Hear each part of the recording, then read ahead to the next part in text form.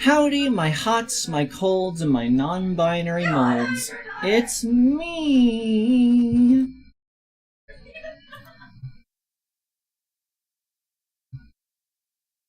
Kreed. And today, I am joined by the most temperate,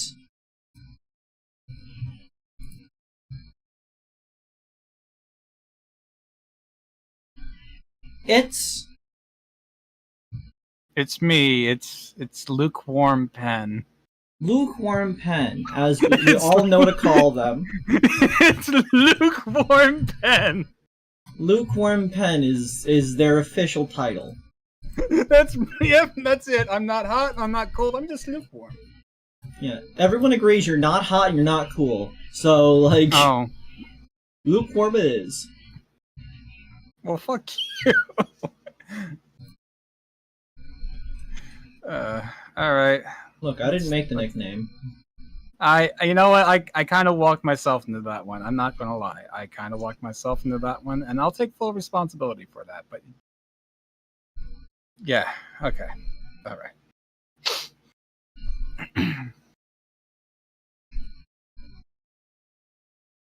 So today we're playing ULTRAKILL. Yeah.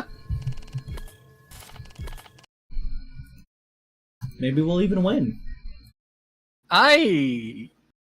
Define win. We'll win. Do not forget to stream to me so I can see the thing in the real time. Stinky, smelly skeletons.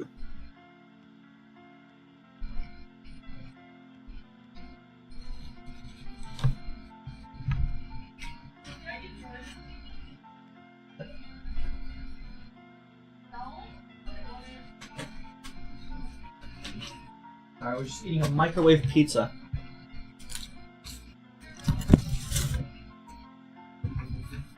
Good evening, night. Yeah. Whatever.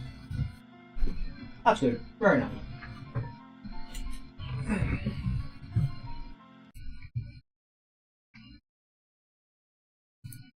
I know username. Welcome to the stream. Oh. There we go. Let's pop this out so I can see the stream and the chat at the same time.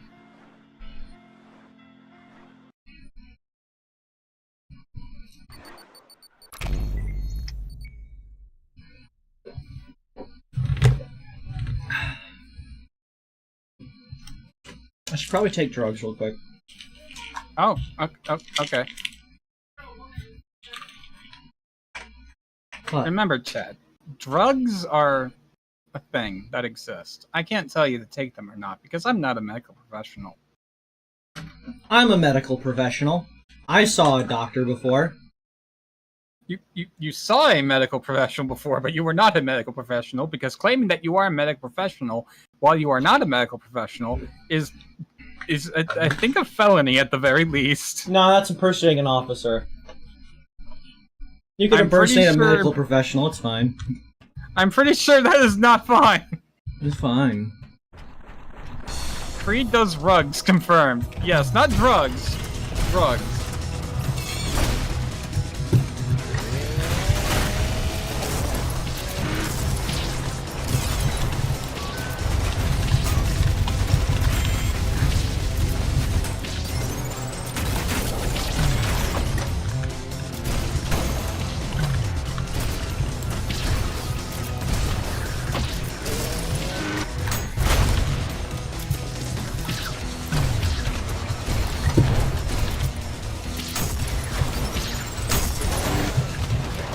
Just gotta get back in the swing of things real quick. How good it happens. Sounds like someone is jealous of Kreed being a medical professional. Yeah, no, Kreed is not. Kreed is not a medical professional. Please do not go to Kreed for medical advice.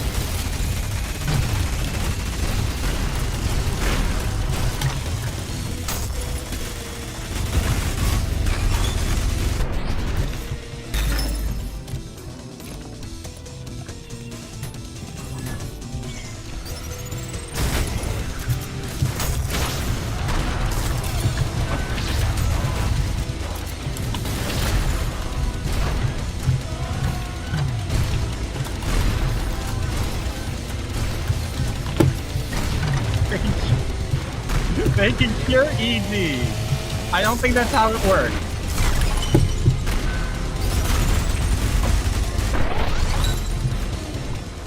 I didn't forget Slingbagger. Okay, I did.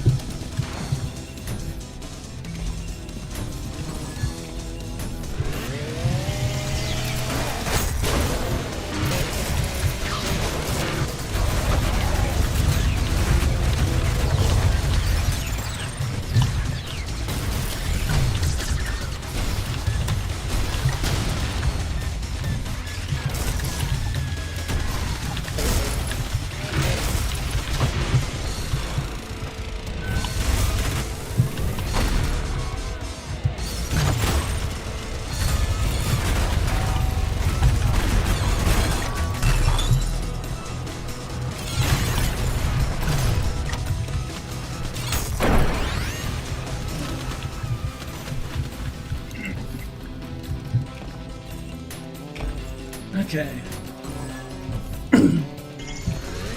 Man, I really like Kreed.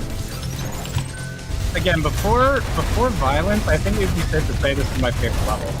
Violence, you just can't dethrone it. You just cannot dethrone Violence.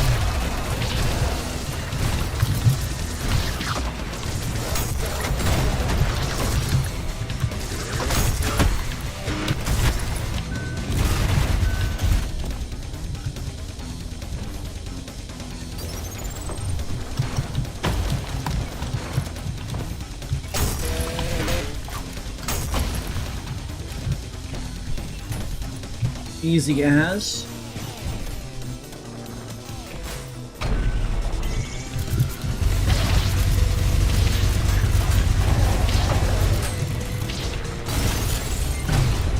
No, out of curiosity. Ah, damn it. Like, what's up? Well, Dante's Inferno. Obviously, ULTRAKILL takes some liberties from Dante's Inferno, right? Obviously. So I just wonder, what is greed like in Dante's Inferno?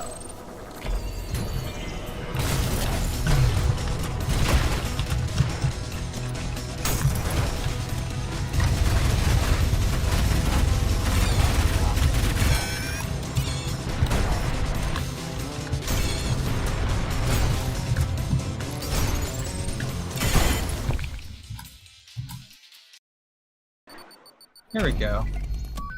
Plus, let me read.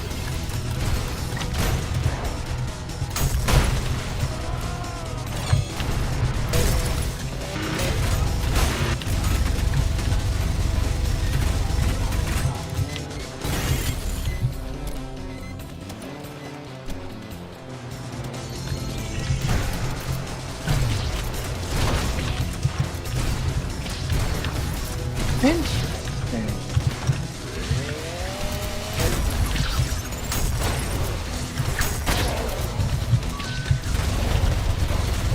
What's up? What are we learning about it?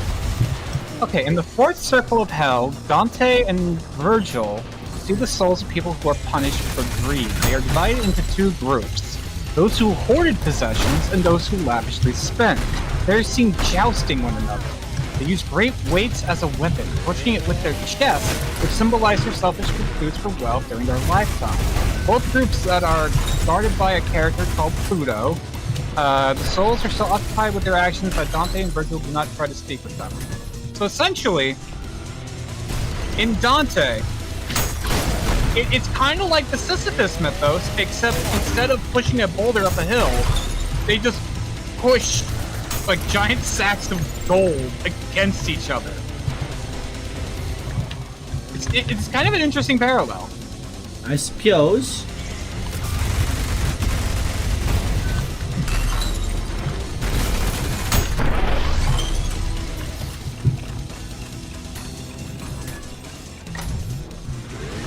Keep moving. Yeah, Wrath is pretty much the same, except for it's a river, not an ocean. But that's fine. Heresy, yeah. And then Violence. Oh boy, Violence. Yeah. Oh.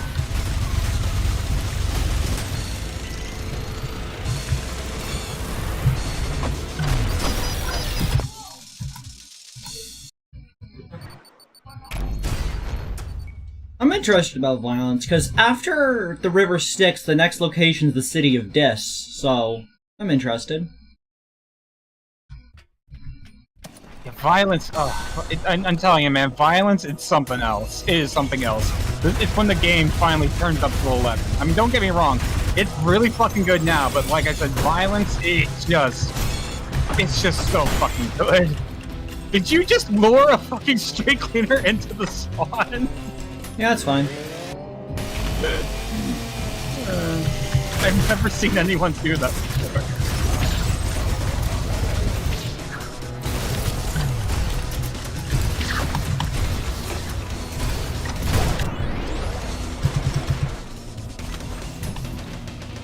Really liking the rocket launcher. I could tell. I could tell.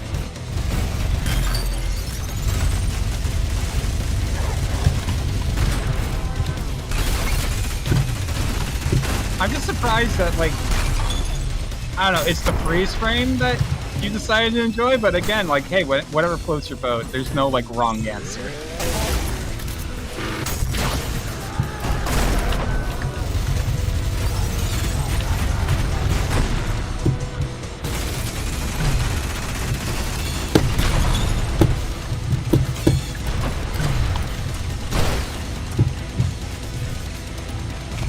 Somebody's shooting at me. Give me a got it, boy.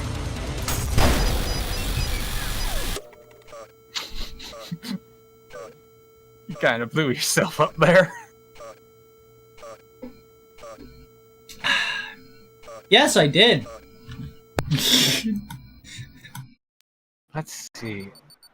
Alright, so by the way, I'm finding this on a website called historylist.org, and it's just listing all the layers and what they are in Dante's work. So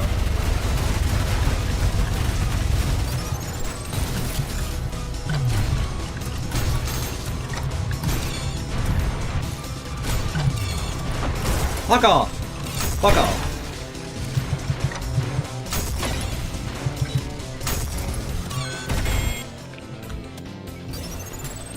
one of my favorite things is to, like, get them to fall to their death.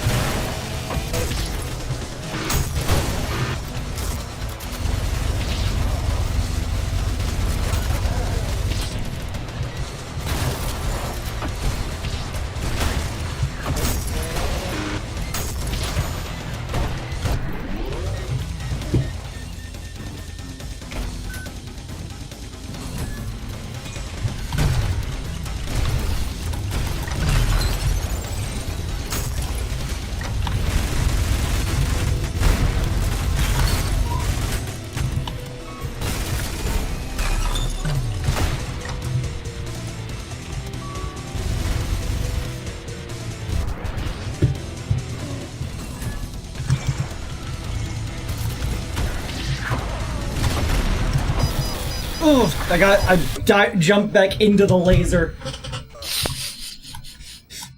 It is kind of interesting how their attack does work. It is like an orbital laser, now that I actually think about it.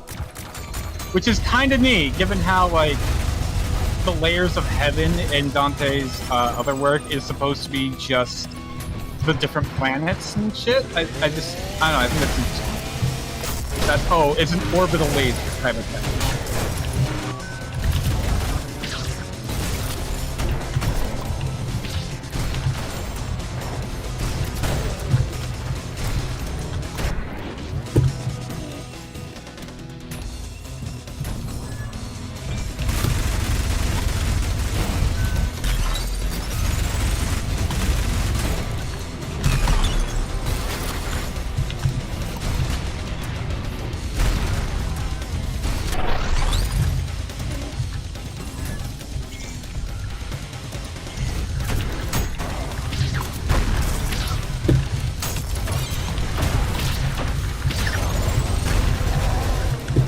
Piss off.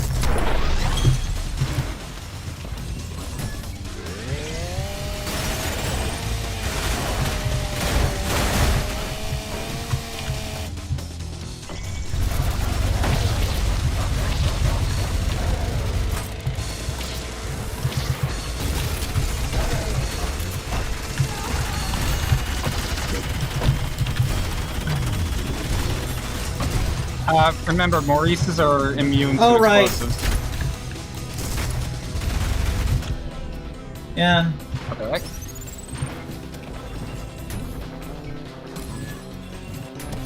Yeah.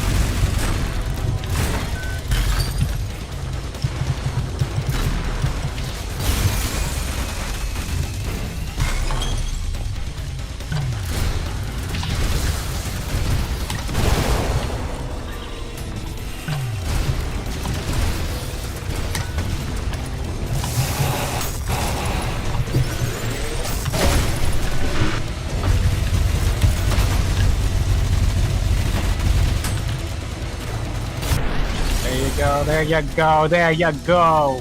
Which way's progress? This way? Other way, other way, other way.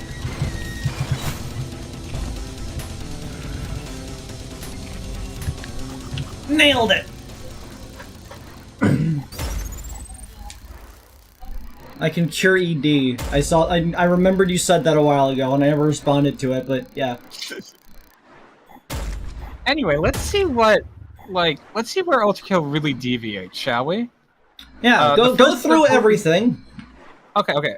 First, well, I'm not going to go through everything. I'm going to go up to Heresy because that's where we. Oh yeah, go through everything we've been through is what I intended to say. Okay, okay, okay. First circle, Limbo. Dante's first circle of hell is inhabited by virtuous non-Christians and unbaptized pagans, who are punished for spending eternity in an inferior form of heaven. They reside in a castle with 7 gates, which symbolize the 7 virtues. Here, Dante encounters many prominent people from classical antiquity, such as Homer, Socrates, Aristotle, Cicero, Hippocrates, and Julius Caesar. Don't think Caesar was that virtuous, but hey. Okay. Lust. In the second circle, Dante and Virgil encounter people who are overcome by lust. Wait, hold on. That one actually works pretty well, the Limbo one, because it doesn't. It is like a fake heaven, so like it makes sense. It's pretty much a one-to-one. It's pretty much a one-to-one thing. They don't really take that many liberties. I think the only real restriction is the 7 gates or 7 whatever, because there's only 4 levels, and then you get to clear the loon, and it's just like, okay, whatever. But, like, overall, yeah, you get the general gist. It's a fake heaven, and I think that they do a pretty damn good job at it. In the second circle, Dante and his Virgil encounter people who are overcome by lust. They are punished by being violently blown back and forth by strong winds, which prevents them from finding peace and rest. These strong winds symbolize the restlessness of a person who is driven by the desire for lustful pleasures. Once again, Dante sees many noble people from history and mythology, including Cleopatra, Tristan, Helen, and Troy, all of whom are adulterers during their lifetime. Okay, I believe I heard somewhere else that the whole idea of lust is like 2 towers, and that you're strapped to these towers where you're, tormented by these winds. And the idea of turning these 2 towers into a whole ass city, I think, is where ULTRAKILL is unique. Like, Jesus.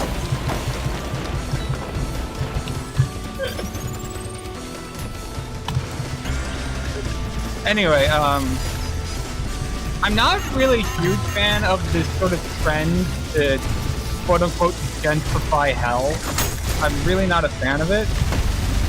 But I like the way they do it in ULTRAKILL to still make it a tragedy, you know?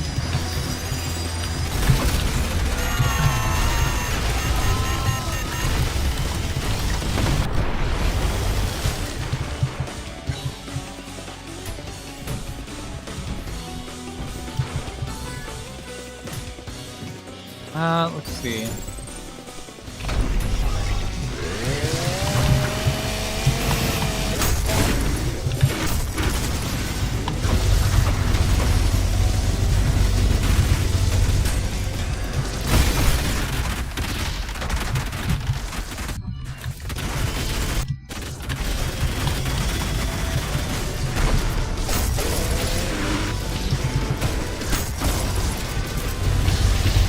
Don't forget, you do have the whiplash. Oh yeah, that's a thing I could do.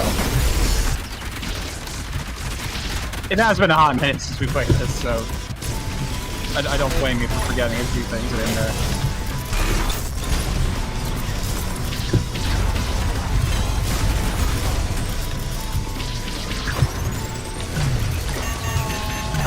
Let's see.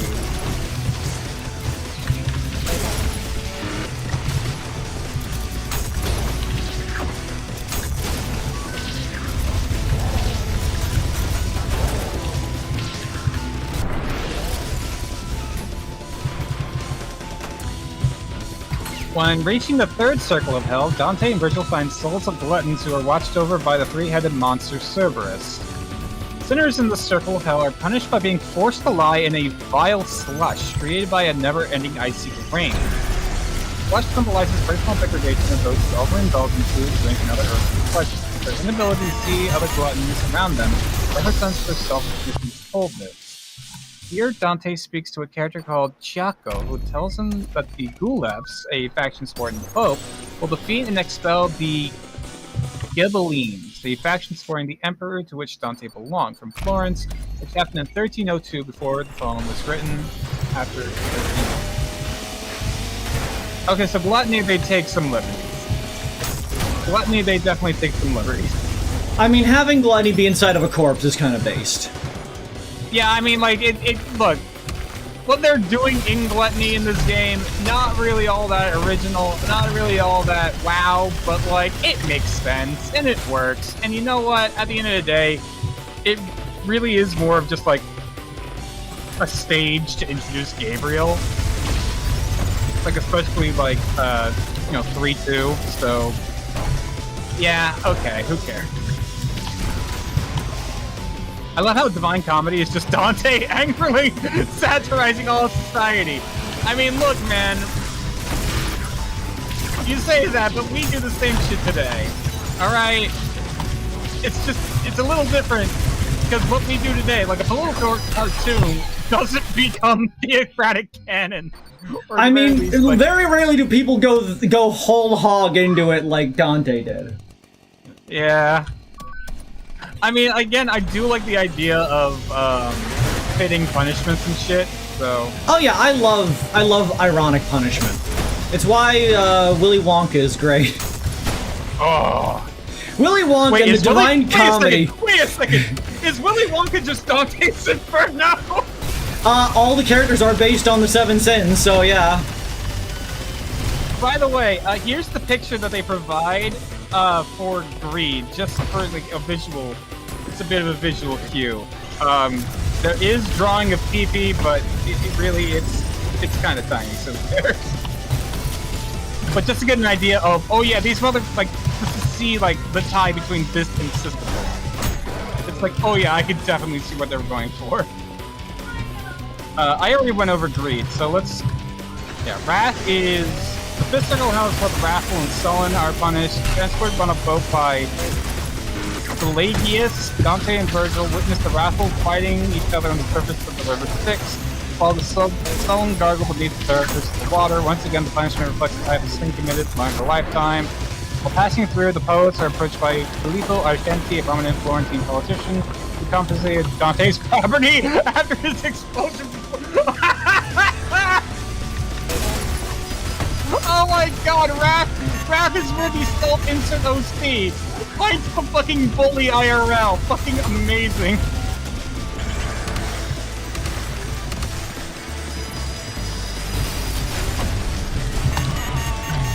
Yeah, okay, so ULTRAKILL, the only real... I thought it was great after what the first was friend. Yeah!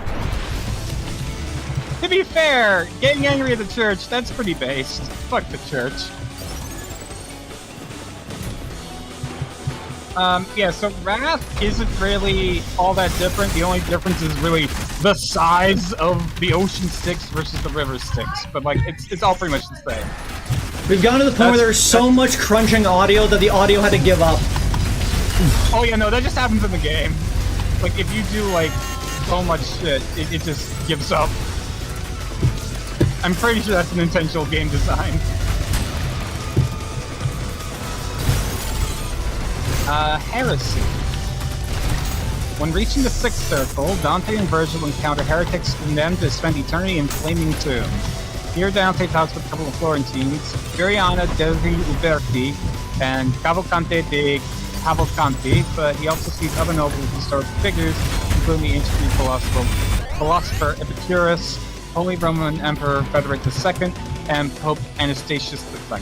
However, some scholars argue that Dante mistakenly condemns Pope Anastasius II as a heretic. Instead, they suggest the poet likely meant the Byzantine Emperor Anastasius I. Okay, so flaming tombs, that's heresy. And it's like, oh, okay, yeah. Which one is that one?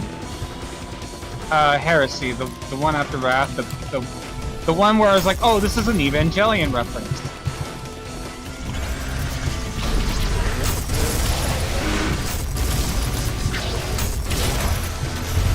And then it's violence, fraud, and treachery. But I'm not reading that because we're not there yet.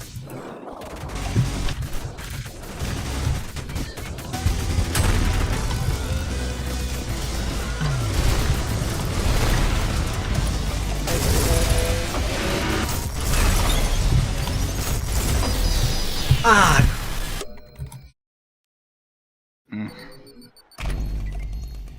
Now I was pretty ticked off for the church to do his friend. That's fair. Yeah, I mean, the Crusades were kind of fucked up. Just a little. Just a smidge.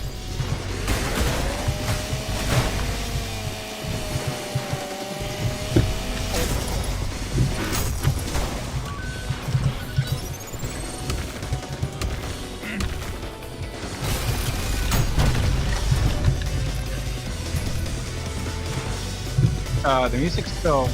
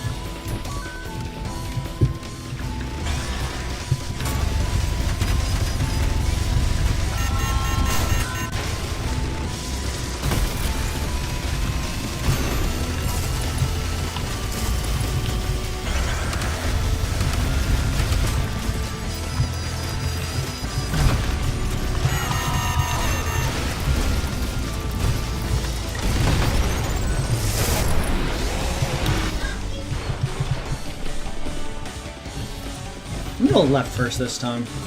Why did I do that?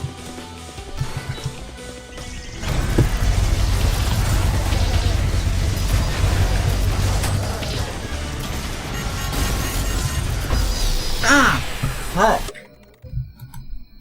Oof.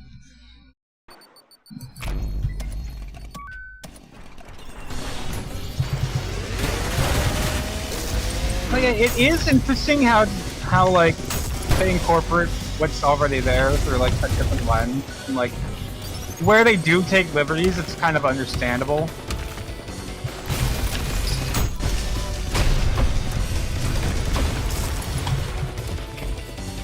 Yeah, I really like the differences that they make, and like it generally sticks to it, and I like the way they evolve certain ideas like lust. Well, I mean, I believe there was a Dante's Inferno game, and I do think that's where they kind of get that idea, but like, yeah, like the idea of a city and like the whole story of Minos and everything. That just is hard, man. I like the idea of...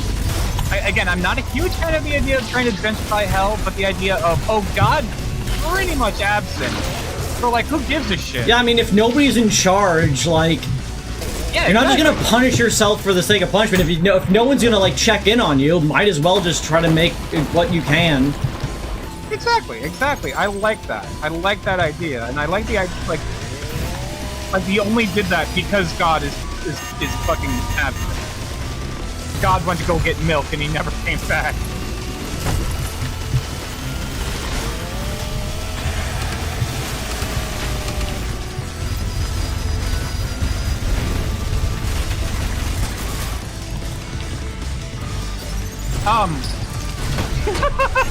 Nice hat, buddy.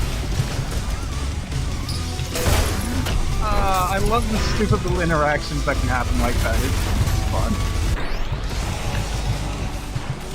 I mean, I really like what they did with, oh, hold on. Go on. Well, Moondog said, I first saw Dante's Inferno as animated movie with a paper doll set in modern times. I don't know what that's in reference to, but okay.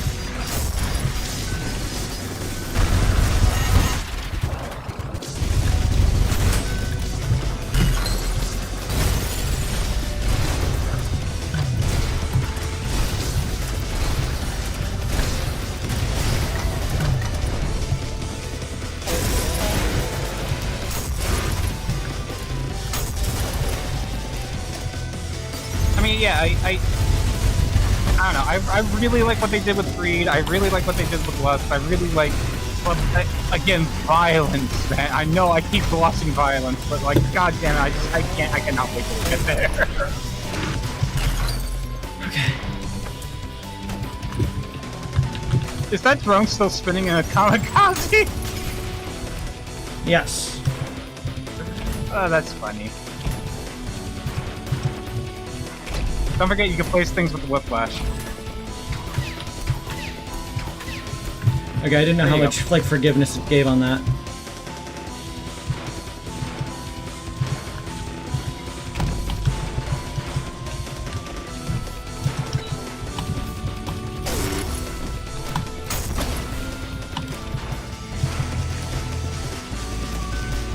Dante's Inferno 2007. Okay. Is it like that animated Beowulf?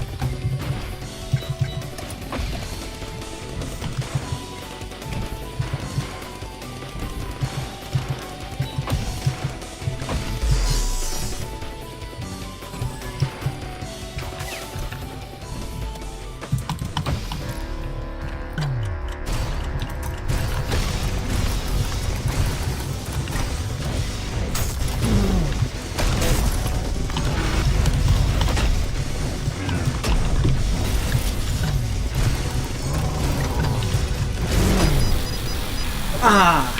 Oh.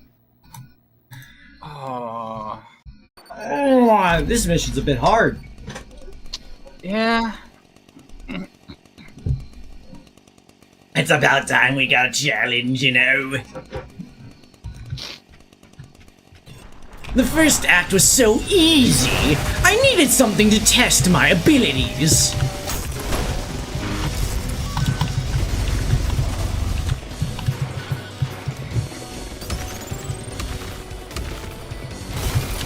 But yeah, like, I don't know, just something about a desert made out of gold.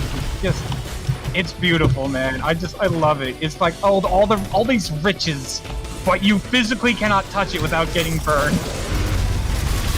You can never be in possession of it because it will just fucking hurt you. Fool that you are. Just be immune to heat. Easy. Oh yes, just equip the fucking glove of fire resistance. Just let me go get my oven mitten. Frozen a little bit. Come on. Come on. Come on. Come on. Come on. Come on. Come on. Come on. Stay it. Hey, you're not dead.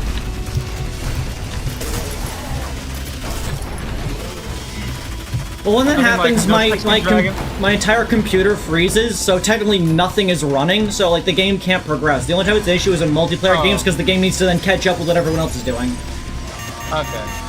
Nothing like it. No sexy dragon lady, no alcoholic. Just alcoholic hanging out in purgatory with New Jersey Turnpike. What? What sexy dragon lady? What are you talking about? I'm confused. I missed all those shots. Nothing like it. No sexy dragon lady, just alcoholic hanging out in purgatory, which is just the New Jersey Turnpike. Are you just describing Disco Elysium? Like. Oh, by the way, before you continue, check out the, like I said, this is the picture associated with Kreed from the website. So I could definitely see where it's like, oh, okay, yeah, Sisyphus. Right. Yeah. Just like, oh, imagine you had to, like, joust with these giant-ass bags of money forever. I do find it weird that greed contains both the people who lavishly spend and the people who hoard wealth, because, like, hoarding wealth, yes, that's obviously an issue, but how is lavishly spending your money an issue? Like, is this not being conscientious about your monies? Like, you're not being frugal? I guess maybe, like, flaunting your wealth or spending it on more... I guess spending it on earthly desires. Like, putting my money into, like, like, let's say if I'm Jeff Bezos, right? Putting my money into, like, a mom-and-pop shop, that helps them out. Hey, man. Putting your money into a mom-and-pop shop, that helps them out. That helps out the economy. That helps out literally everyone. Me buying a yacht so big that I need another yacht, that just helps me and the yacht makers. So I can see the idea. It stimulates the economy. It stimulates the economy of fucking yacht makers. Oh yes, like all 12 of them.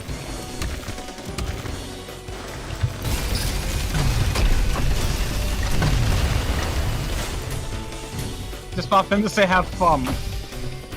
Not have fun, have fun. Not fun?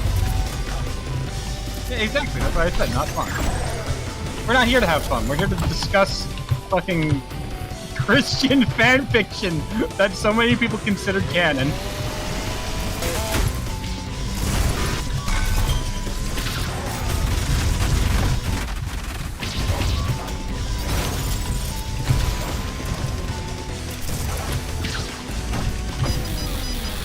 You punched me to death. That was my own mistake. But yes, I will have fun. Fee, fi, maybe even foe.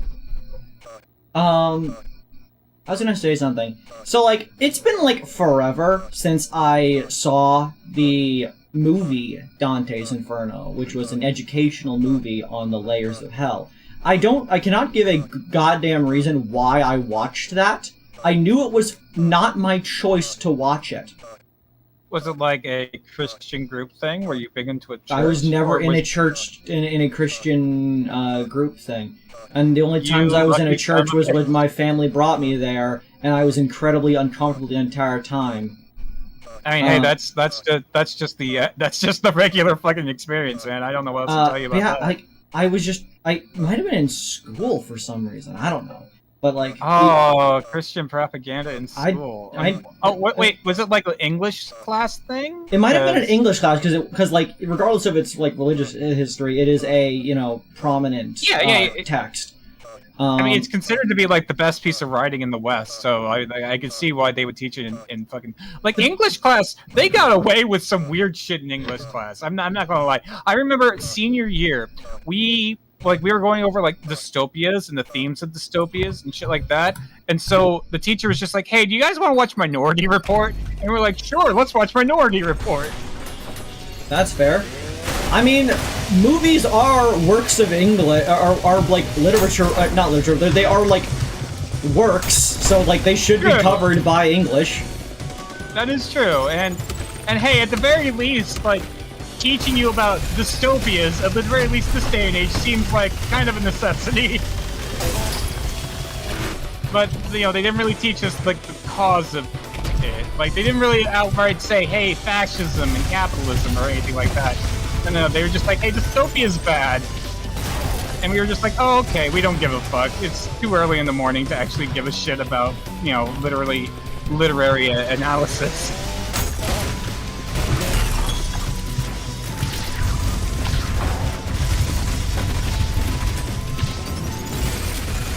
Aside from what we read, and even then I don't remember a lot of what we read, all I remember from English class was always being fucking late. At least that year. I was always late that year.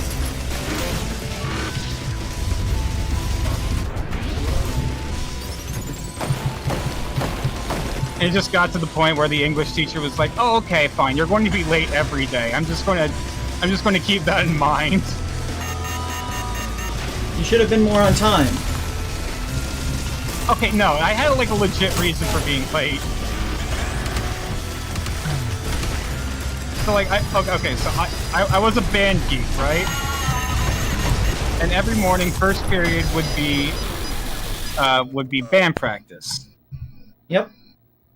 Then I would have English, and English was on the other side of the goddamn school. And of course, the band director, the band, you know, teacher, he didn't stop until the bell fucking rang. So of course I had to quickly put my shit away, then go out through the hallway, packed with everyone, and just somehow try to make it. And I would always be like a minute or two late. And after a while I was like, look, man, if you have a problem, you have to bring it up with the band director or something, because there's just no physical way I can make it here on time every fucking day. I'm coming from literally the other side of the school. I have to put shit away. I gotta do all this shit, and it's just like, it's just not feasible. And I think he just kind of understood that and let me get away with it.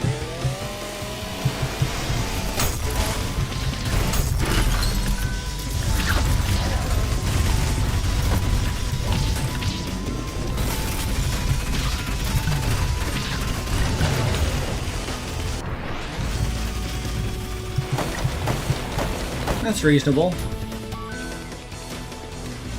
Yeah. He's a really chill dude. I'm glad I had him at the beach.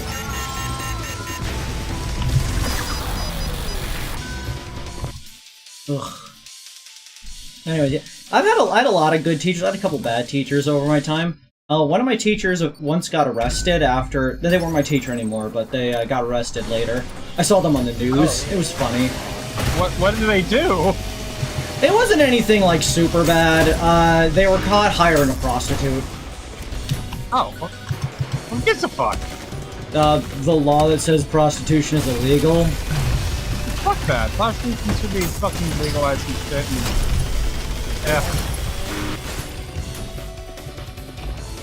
Yeah, it's stupid. It's very stupid. There's a lot of laws that are fucking stupid, man. I don't know what to tell you.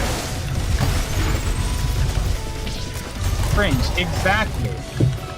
That teacher was chill because they complimented me for not falling into peer pressure. So that's a cool fucking teacher. Back in school, we had this like health program thing where like every Wednesday they would bring in like a healthy snack to try to make us like eat healthier. Yeah. And one day they brought an avocado, and the other people were like, "Oh, it's disgusting, it's slimy, I don't want to eat the avocado." I was the only one who ate the avocado, and so the teacher complimented me for not falling into peer pressure like everyone else saying to not eat it. And it was just like, I just did not take into account anyone else's opinion. It was like, oh, free food? I will accept the free food. Look, man. Free food is free food, man. I don't know what to tell you. And even then, avocado's based, man. Avocado. Look, years later, everyone fucking eats avocado. I gave it a fucking chance as a child. It's like, it's good. I want to go this side. It's weird in terms of fruit. I will give like the children that. It's kind of weird in the sense of the fruit, in the fact that it's not crisp, it's not crunchy like an apple, it's not really juicy like watermelon or an orange. It's kind of just this weird, almost like a paste. Yeah, and I love that. Really sweet. It's really umami, but like it's really good. Yeah, like it makes so many good things. Don't forget Whiplash. Yes. Okay. Yeah, honestly, like avocado good, man. I don't know. I mean, I don't know, man. I guess I shouldn't really cast stones, you know, glass houses and shit like that, but like, kids can have some very weird preconceptions about like food and shit, and I get that. Being a fucking autistic kid, or at the very least, used to be an autistic kid.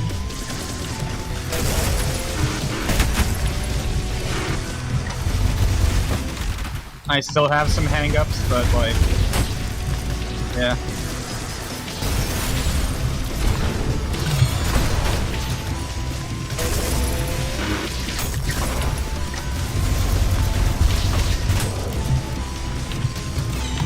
Nope.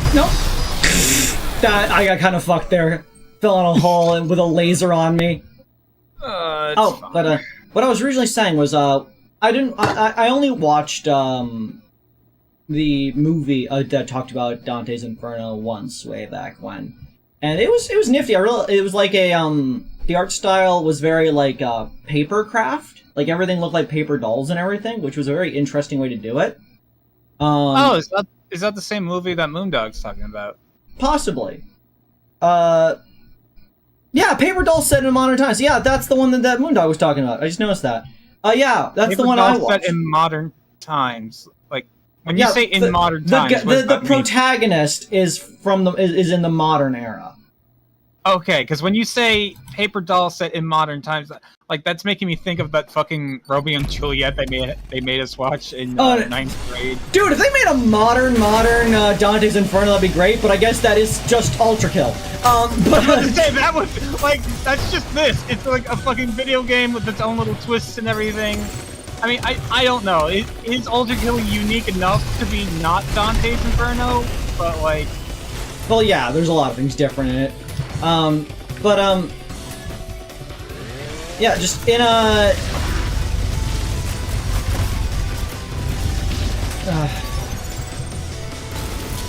I don't recall everything from it, so, like, I just remember, like, certain there's, like, the river Styx. I know there's a river where there's a bunch of people who are all trying to get out, and so they keep, like, pushing everybody else down, and so nobody's able to get out of the water.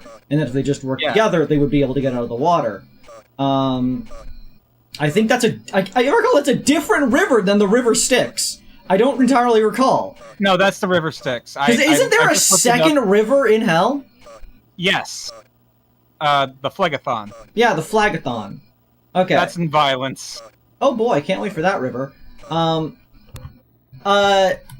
the main ones I remember that I thought were like, and my brain thought like that's cool, was the fact that the bottom layer is frozen. I thought that's where like all the betrayers go. They go to the frozen zone at the very bottom of a place that you typically associate with like fire, which I thought is nifty. That's treachery, yeah, treachery. The forest. I really liked the forest. Oh, that's violence.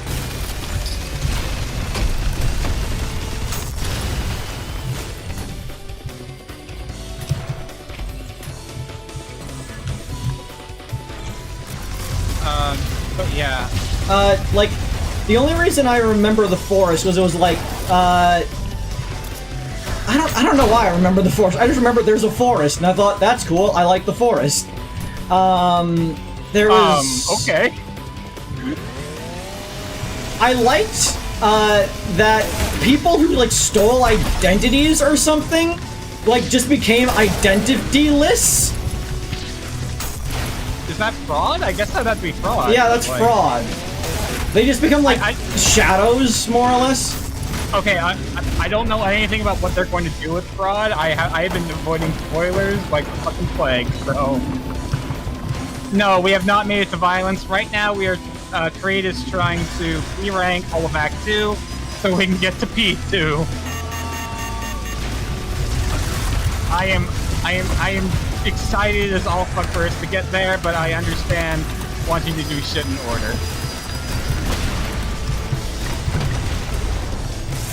Listen, man, this is episode number 5. I've been glossing violence. I've been hyping up violence the best I can. To be honest, I don't have to. It's just so fucking good. I was also going to ask, but like, since it's very clear what my favorite level is, so far, Kreed, what is your favorite level here in ULTRAKILL? Like, represented in, like, River Styx. Well, no, in here it's the Ocean Styx. Well, yes, the Ocean Styx, but I like the River Styx level. But of course, you remember. Think of the Logan. No, no hints, no spoilers, please. Remove. I mean, I did not know that. Actually, I did know that the forest is violence. Yeah, the forest is violence. Because I'll tell you that much. The memory just got unlocked for me. The reason that the forest is violent is because people who commit suicide become trees. Yes. I remember that because it's violence against the self who gets sent there.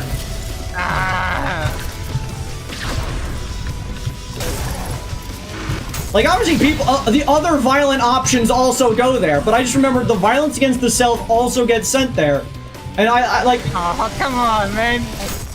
When fucking Weezer joke got visits, like, come on. I wanted to fucking explain violence, but if you already know, I guess. Like, well, that's just a part of the fucking story of Dante's Inferno. I know what the forest is. Okay, I will say this though. The last part is definitely unique to ULTRAKILL. Well, yes, I assume it's gonna do interesting things as compared to it. Where the fuck is this last guy? I don't...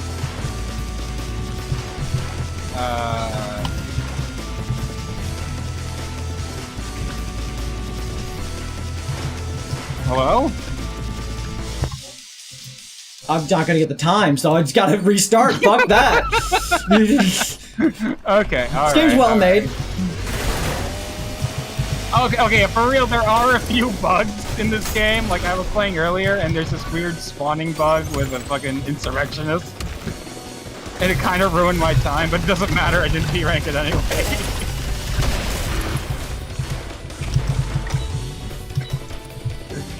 But yeah, like, the memory unlocked, that's what the fuck, that was one of the reasons why I thought the forest was cool.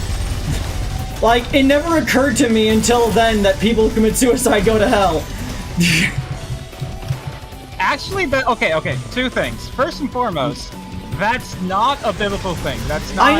I know, but like, in Dante's Inferno, you know what I mean? And yeah, young me just knew... Young me, Dante's Inferno might as well have been the same thing because I did not know enough about the concept to know that those were not, like, ubiquitous items. Oh, okay. But first and foremost, Dante actually stole that. That's actually a thing in the Norse mythos. That Dante just kind of stole. So yeah, not just Dante, but also like Vikings. It's in Hellsgard. Secondly, what was I going to say? Oh yeah. Suicide is not a sin in the Bible. Damn it. The Bible never mentions... The Bible doesn't mention suicide at all. It only became a thing that, suicide would go to hell because so many people... because so many fucking people thought that, hey, if I confess to my sins and then just kill myself, I'll automatically go to heaven. Because there's no precedent for that.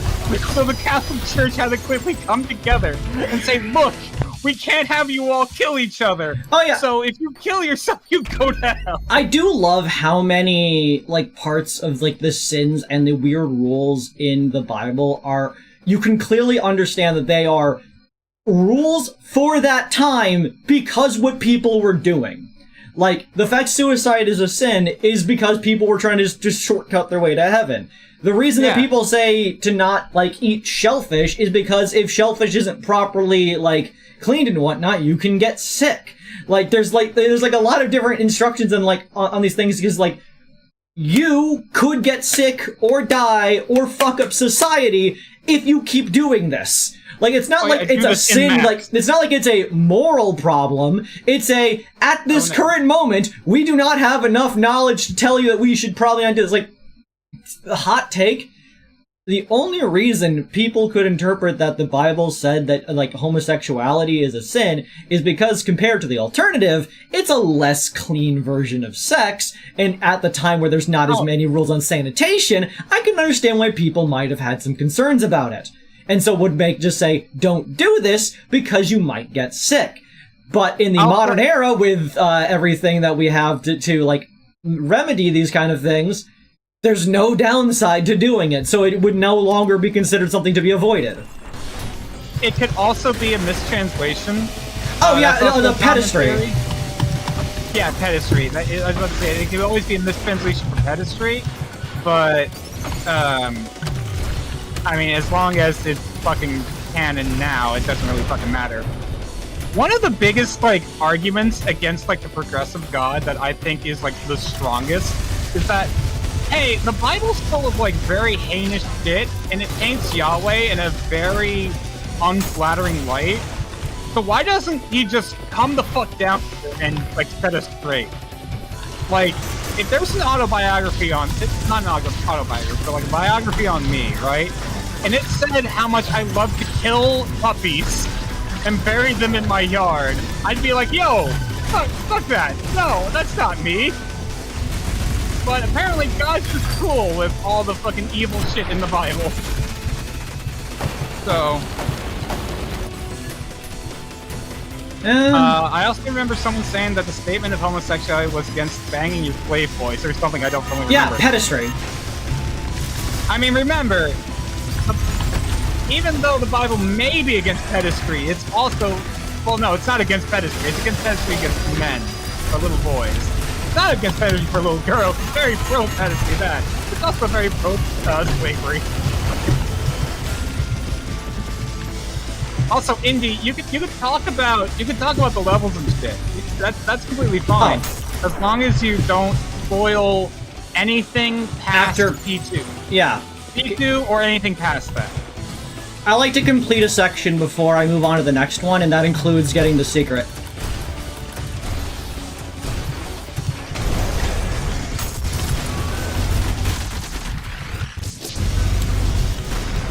Bing!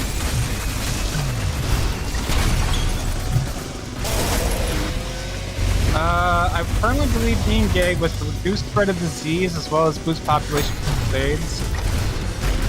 I mean, it's fine, I'm here, I'll delete any sort of spoilers that I see, but like... Yeah, I don't know, now that I know that Kreed knows what fucking, Yeah, like, for whatever reason, like, there are a few, like, parts of it that I recall. And so that was just one of them. Like, I remember the forest. I did not know the forest was violence until it, like, clicked on me. And the reason the forest is because people who commit suicide turn into trees, and suicide is violence against the self, and therefore, it's violence. Yeah. Yeah. Yeah. But regardless, I'm hyped for that. The way they do it, man. The way they fucking do it, it's fucking amazing. Oh, I'm certain of it. The way they've done all the other ones are so cool. Oh, but violence, trust me. Look, like I said, I've been hyping up violence. You will see why. It's just so fucking good.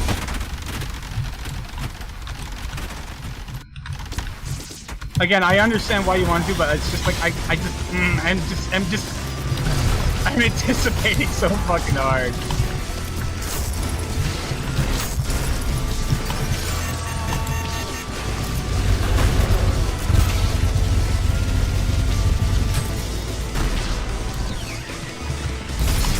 Kreed has the revolvers. Obviously, you can't, start the game without the revolver. They just don't want to use them. I don't like the revolver. Bob the Build with rocket launcher. The rocket launcher is a construction tool. It says so in its instructions. It says it in its lore. It's a valid option.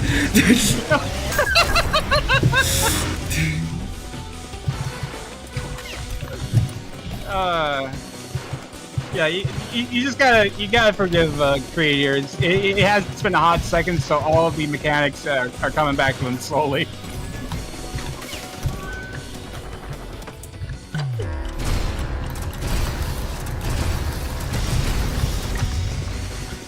God damn it!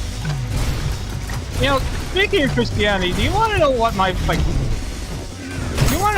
favorite fucking story in the Bible is? Yo. I'll let you beat the big boy first.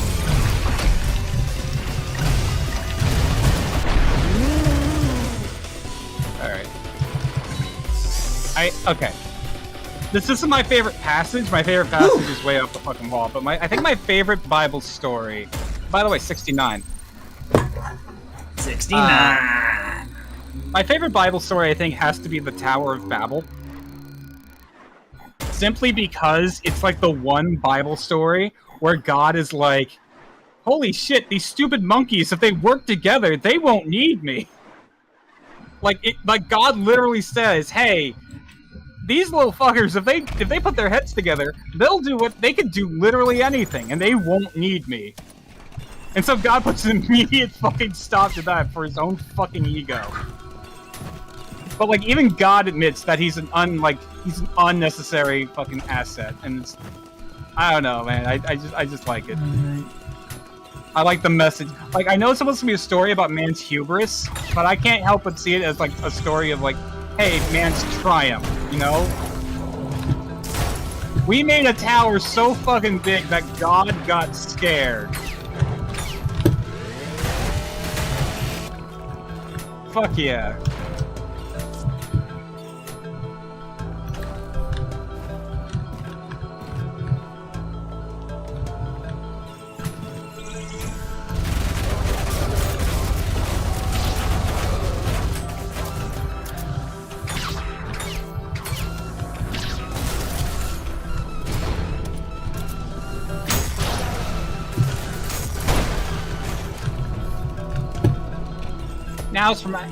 As for my favorite Bible verse, I'm going to have to actually look this up to make sure I get it right.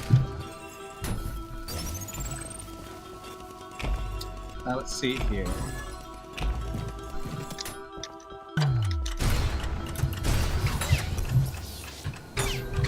Ah, here we go.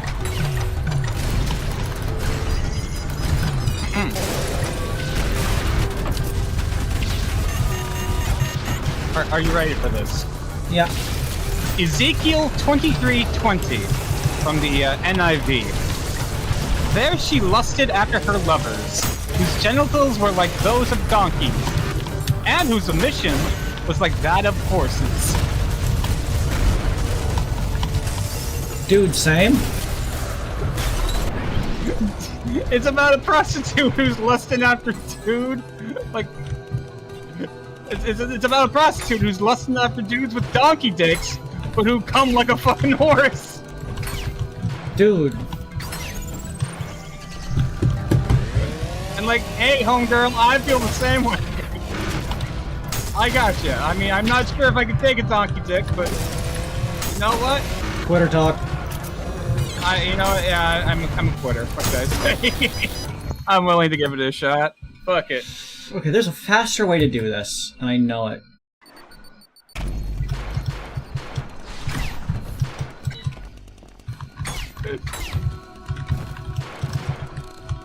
Pen, you just need to train. Sorry, I'm car-based infrastructure. Hello, Turquoise Simmons. Welcome to the ULTRAKILL stream, where we're ultra-killing it up. Not with that attitude, more flashbacks.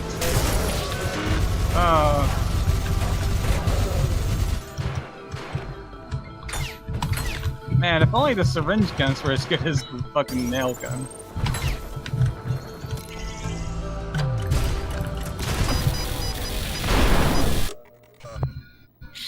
Okay. So the issue is because of this, like, first area so, like, dark and maze-like, if I miss an enemy, I don't know where the fuck they are. Yeah.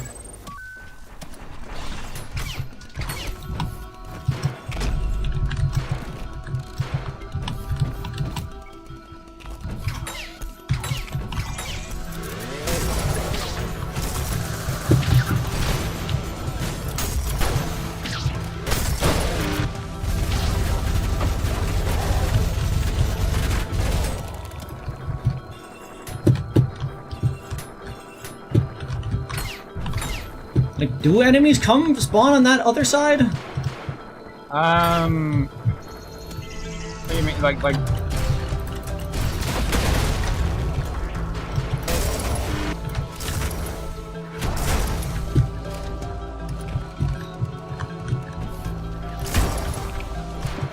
I'm now realizing you have a construction power tool loadout. Yeah, it's Bob the Build.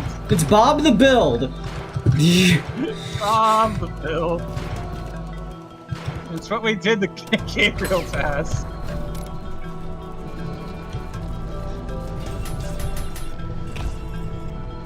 Oh wait, you missed one. Missed one what? There was a projectile that came overhead. You missed one. There you go.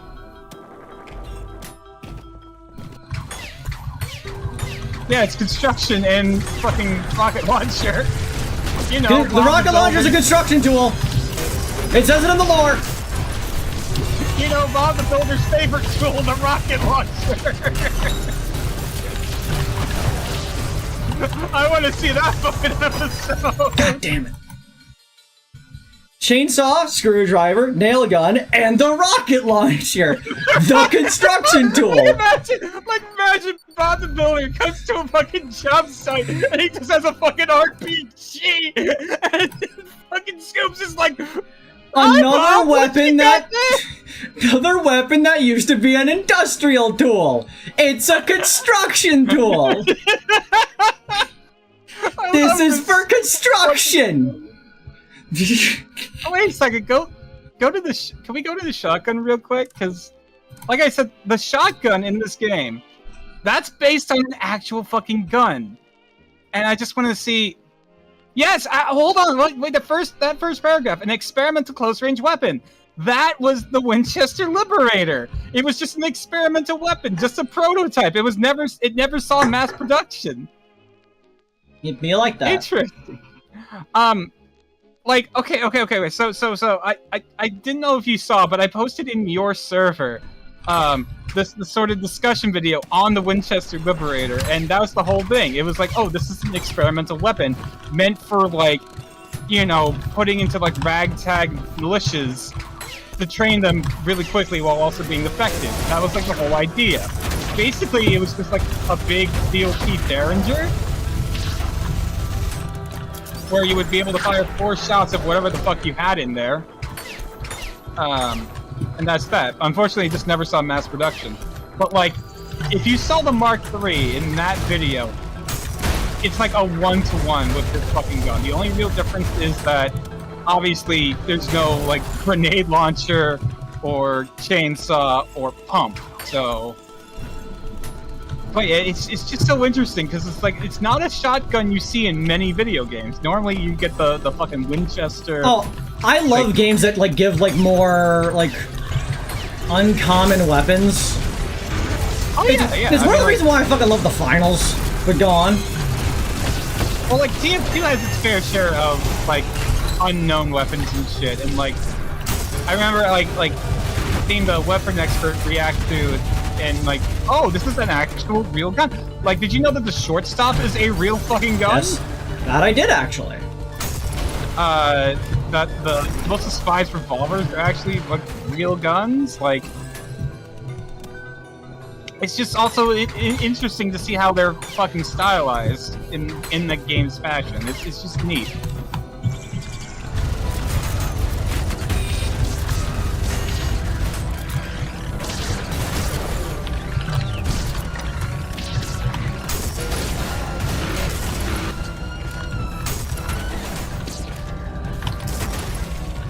I saw lightsaber pencil, and the fact that backscatter based off of a machine gun. I mean, to be fair, he said that the majority of the scatter guns are just weird hodgepodge, weird like chimeras of other guns. So that makes like, you know, sure. I don't know, man. Whenever I see the backscatter, I just think, hey, it's the weird penis gun. I just realized what I'm gonna have to be doing here. Bring it on! You're gonna have to P-rank this! Let's fucking go!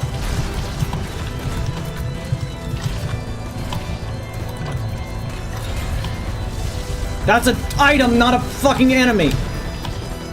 Oh, I'm fucked. I'm so fucked. Oh, you got this, you got this! Oh, no. When I realized how fucked I was, my brain was like, nope, you're lost. No. Now, son. an important thing to remember is that the screwdriver gives you extra health and has extra healing range. So if you're low, I'm just saying you might want to consider saving that if you're low. Okay, no. But it's my most effective tool against, head. It is your most effective. It is one of the most effective tools against head. I'm not going to say it's the most in the game. I think that kind of goes to the jackhammer, but you don't have the jackhammer yet, and you're probably not going to use it.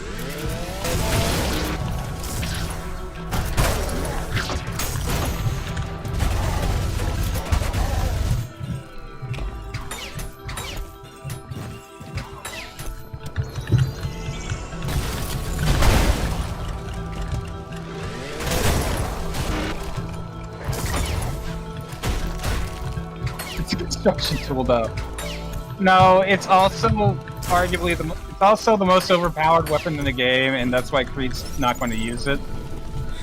Like, that was the main intention behind the thing, is like, I don't like using whatever the people is like, this is the meta weapon. You need to use this weapon. It is basically obligatory that you use this weapon. You will lose the game 1,000,000 times over if you do not use this weapon. Okay, so full disclosure, even though I complain about the jackhammer a lot, because I think it's a stupidly broken piece of shit that kind of ruins the game, it's still my favorite weapon because it allows me to play like a complete fucking dumbass. So I would recommend just trying it out, just because I think it's fun as shit. I mean, like every other weapon, I presume it's gonna force me to use it for a little bit. Not necessarily. Because whenever you get the alt weapons, you also get one of the kiosks, one of the computer screens, so you can just switch it out immediately.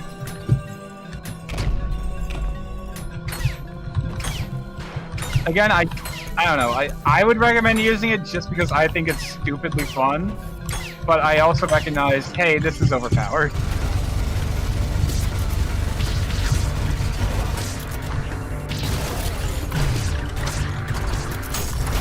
It's not like Medic with the crossbow, where it's like, this is pretty much a necessity, otherwise you're just not going to have any fun.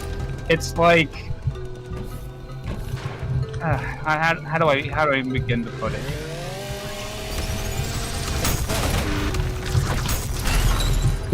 Kind of like the Jag versus stock rent. Like, yeah, both are good, it's just you're going to have more fun and be more effective with the one.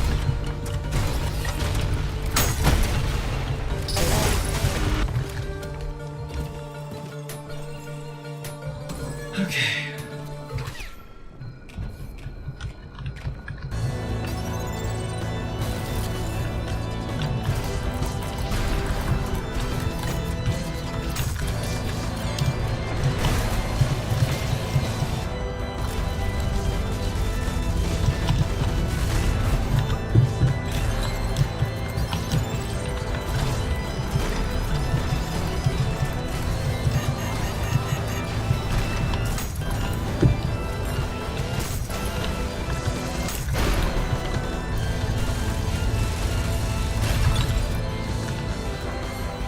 Okay.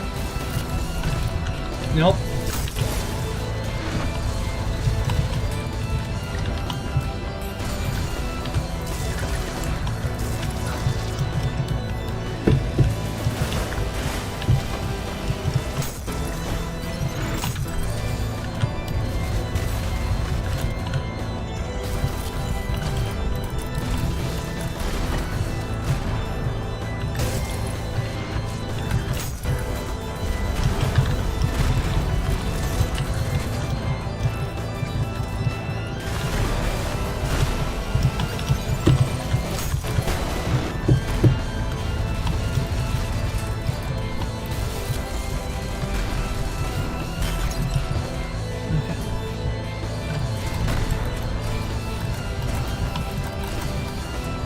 You're almost there.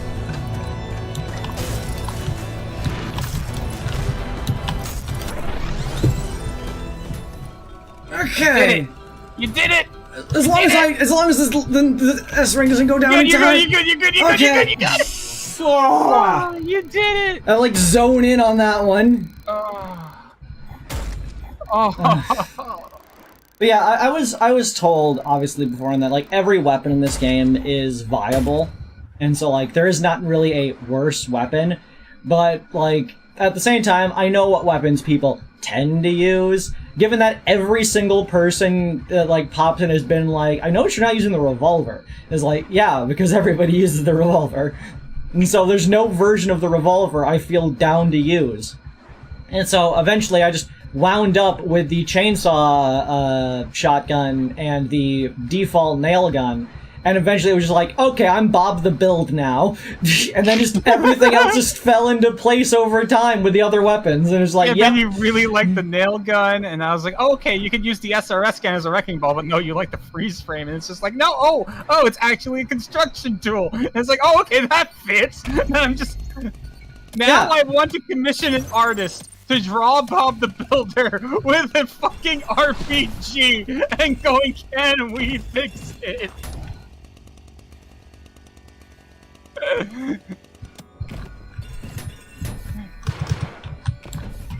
Wait, that should be like an edit. Wait, that should be like an edit to the fucking stream. Like. Fuck, what am I trying to say? Like instead of you doing the Jacko pose with Queen Flip, just add like a construction helmet.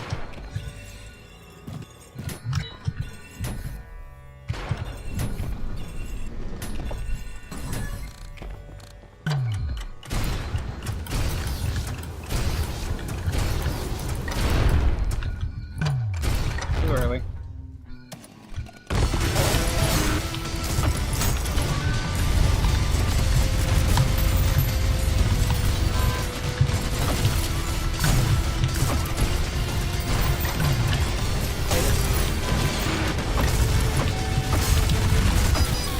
God damn it. Don't forget that the rockets are attracted to the magnet. The rock. Oh yeah. I forget all about these things. No, it's okay. It's okay. Like I said, it's been like what, like a week and a half since we played this, so. I just don't want to like backseat game or anything, you know. Oh, also another thing, Maurice's and Virtues count as heavy enemies, even though they're floating. So you can use the Whiplash to just, like, go right to them, instead of, you know, having to dodge and weave and all that shit.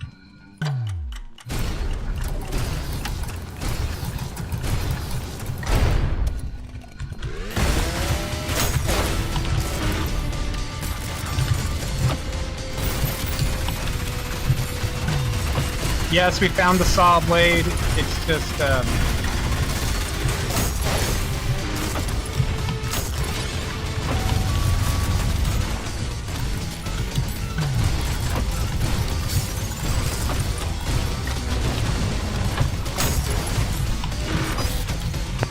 Dang it. Yeah, I know about the saw blade, but I don't know. The nail gun, I like the nail gun a bit more, I guess. The saws are really cool, and I'm always a fan of saw blade throwing weapons in games. Ever since I played Gmod and there was just a saw blade throwing weapon, and as a workshop item, I was like, this is the coolest thing I've ever seen. More games need to have this. Dude, I remember okay, so I do indie showcases on my stream sometimes, and I remember a couple years back I found this one series. It's obviously inspired by like Quake and shit, and I remember like it had like unbelievably high amount of entries, like sequels and shit, and I'm like, okay, cool. And I remember, like, Game 3, it begins with this huge-ass arena and gives you a saw gun, and I'm like, this is just the coolest fucking thing I've ever played with. I'll have to, send you the link or something.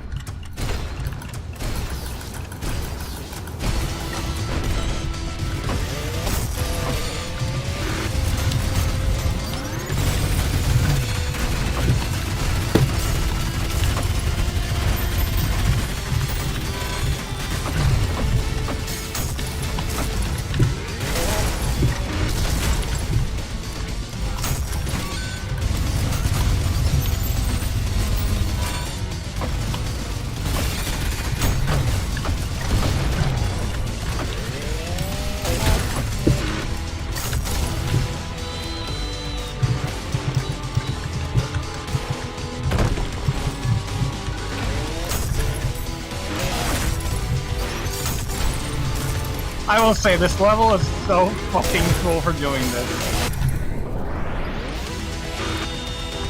Get punked! I can't wait for him to come back in fucking... I don't know, I can't wait for him to come back.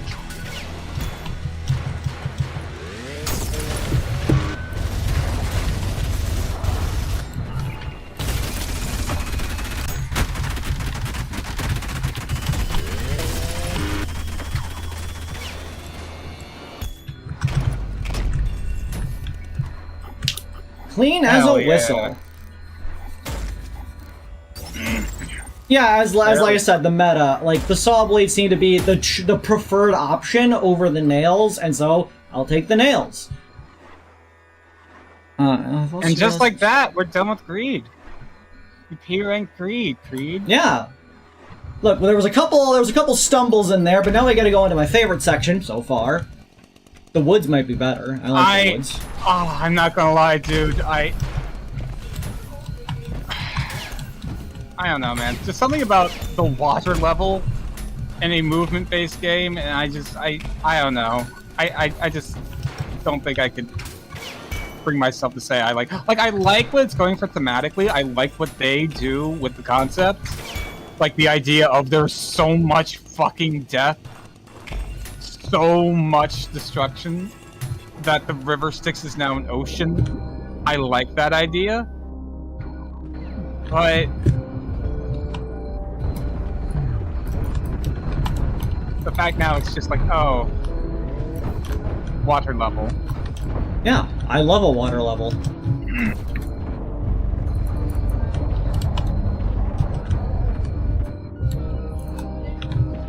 By the way, if you use the electric rail cannon in this chamber specifically, you'll just insta-kill everything in here except for like yourself.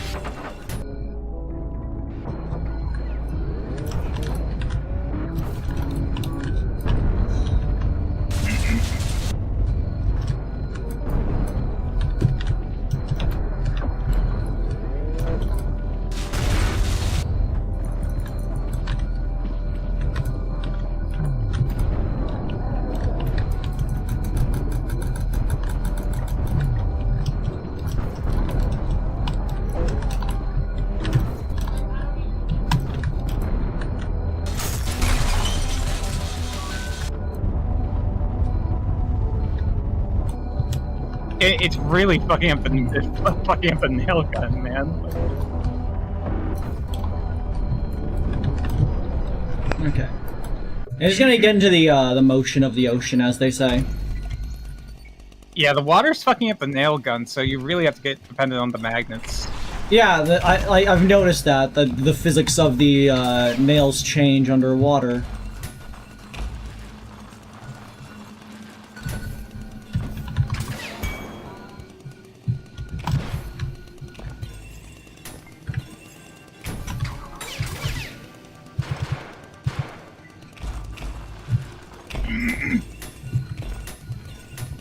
Moondog's gonna go. Bye, Moondog. See ya. Thanks for hanging out.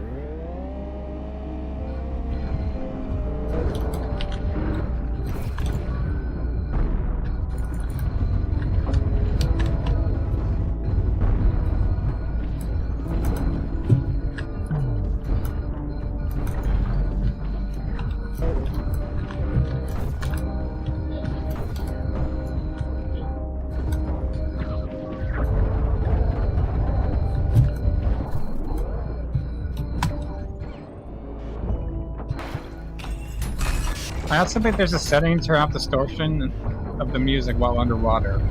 Why?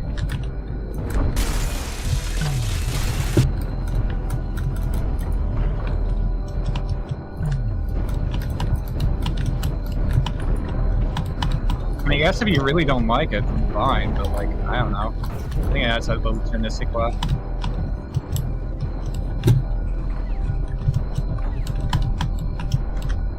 Don't forget, you can latch onto the Maurice.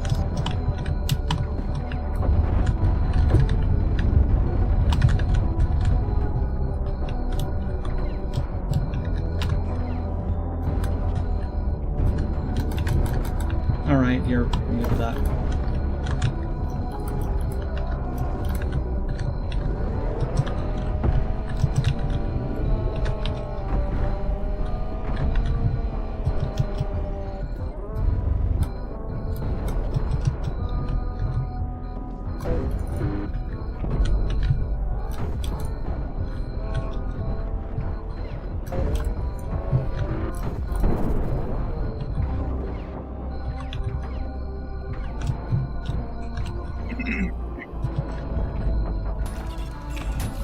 Okay.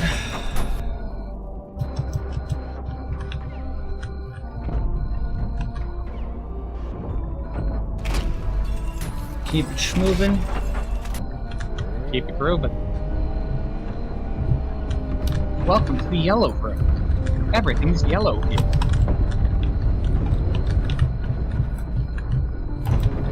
Are the crickets outside going nuts where you are or something?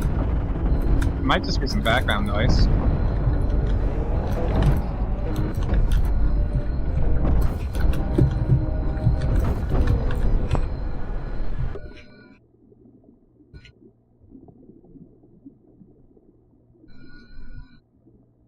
I guess, yeah, crickets are occasionally getting picked up on the mic. I had to take my headphones off.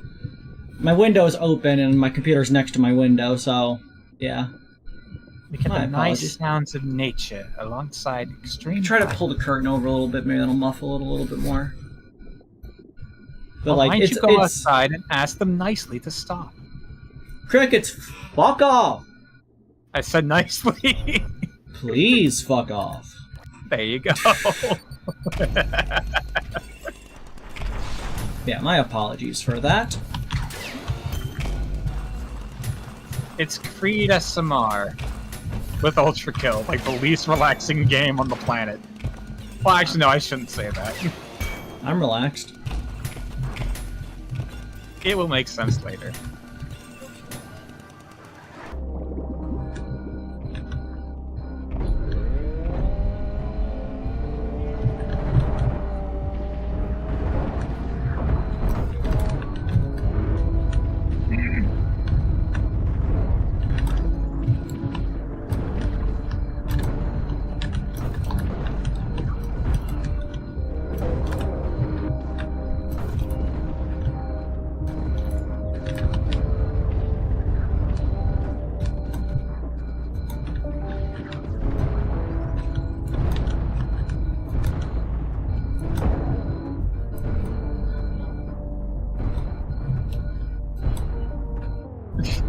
My man's went up.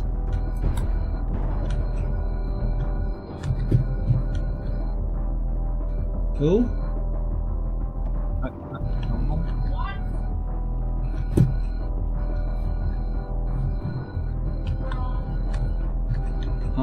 Behind him. Hello? Behind him. They do sometimes get stuck. Try maybe the fallen tower?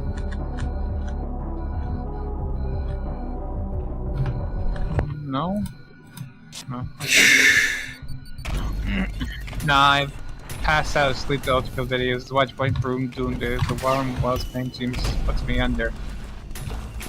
Okay, crazy. If I'm ever calmed by the ambiance of fucking death and destruction, I feel like I should, like, I don't know, I feel like maybe I should see somebody for that. Kinda weak if you ask me. Yes, pen the bitch boy. Pen the lukewarm bitch boy. That will be my fucking, that's my legacy.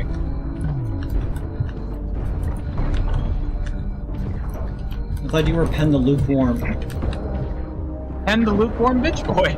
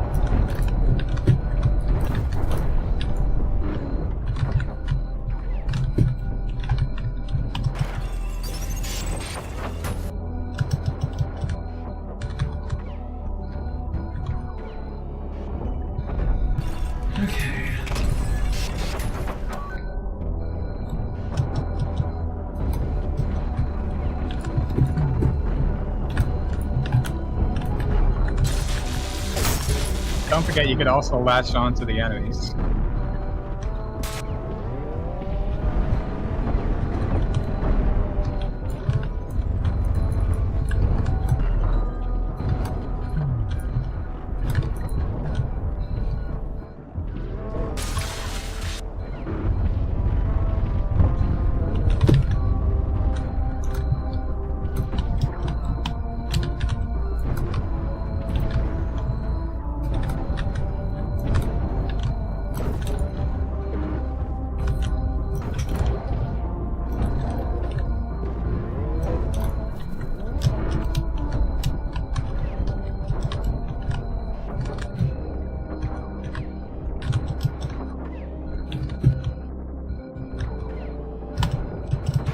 Okay, 2 down, 1 to go. Yep.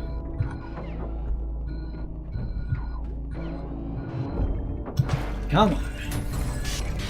We got this. We got this.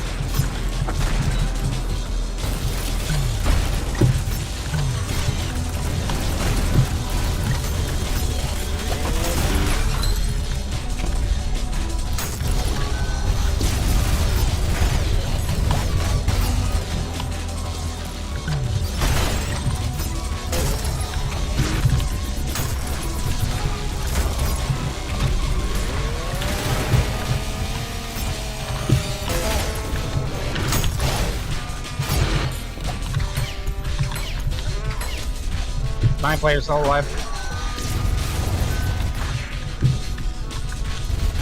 Oh, I thought you were dead.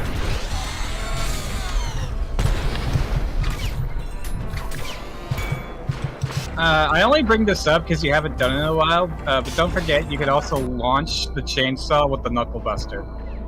I know. Okay, just making sure you didn't forget. And that one I do remember. Okay.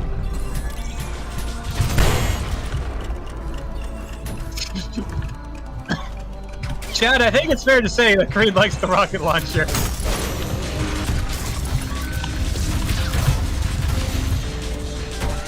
Is it fair to assume that it's your favorite weapon, or...?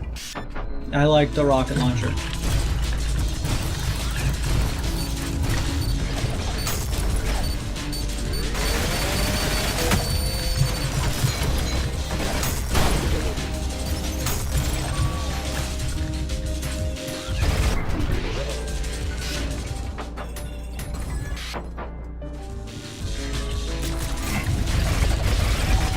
Nah, man, it's all good.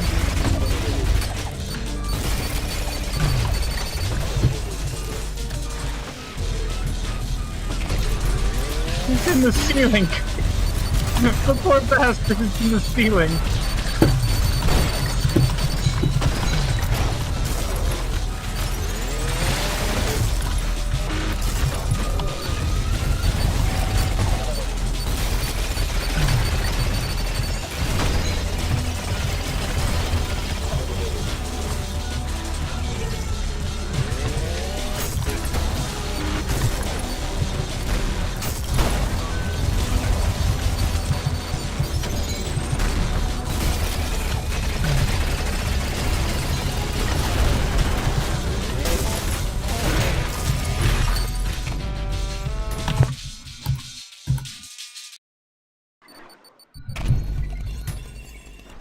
My time went over. Yes. This one is tight. Yeah. I do not remember having fun trying to P-rank Wrath. Again, just the like floaty movement I'm just not a fan of, but like once you get past this level it does get a smidge easier.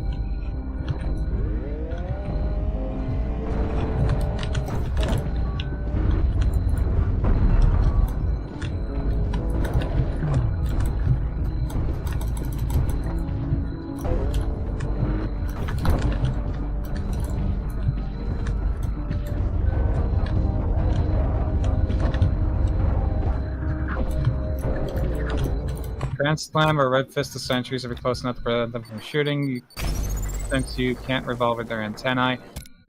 Or I could just kill them. Yeah, I was about to say, Kreed gets the general idea, like, you could just kill them instead of interrupting them, but yeah. You can also just block their line of sight. There's a lot you can do against them. I swear to God, whenever I fucking do tend to fight them, I get, like, the parry thing, because I just instinctively punch whenever I fucking... I normally jackhammer and then punch at the same time, but it's like... I don't know, I'm just rambling now, I guess.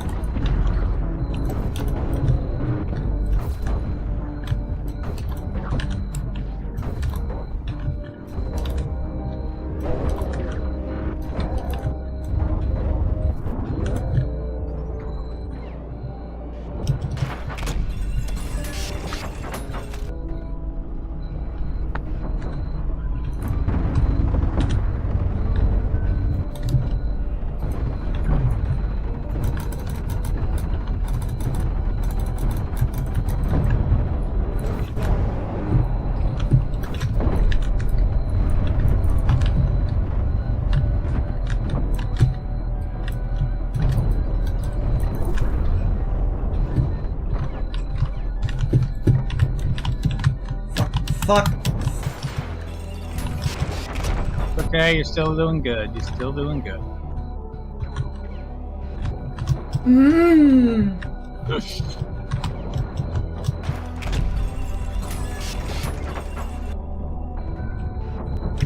Am I doing the re-ricochet maneuver? I don't know, man.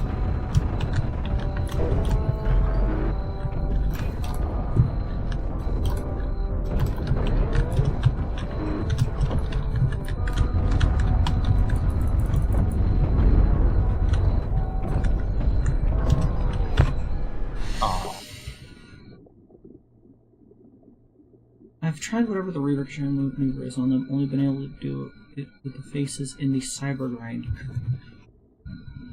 I see. Okay.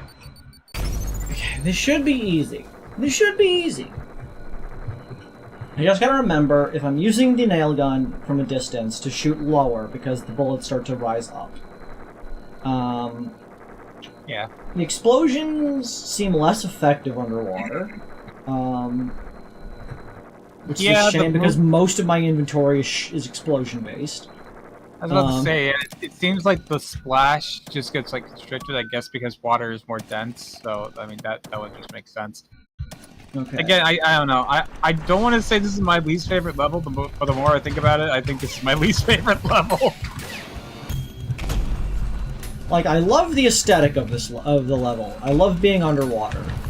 As an octopus, it is my vibe.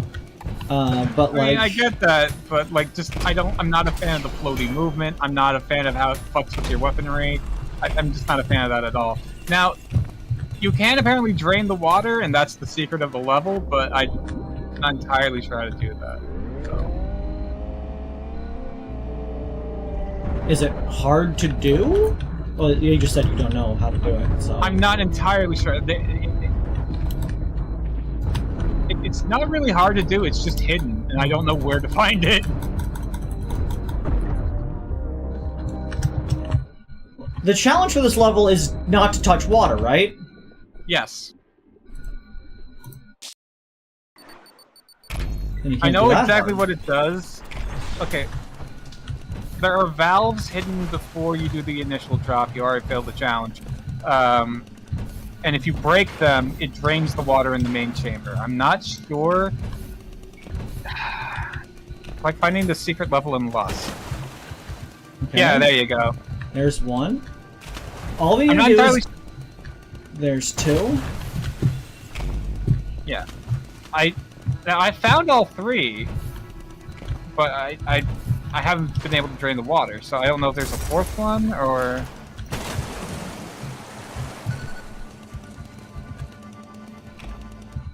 Okay.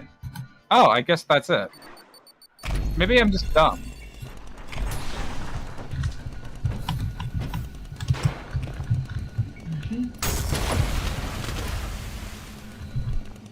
Yeah, you just gotta be careful because you still take splash damage.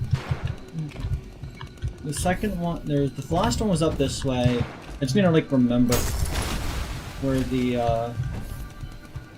where the fuck was the second one? It was here. Okay. Okay, let's see how this fares. Wispy Jazz says, nice thumbnail. Thank you, I drew it myself. I draw all my thumbnails.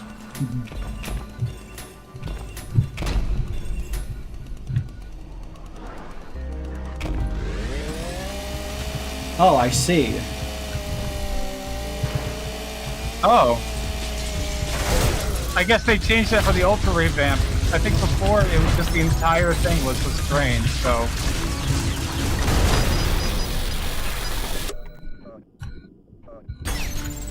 Okay, so... I mean, hey, at the very least you did the secret now. So... Oh, actually, no, you didn't. I gotta think. Will it be... I think it might be faster in the long run for me to turn off the valves. Because it would make my nail gun more effective, it would make explosions more effective, so I'll be able to do all the combats more effectively. The only issue is, obviously, navigating that first room is going to be a little bit annoying, but, like, I think in the long run, it's going to be for the best. Yeah, that's fair. I mean, if you already know where they are, right? Yes. And, like, so that's already out of the way. You already did the fucking hard part.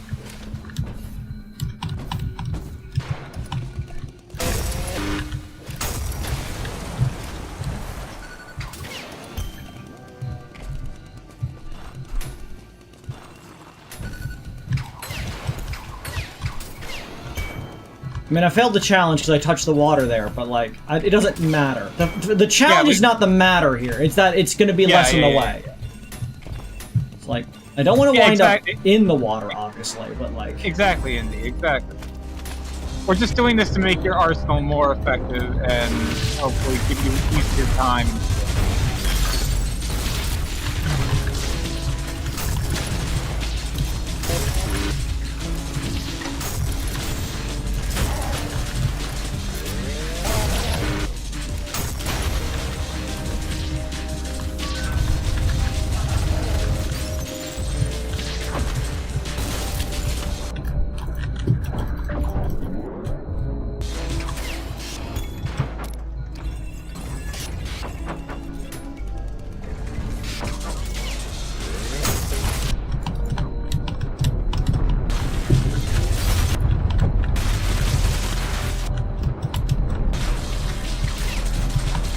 Hey, I hooked that. Yeah. The hook can be a little finicky sometimes. Because you have to remember it's an actual fucking projectile in the world, so like it comes through at an angle and like... Okay. You have to account for travel time, you have to account for, you know... I just gotta get to used to the new room physics, the new room layout.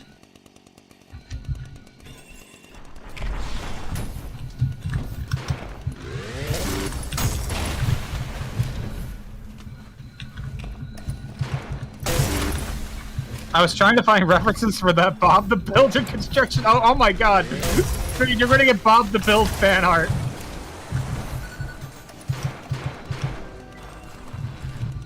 Hell yeah. Hell yeah. I'm Bob the Built different. You fucking know it. Oh my god.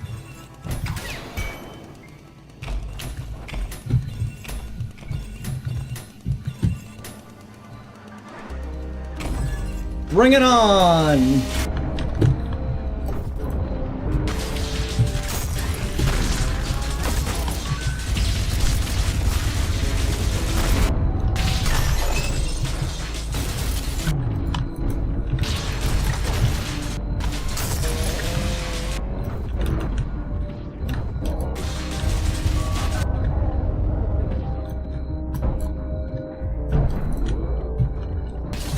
Well, good rep, or should I just screenshot you here?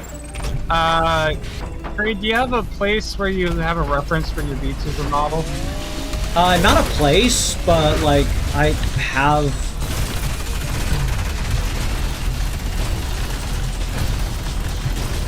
Favor Ilyoma Onienso.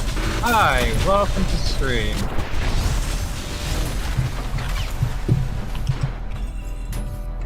Welcome to the stream.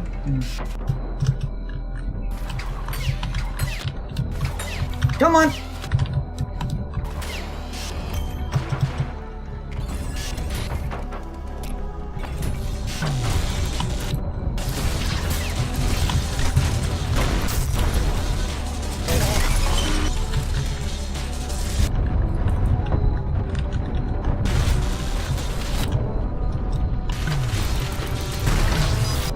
God damn it. There's just so many bullets in that room coming from both sides. It's like...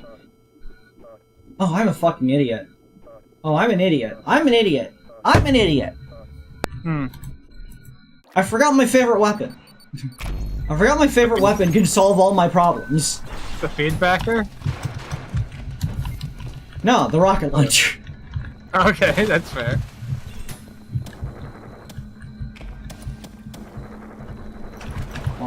Bonk.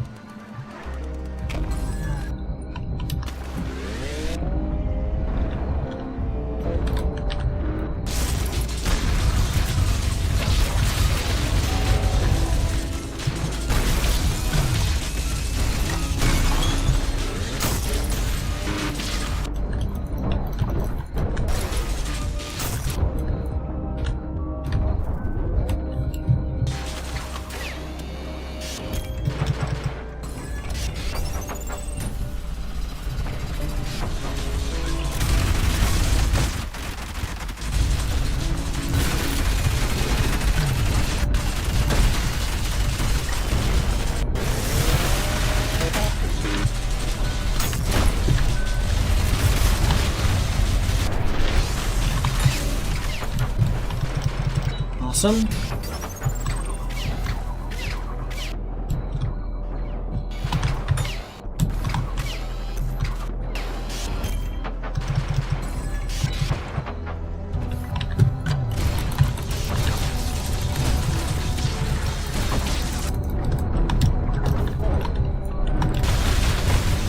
I forgot that one doesn't spawn until the other one spawns.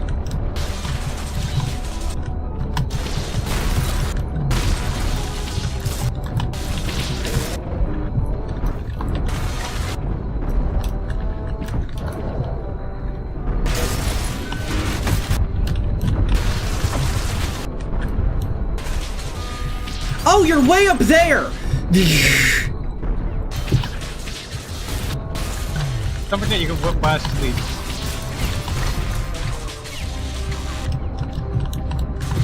Okay, you gotta piss off. They got all the way up in the fucking corner! Like, what the fuck was I supposed to do there? Hi, Luna! Okay. I got this. Luna says hi. Hi, Luna. How goes the game? Well, we P-ranked Kreed, and now we're having fun with Wrath. We had a bit of discussion about Dante's Inferno, and yeah, that's about that. Kreed apparently knows a little bit about violence. Yeah, in fact, the one thing Penn did not want me to know about violence was the one thing I knew about violence. Well, no. The way I was going to explain violence, it's just, if you already know how violence is set up, then... You know, it's a forest for the mean people. I do like how they're all different biomes. Oh yeah, how each level, how each circle is a different biome. Like, it makes it feel less like a place and more like a world, you know what I mean? Yeah. funnily enough, like I said, I think I alluded to this earlier. According to Dante, heaven is set up in the exact same way as hell, where it's like different layers and shit. But every layer is like a planet in the solar system, or like some astrological body, and each level is based on some like virtue or like good thing they did in life instead of a punishment.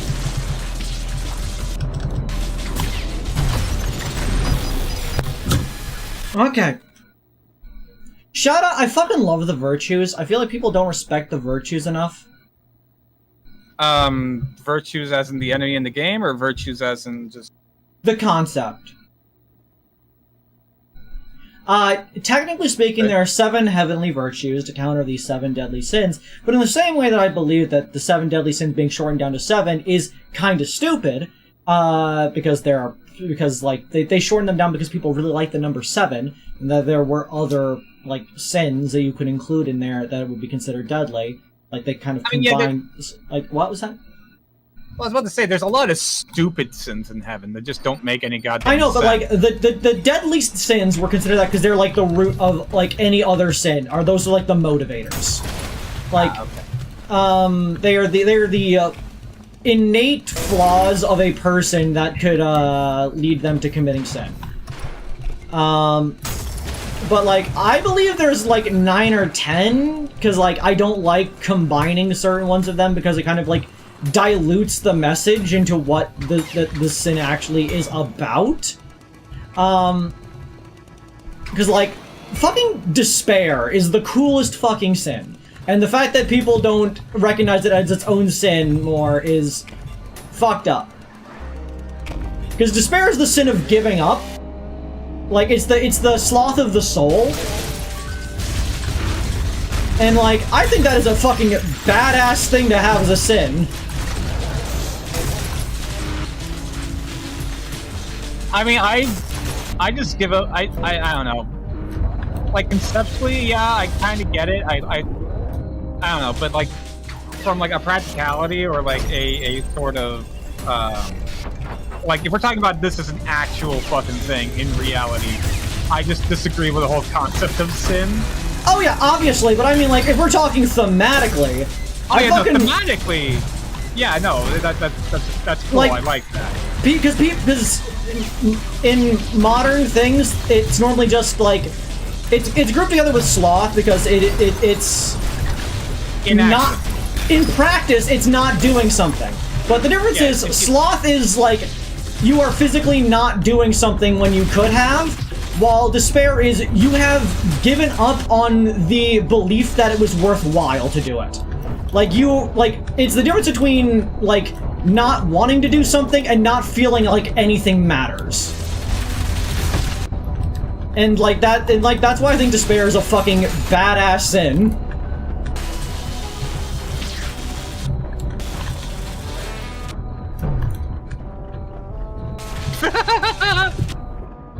You just punched him into the abyss. Alright, I also have the layers of heaven here, if you are interested in hearing about those.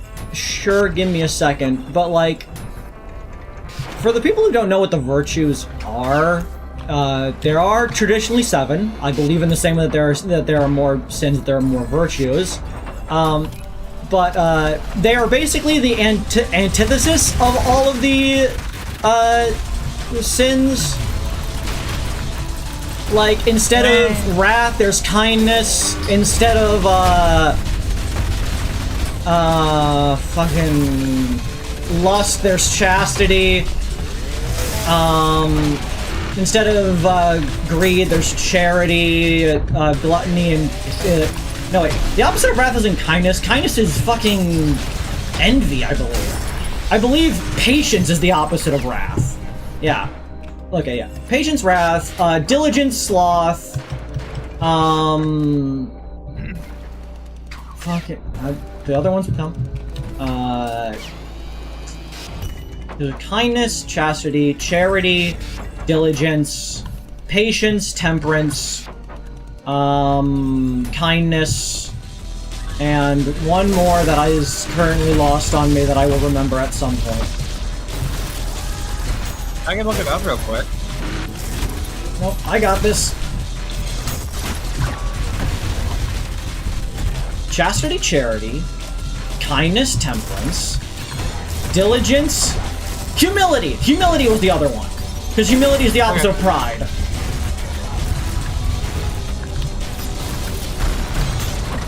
But yeah, I think those as a concept for like thematic things is really cool, and that people do so many things based on the sins and never do anything based on the virtues, and like the issues with the virtues in the same way with the issues with the sins is you know, I feel like it's a missed opportunity.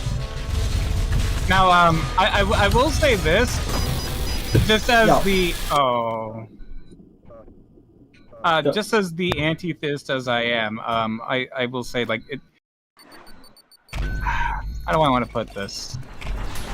The virtue's being posed as sort of like the opposite of sin, when sin is just supposed to be whatever does not align with God. Like, if we're going with, like, a biblical interpretation, those also don't align with God, like the virtues... Those virtues aren't aligned with God, so... Just saying. Oh yeah, like, I can definitely understand that, but like, I just like them as a concept. Like, again, I just really enjoy the thematics. Oh yeah, no, thematically, as a concept, sure. It just doesn't line up with Yahweh. Oh, yeah. Because remember, this is the same God that says, hey, you can stone your children.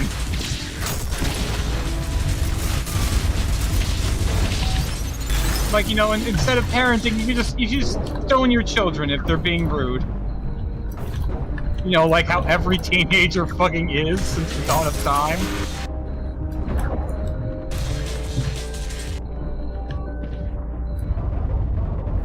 And like, I'm just like, you're listing off like kindness and charity and all that shit. And I'm just like, this is the same God that commanded genocide and slavery. And it's like, those don't seem like congruent things.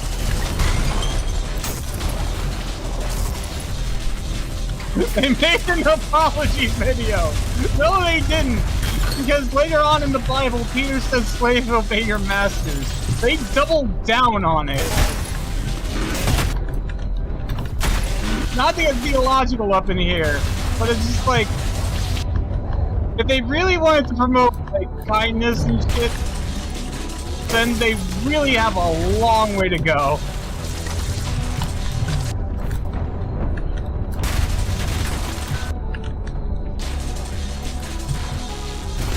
Moses' entire thing was freeing slaves. God's entire thing was overriding free will so he could show off the plagues.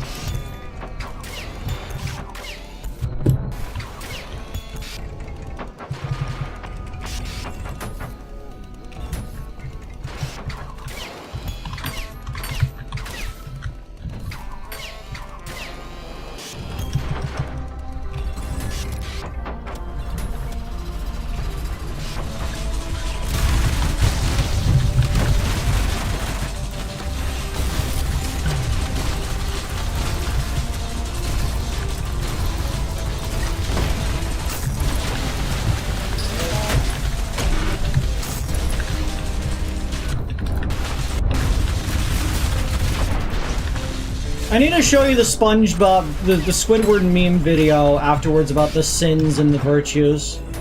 Oh jeez. Had to tell my mom the mushrooms in her backyard are in fact very poisonous and not to eat them. Dude. Adults are stupid. Look, man, I don't... Look, in general, I just don't fuck with mushrooms. Alright? Like, look, they're doing their own thing, alright? If they want to be poisonous, then... I don't know. I remember there's a fucking, like, meme I saw where it's like mushrooms be like, ah, yes. Here is the dainty flower, or whatever the fuck it's called. It's delicious, it tastes like cardboard mixed with cardboard. And it will maybe get you high, just a little bit. Then here's the dainty flowers fucking cousin. It looks near damn identical. And it will give you a quick... It'll give you a very quick and very painful death. You will literally shit yourself to death. Yeah, mushrooms are like, man, I might give you the wildest trip of your life, or I will instantly kill you in the most excruciating way possible, or I'm pretty good in pasta. Like, those are your three options. You're either high, kinda delicious, or dead. I mean, when you think about it, like, that sort of applies to most things. It's just that humanity really thinks of fungi as, like, one thing, in a sense. Like, we think of a fungus as, we think of, like, a mushroom as a type of something. Like, but mushrooms have the same variety as plants or animals do. And, like, the human being telling apart a fugu fish from a bear and why these things will kill you in completely different ways seems a lot more obvious than why two different mushrooms would be able to cause two completely different effects on you, but high or death or so on. Like, a fungus is an entire kingdom of the taxonomy. It has as much variety as anything else, and just because they all look a little similar in many ways, like the mushroom caps at least, like, we assume that they must be all similar and mistaken for each other. But I mean, to be fair, it's very easy to tell a black bear from a brown bear. It's very easy to do that. It's very easy to tell a black bear from a fucking dog. It's very easy to tell a black bear from an iguana. It's very easy to tell a black bear from whatever. But, like, this is the mushroom that will get you high versus this is the mushroom that will fucking kill you. And they look pretty damn near identical. Unless you are specialized and trained in this field. It's like, okay, I can go fuck myself. I'm just not going to do anything with this. By the way, fun fact, I'm pretty sure I brought this up on one of Muck's streams. The Book of Revelation. One of the most fucked up and weirdest books in the Bible, right? Yeah. I think we're all at least somewhat familiar with it. If you're not, I can go through it quickly, whatever. Right before that is a passage. So the Book of Revelation was written by Paul, right? Much like the majority of the latter parts of the Bible. And right before Revelation, it talks about how fucking Paul goes to this island or something, right? And he partakes of the local foliage, and he talks about how he's partaking of these mushrooms. So the Book of Revelation, so it's a theory, it's a credible theory that the Book of Revelation was just Paul being fucking high off his ass of psilocybin. Yeah, I believe it. I'm just saying, given all the crazy shit in Revelation, I don't think that's too far-fetched.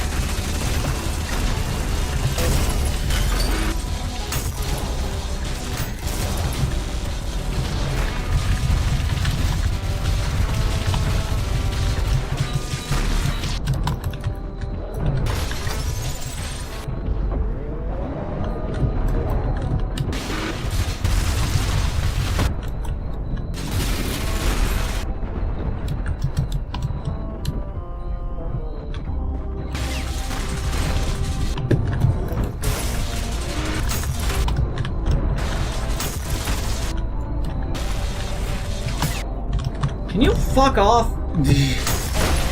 No.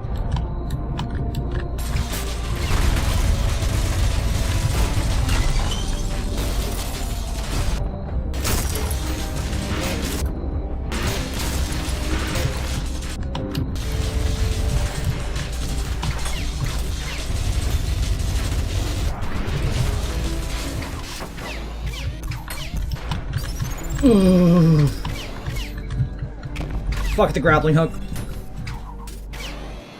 Yeah, I love the grappling hook. It, like I said, with the jackhammer, it allows me to play like a goddamn idiot.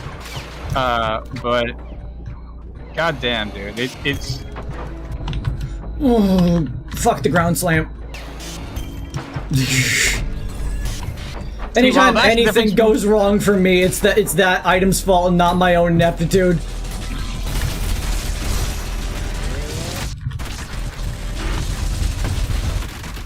See, well, that's the difference between my fucked up story in the Bible, other than the Son of God is an oscillate and a sinner. I'm just mentally deranged, no substance is needed.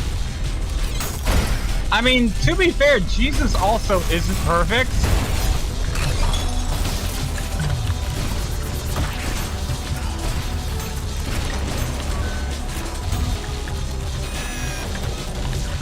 You know, he committed some violence against his neighbors.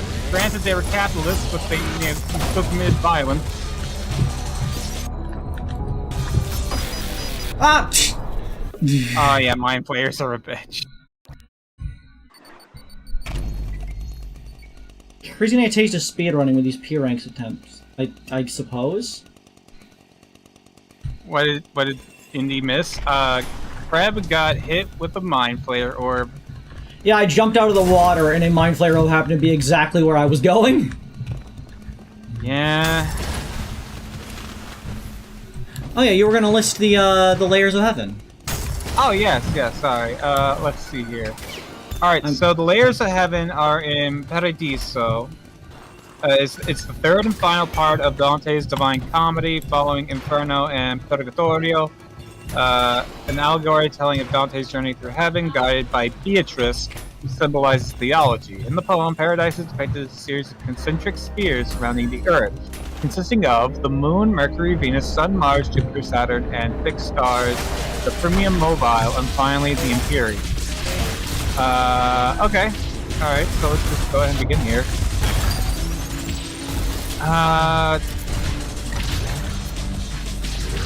The Paradiso begins at the top of Mount Purgatory, called the Earthly Paradise, aka Garden of Eden, at noon on Wednesday, March 30th, 1300, following Easter Sunday.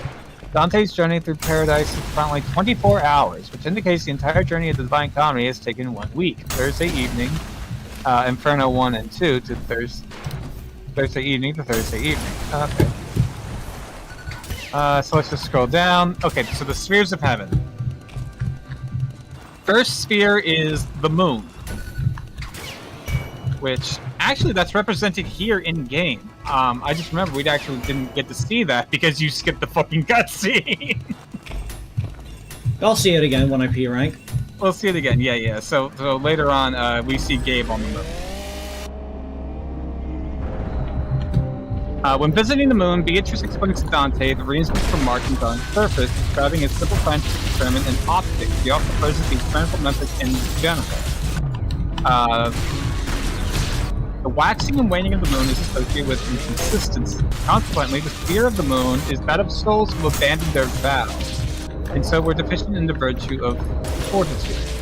Here, Dante and Beatrice meet Picarda, sister of Dante's friend Horace Donati, who died shortly after being forcibly removed from her convent. They also meet Constance of Sicily, who Dante believes was forcibly removed from a convent to marry Henry VI. Beatrice's courses on the freedom of the will, the stick with vows, and the importance of not collaborating with the force. Beatrice explains that a vow is a pact drawn between man and God, which is a person freely offers up his free will as a gift to God. Vows should be therefore not be taken lightly and should be kept once given, unless keeping the vow would be of greater evil, as with Diphtaps and Agamemnon sacrificed for their daughter. Okay, so the moon, according to Dante, the moon is kind of like limbo. Not necessarily like a fake hell, but like not exactly heaven. It's for people who failed but didn't necessarily sin. If that makes sense. Yeah, you lacked a virtue. You didn't do a sin. Yeah, you didn't harm anybody. You just failed a little bit. Okay, that makes sense. The second sphere is Mercury, the ambitious. Because of its proximity to the sun, the planet Mercury is often difficult to see. Allegorically, the planet represents those who take good out of a desire for fame, but who, being ambitious, were deficient in the virtue of justice. The earth of glory pales into insignificance beside the glory of God, just as Mercury pales into insignificance beside the sun. Here Dante meets the Emperor Justinian, who introduces himself with the words, Caesar I was, and am Justinian. Indicating that his personality remains, but that his earthly status no longer exists in heaven. I've been saying it wrong. Justinian. Justinian recounts the history of the Roman Empire, mentioning among others Caesar and Cleopatra, and bemoans the present state of Italy, given the conflict between Guelphs and Ghibellians, and the involvement of the old lilies of France. By association, this discusses the incarnation of the crucifixion of Christ, which occurred during Roman times. Okay. Interesting.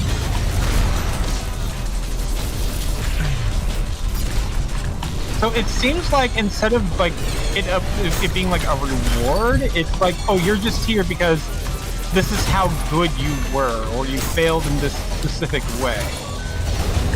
Not necessarily that you're a bad person, that you sinned, but it's like you just failed to be godly. It's like, it's not a punishment, it's just like... This is how good you were. This is how far you got. Almost like a video game, right? Like almost like a roguelike. Yeah, this is your ranking. Yeah, this is your ranking. You didn't P rank, so you didn't get up there. But hey, you didn't do too terrible, so now you're not down there. You didn't fuck up, but you didn't do the best you could have. Yeah. The third sphere is Venus. The planet Venus, the morning and evening stars, traditionally associated with the goddess of love. And so Dante makes this the planet of the lovers, who are deficient in the virtue of temperance. Dante meets Charles Martel of Anjou, who is known to him, and who points out that a properly functioning society requires people of many different kinds. Such differences are illustrated by Cunizza da Romano, lover of Sordello, who is here in heaven, while her brother Isidro III da Romano is in hell, along the violence of the seventh circle. The troubadour Fouquet Marcel speaks the temptations of love and points out that, as was believed at the time, the tone of the Earth's shadow just touches the sphere of Venus. He condemns the city of Florence, planted, he says, by Satan, for producing that damned flower, the florin which is responsible for the corruption of the church, and criticizes the clergy for focus on money rather than on scripture and the writings of the church fathers. Interesting.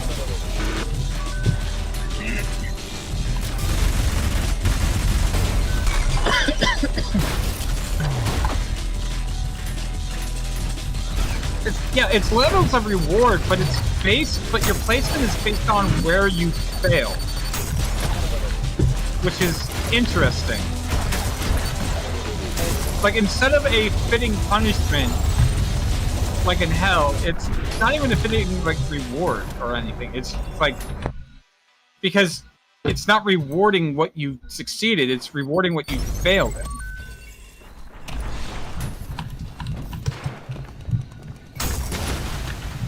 Now, Venus confuses me because it's like, okay, so the planet of the lovers who are deficient in the virtue of temperance, but how does that...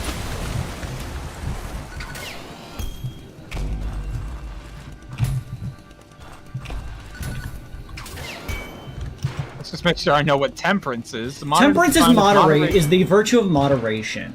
It is all things in balance.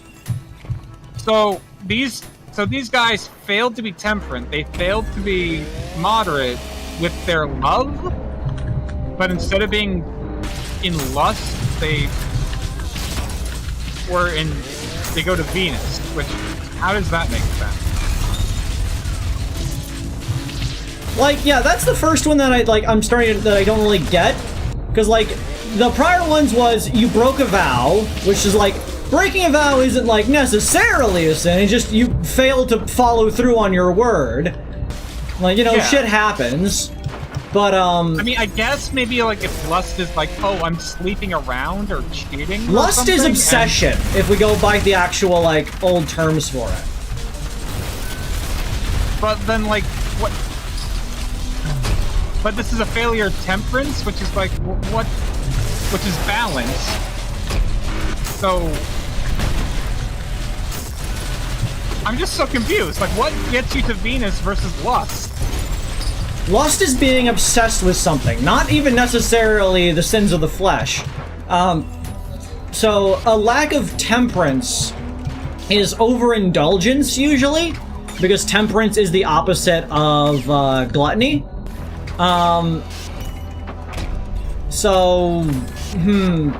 Maybe they focus too much on their love and not much on anything else, which isn't bad. They weren't like obsessed, but they did not have their work-life balance was not good. Okay, I guess. You focus too much on romance and not enough on your other duties. It seems like there's a very fine line between that and lust, though. Just saying. It seems like the criteria is kind of nebulous, and whatever the fuck is up with whatever. You know what I'm saying?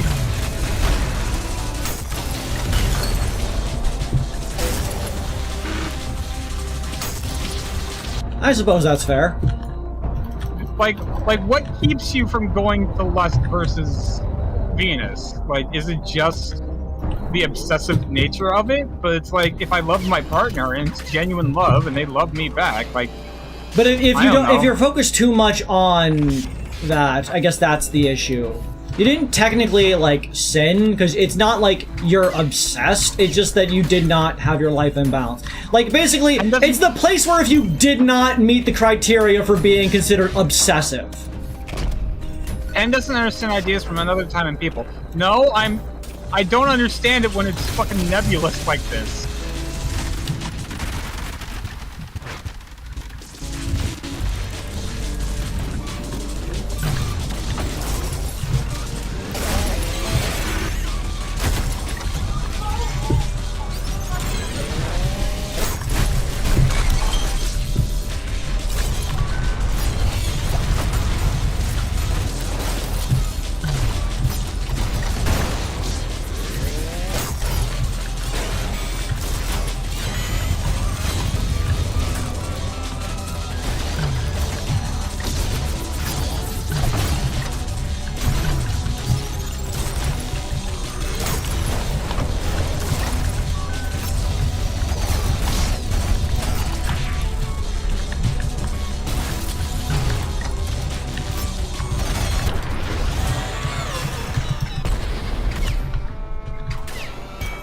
Okay, whatever. Moving on.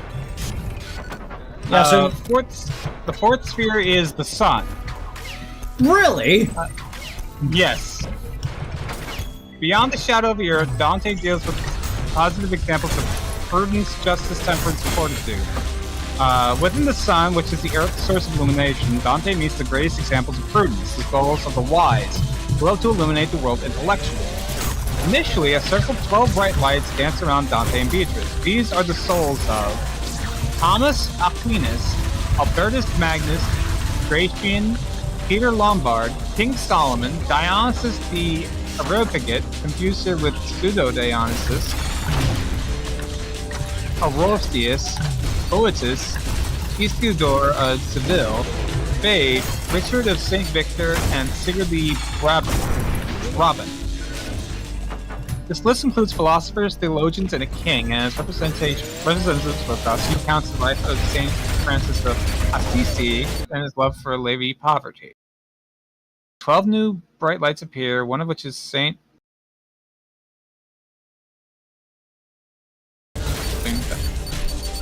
You good? Yep, just the usual. Oh, okay. 12 new bright lights appear, one of which is Saint Bonaventure, a Franciscan who recounts the life of Saint Dominic, founder of the order to which Hercules belonged. The two orders are not always friendly on earth, and having members in one order praising the founder of the other shows well present in heaven. The 24 bright lights revolve around Dante and Beatrice, singing of the Trinity, and Aquinas explains the surprising presence of King Solomon, who is placed here for kingly rather than philosophical or mathematical wisdom. Okay. Sorry, I clicked out of my screen and actually fucked it up. Oof. I nearly clicked on to close the stream. Fucked up. All right. So the fourth is the sun, which is for all the smarty pants out there. Yeah, I guess they're pretty bright. Alright, the fifth sphere is Mars, Warriors of the Faith. The planet Mars is traditionally associated with the god of war, and so Dante makes this planet the home of the Warriors of the Faith who gave their lives for God, thereby displaying their virtue of fortitude. The millions of sparks of light that are the souls of these warriors form a Greek cross on the planet Mars, and Dante compares this cross to the Milky Way. Dante says that the sages are perplexed by the nature of the Milky Way, but in his Convivial he describes nature fairly well, blah blah blah. Dante meets his ancestor Cashigida, who served in the Second Crusade. Cashigida praises the 12th century Republic of Florence, bemoans the way in which it declined since those days. The setting of the Divine Comedy in the year 1300, before Dante's exile, has allowed characters in the poems to foretell bad things from Dante. In response to a question from Dante, Cashigida speaks bluntly: Dante will be exiled. However, Cashigida also charges Dante to write and tell the world that all he's seen is hell, purgatory, and heaven. Finally, Dante's seen some other warriors of faith, such as Joshua, Judas, Charlemagne, Roland, and Godfrey of Bouillon. Alright, that makes sense. I mean, I'm glad they found a place to cover Crusaders in comparison to Wrath. Yeah. Well, okay, well, hold on. I brought this up when we I think last time, but Wrath is described as like a knee-jerk reaction. Like, it's animalistic, it's not a choice. If anything, the Crusaders would be in violence. But because it's on God's side, they're okay. Remember, kids, genocide is fine if God says so.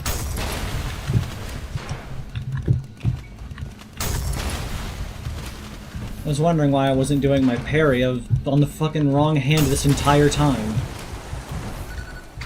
Alright, the sixth sphere is Jupiter, which is for the just rulers. The planet Jupiter is traditionally associated with the king of the gods, and Dante makes this planet the home of the rulers who display justice. The souls here spell out the Latin name for love, justice, ye that...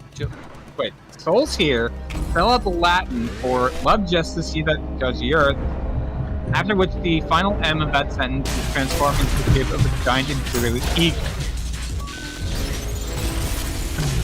Okay. Present in the sphere is David, Hezekiah, Constantine, and William II of Sicily, as well as two pagans. Trajan, converted to Christianity according to the medieval legend, and to Dante's amazement, Ripheus the Trojan, who was saved by the mercy of God and predestination. Trajan has appeared in the Divine Comedy before as an example of humility on the terrace of Pride. On this terrace, Dante sees Trajan surrounded by his soldiers on their way to a military conquest, but Trajan halts after a grieving woman asks him to deliver justice for her son's murderers. The souls form the imperial eagle of divine justice, speaking with one voice of God's justice. Dante uses this opportune moment in front of the eagle to ask about the accessibility of heaven to people who were born before Christ or live in an area where Christianity is not taught. Dante starts this question by positing such a person. The only fault of this educated and knowledgeable man born in the wrong place, knowledge of salvation, lack of faith, and baptism shall be denied heaven. To answer Dante's question, the eagle says, to this kingdom no one has ever risen who did not believe in Christ, either before or after he was nailed to the wood. At the very core of salvation is to believe that Jesus is the Messiah, no matter what person is formed before Christ or after, and formed for Indus, to believe that Christ would come and save humanity. It's a small opening that allows people to command Dante's. Okay.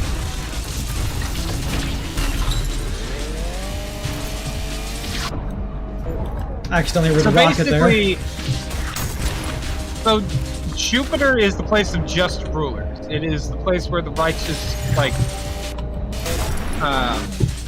monarchs and shit go. Dante asks, hey, what about the people who've never heard of Jesus or anything? And his answer is, oh, they go right to limbo.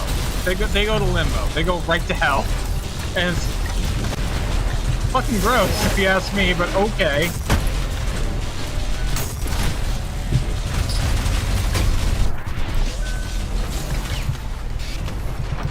Yeah, it's a bit fucked up. Alright. The seventh sphere, Saturn the Contemplatives. The sphere of Saturn is that of the Contemplatives, who embody temperance. Dante here meets Peter Damian and discusses him monasticism, the doctrine of predestination, and the sad state of the church. Dante also meets Saint Benedict, who laments the worldliness of his own monks. Beatrice Urbasin's theology becomes increasingly lovely here, indicating Dante's closer insight to God. Okay.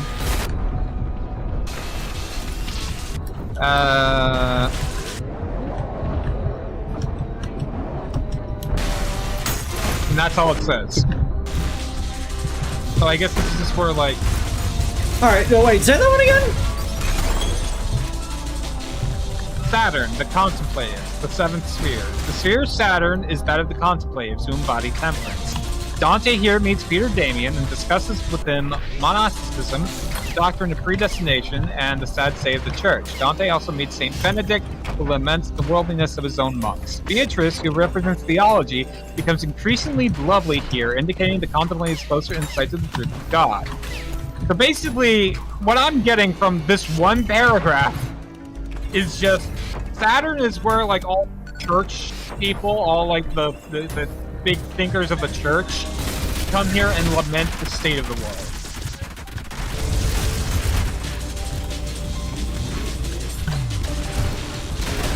Which is like, okay, I can kind of get that, but it's also like, I don't know.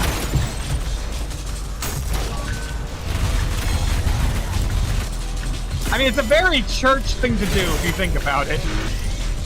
It's a very Christian thing to do, to be like, wow, the world's fucked up. Good thing we're going to heaven.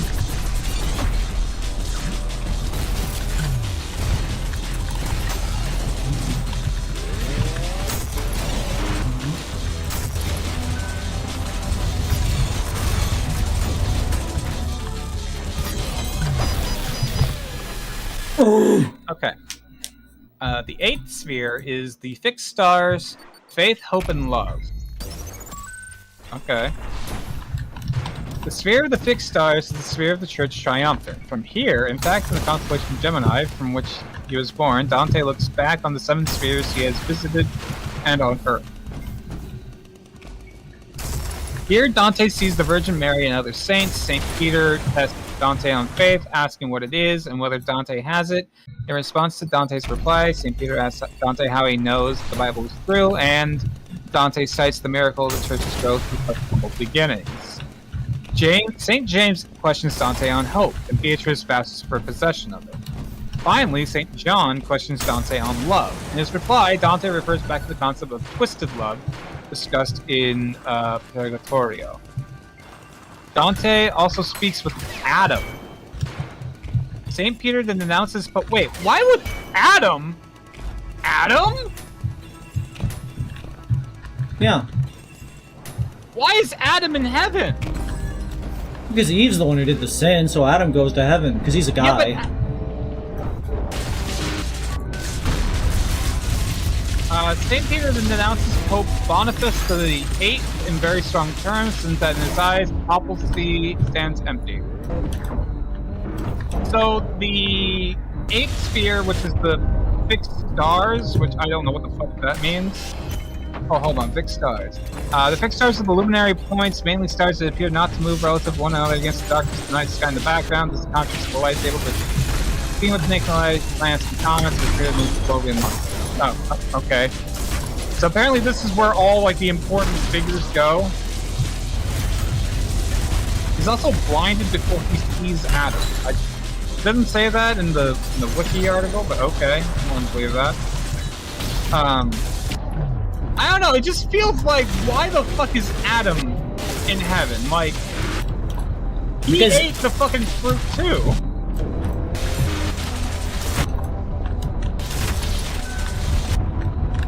you're trying to projectile boost with the Knuckle Buster again. Shh. Nothing but dreams now. Nothing but dreams now. Again, why is Adam in heaven? That doesn't make sense.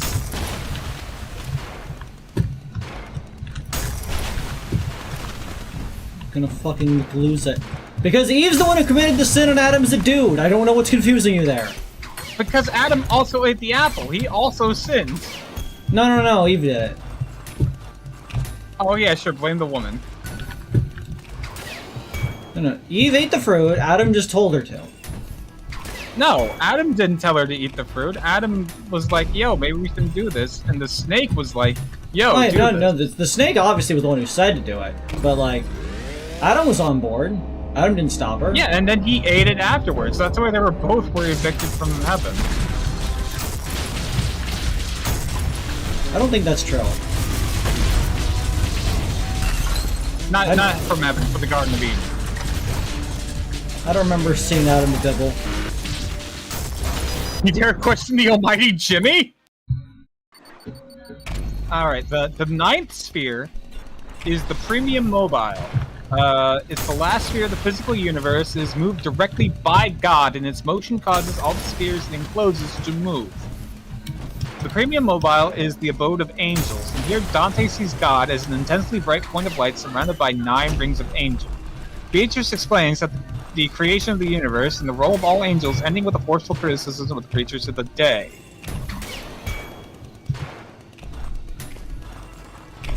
Okay, so this is the realm of the angels. This is where the angels hang out. But even then, beyond that, there is still one last level. Called the Empyrean.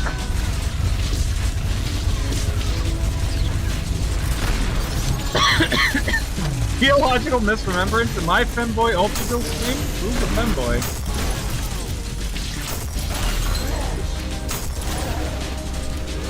Anyway, from the Premium Mobile, Dante ascends to a region beyond physical existence, the Empyrean, which is the abode of God.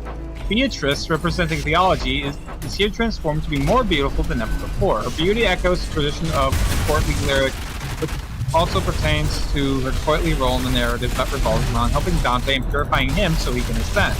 Dante becomes enveloped in light, first blinding him and then rendering him the God. Dante sees an enormous rose, symbolizing divine love, the petals of which are enthroned souls of the faithful, both those of the Old Testament and those of the New. All the souls he has met in heaven, including Beatrice, have their home in this rose. And angels fly around the rose like bees, distributing peace and love. Beatrice now returns to her place in the rose, signifying that Dante has passed beyond theology and direct contemplation with God. Saint Bernard, as a mystical contemplative, now guides Dante further, describing the heavenly rose and its occupants.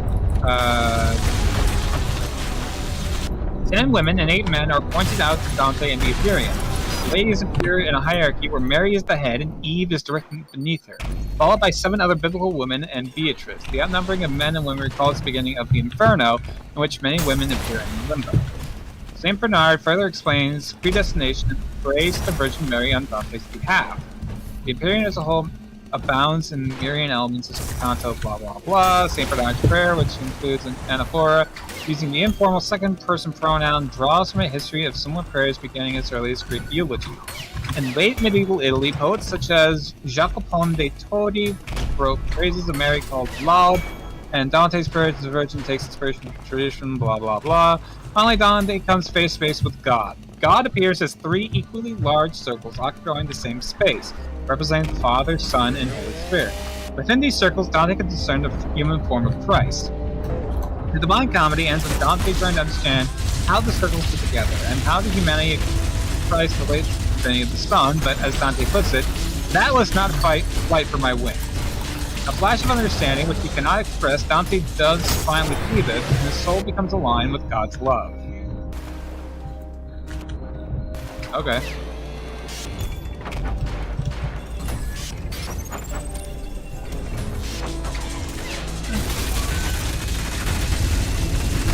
It's a very progressive.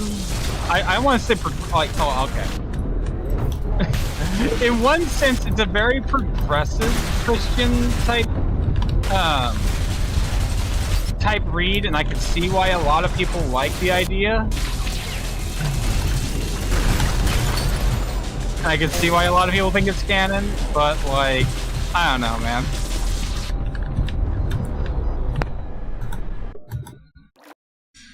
I'm gonna McFucking lose it. I should have grabbed a water or something. I was about to say, like, if you want to take like a break or something, or if you want to do like another level, like, there's no reason we have to do all of these in order, you know? Why?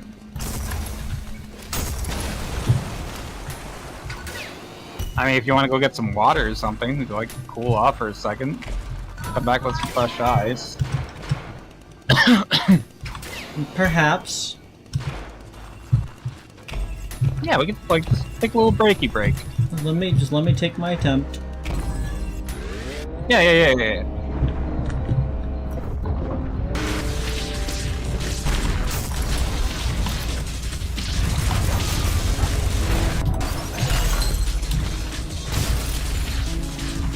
Remember, chat, we're not even at the hard part yet.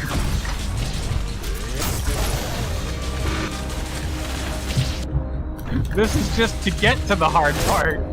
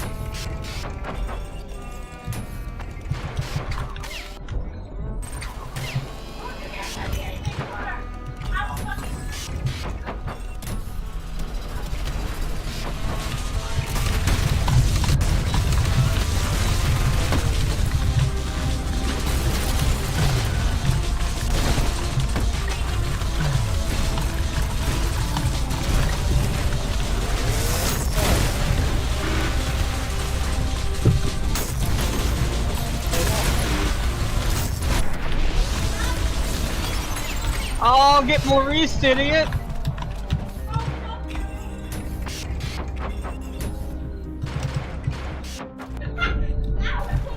I like how there's friendly fire in this game for the enemies. Yeah, it's solid.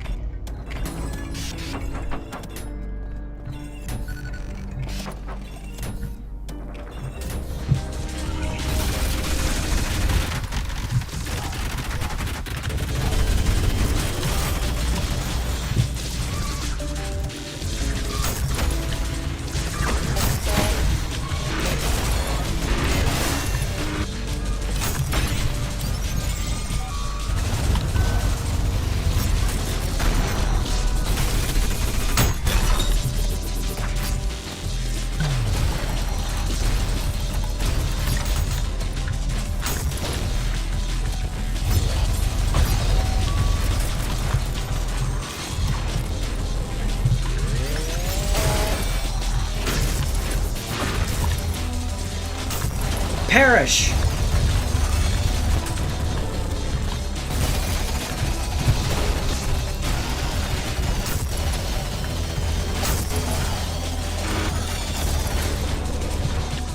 Would you like a pro gamer set?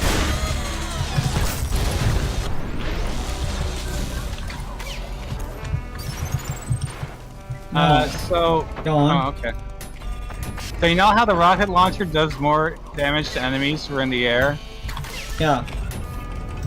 Yeah, you notice how the Mind Flayer fucking flies?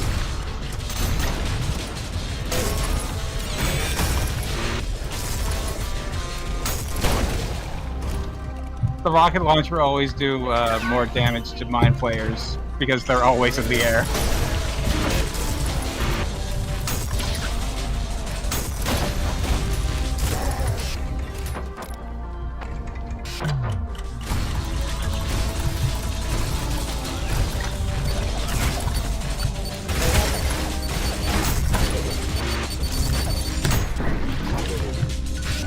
You see, look at that. You got parry, but like, what did you parry exactly?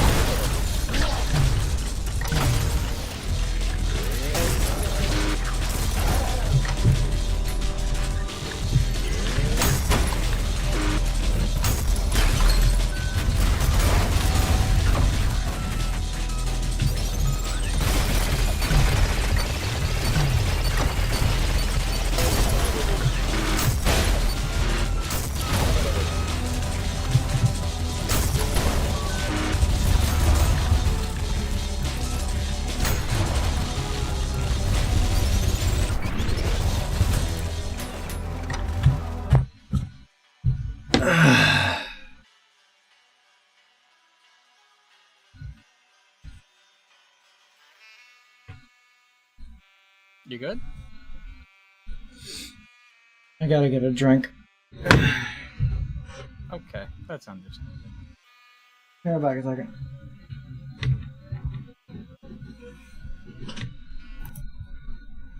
It's okay. I will be here, and I'll chat. Hi, chat. That's good, chat. Are we having a good time, chat? You having a good time? I'm having a fun time. You're talking about cheese.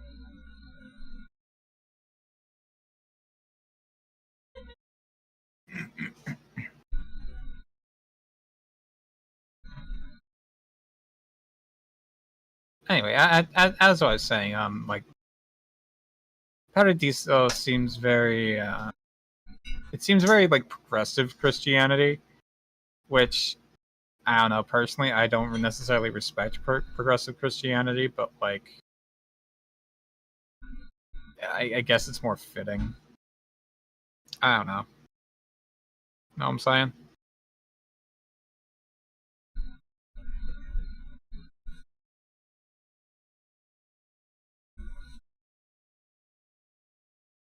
I mean, I guess it'd rather be progressive Christianity than, like, fundamentalism.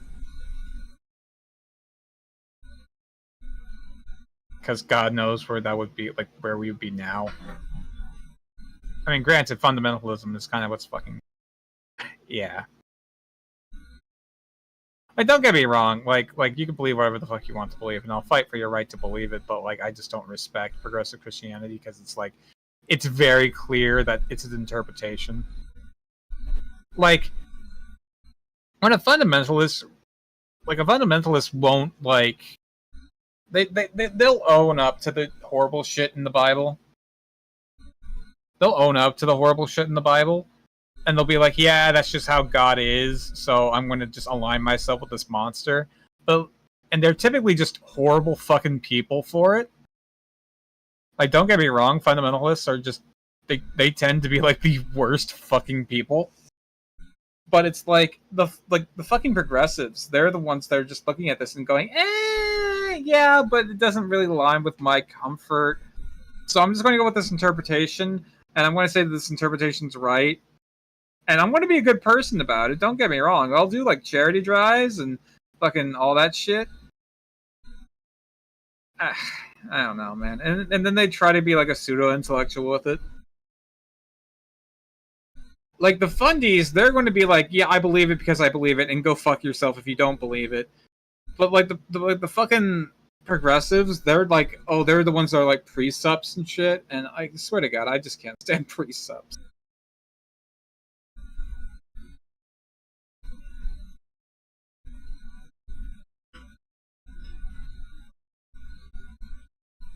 because now you're not even fighting one idea. You have to present fucking the theory of everything, and they're like trying because that's what they're fucking combating. And it's just a pain in the ass when you talk to a fucking precept. Yeah, I do have an ex-Jehovah's Witness video in the recommended. Oh, fuck, dude.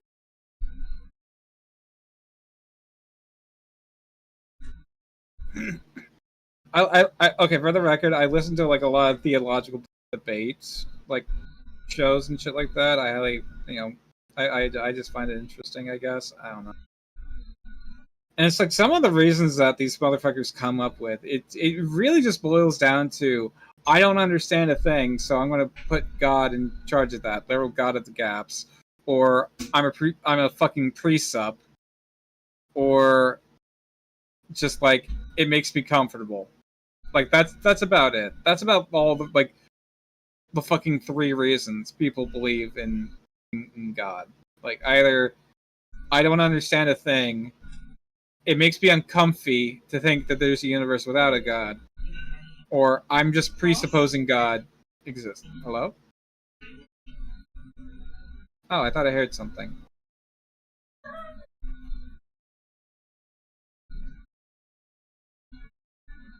But yeah.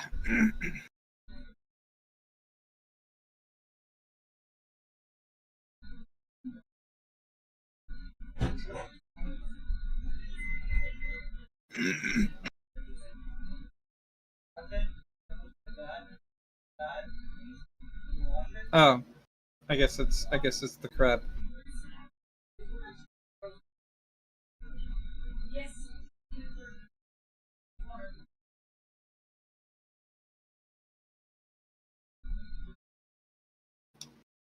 For the record, again, we're not like admonishing anyone for like any particular beliefs. I'm pretty sure the only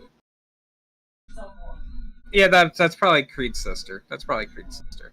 Anyway, we're not admonishing anyone for believing a certain thing, just for VOD watchers and shit like that. I'm pretty sure the only person who actually has like any sort of God belief that's like a regular here is Jaden, and I'm pretty sure he just believes because no shade to Jaden, but you'd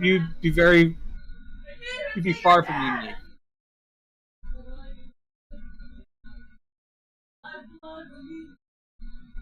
They are having an argument or something like that. I don't.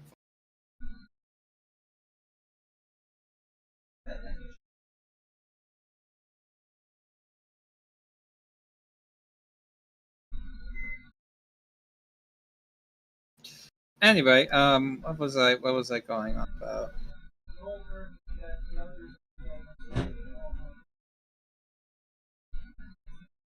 Yeah, I don't know. Just like I said, for the record, you can believe whatever the fuck you want to believe as long as it doesn't hurt other people. Unfortunately, I think as a whole, Christianity hurts people, but I think that's just kind of me. I don't think that's necessarily representative of Creed's views, but I don't know. He comes over.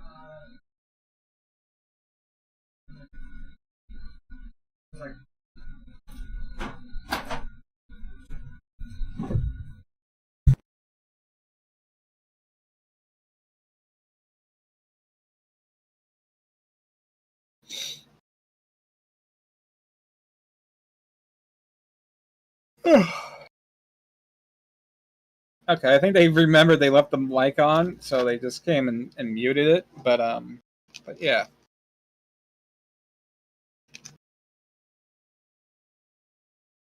God, I can't wait for us to get to Benjamin. Not by the noises or anything, but yeah, I get it. My mother's a Satanist, and I hate demons, and I've seen spirits, and if demons are as bad as I could think, and we are worse. I mean, I don't think demons are real, and from what I understand, Satanists are more just like I obviously don't want to speak for every fucking Satanist, but I don't want to be like, like I know the Church of Satan is more of a parody and more of a more of a humanist organization, and I could definitely get behind the ideas of the Church of Satan and their teachings.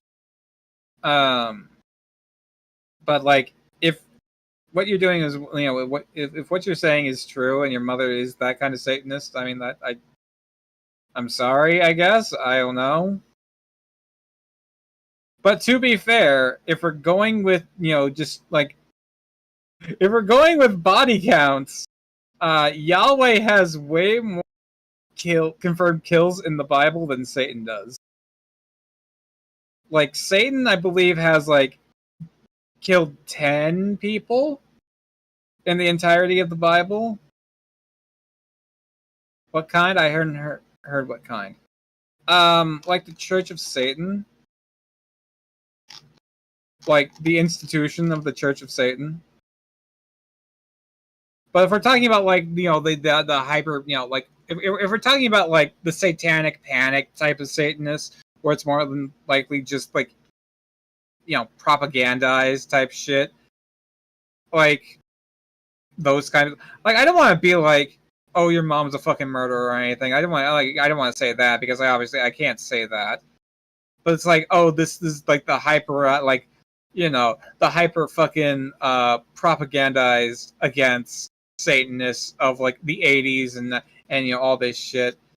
The satanic panic era, where anything that wasn't quote unquote good and Christian, or just, quote unquote like other, now she's the hippie kind of Satanist. Okay, yeah, that's the Church of Satan. That's the Church of Satan I'm talking about.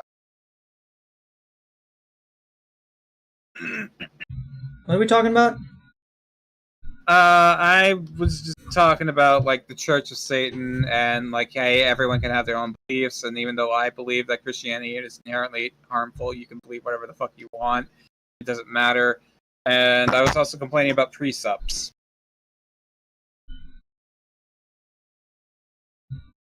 I see. Yeah. So so just for clarity, I watch a lot of, like, theological debate videos and whatnot. And one of the things that just really fucking irks me is presuppositionalists. What's a presuppositionalist? Okay, so in logic, in everyday, interactions, we have to presuppose some things, right? In order for us to function as thinking beings, right? Yes. Like, we have to presuppose that we're both thinking agents, that we both exist, that we both share a fucking reality, etc., right? Because without these things, we just wouldn't function as thinking agents. Yeah. A presuppositionalist is a theologian who just does the same, but with God. They just take it one extra further, and it's like, well, we have to presuppose logic, we have to presuppose reason, and so I'm just going to go ahead and presuppose God.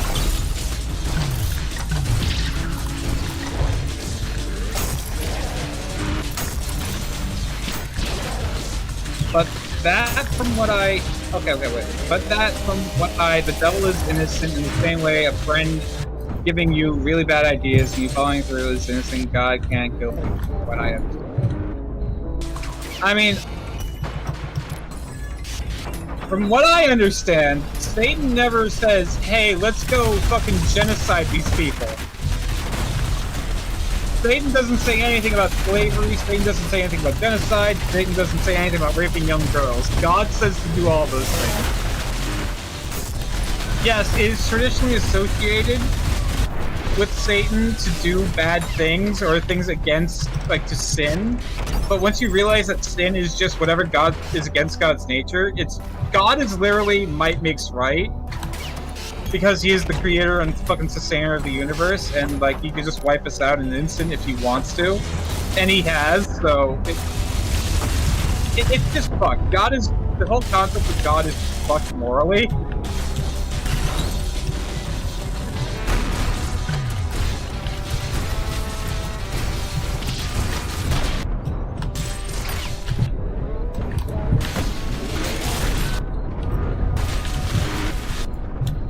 But anyway, yeah, talking to a presuppositionalist, it's just frustrating because they'll just, like, because, like, now you don't have to combat, like, just one thing. You have to present, like, the theory of everything, because they want a theory of everything. And there's just not. That just is not a thing in science. Like, we have the Big Bang Theory, we have evolution, we have fucking... Yeah, there's not a unified theory. Yeah, there is no unified theory, but that's just kind of the problem. They want a unified theory, because God is a unified theory for them. Yeah. Well, yes, that's just the annoying thing. That's magic is real, I suppose, is a unified theory.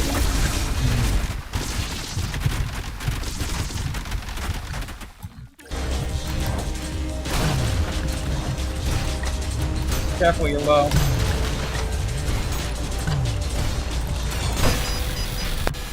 That was my bad. I was an idiot. I made a poor choice there.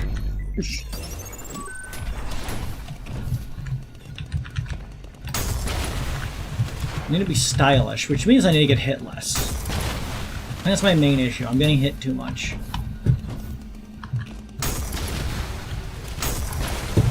Don't know how. All I'm using is large explosions. What could possibly be hitting me? Stop hitting yourself, Kreed. Stop hitting yourself.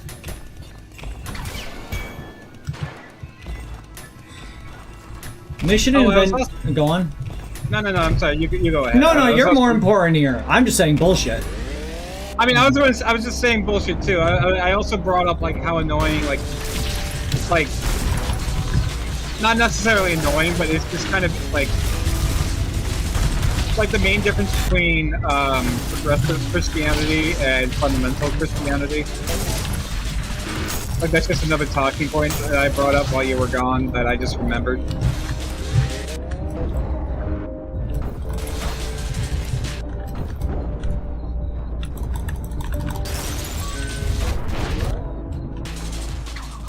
Because like I brought up how I just brought up how in Dante, God is like literally just a representation of love and all that shit, and it's like, okay, that's a very progressive Christian take. For oddly enough, for like the time the book came out and shit.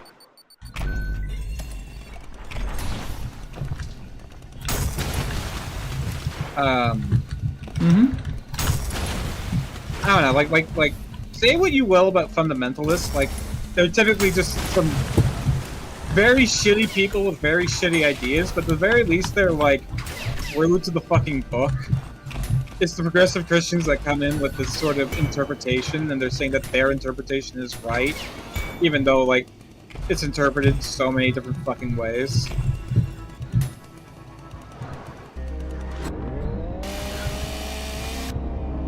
But at the very least, like, they recognize how fucked up the Bible really is if you give it a plain reading. The funnies, they'll just own that shit. They won't apologize for it, they'll be like, yeah, fuck you.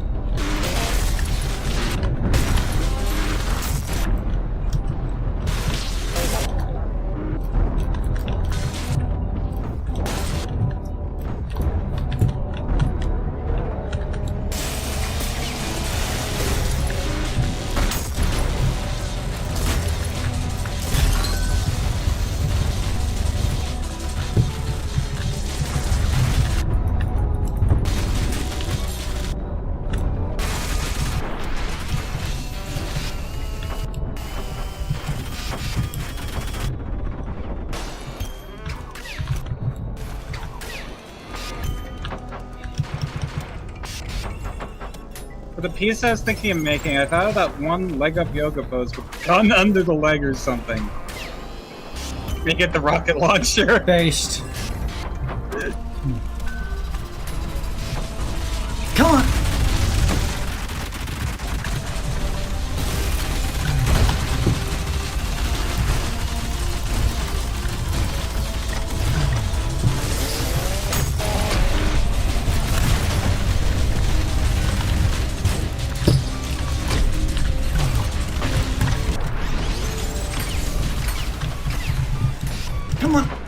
Gotta keep moving. Gotta keep moving. Gotta keep moving. Gotta keep moving. Gotta keep moving. Gotta keep schmoving. Gotta keep schmoving.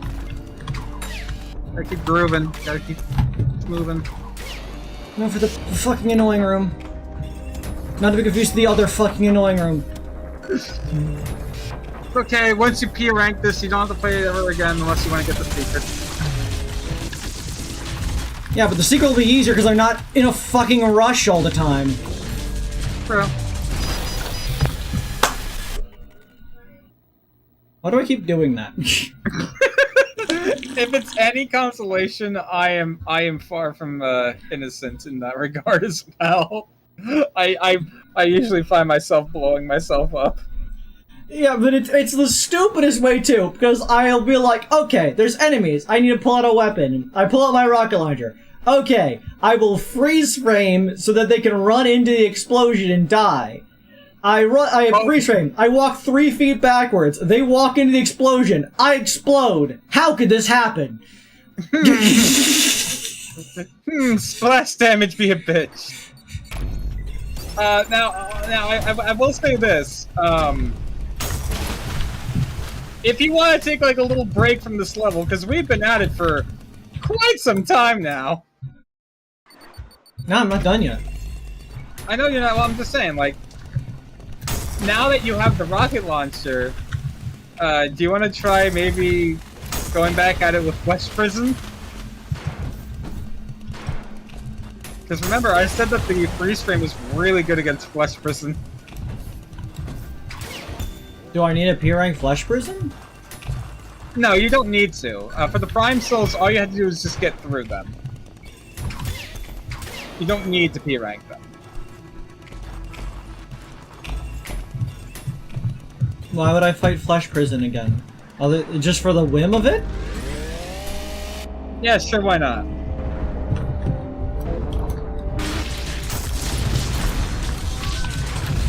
Just to see what it's like with the rocket launcher.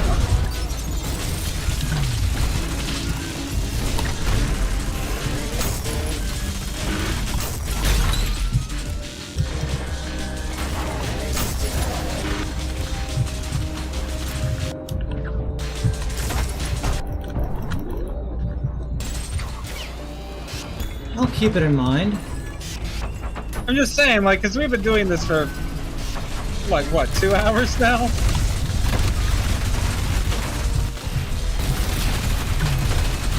An hour at the very least.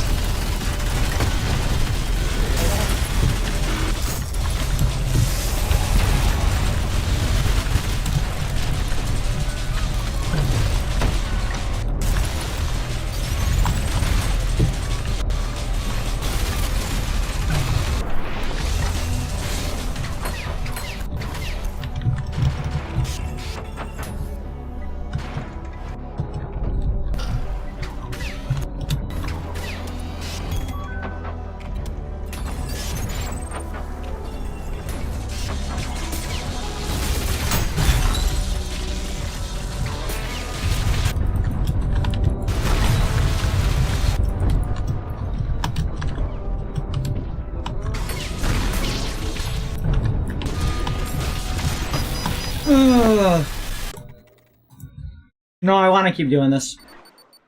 Okay, that's fair. I don't... Like, if I feel like it later, sure. But, like... I'm just saying it's an option. You're still the captain of this ship, Captain. We're not even at the boat yet. Captain.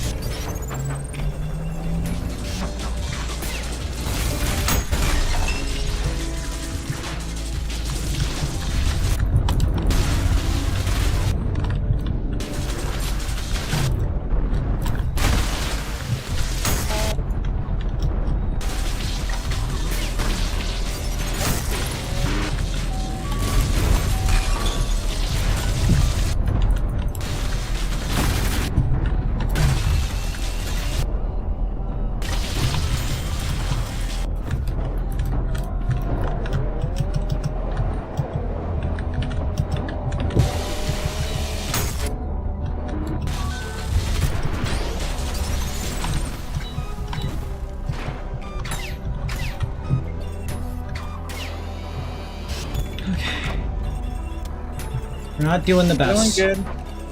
You're doing good. You're doing good. Come on, let's go.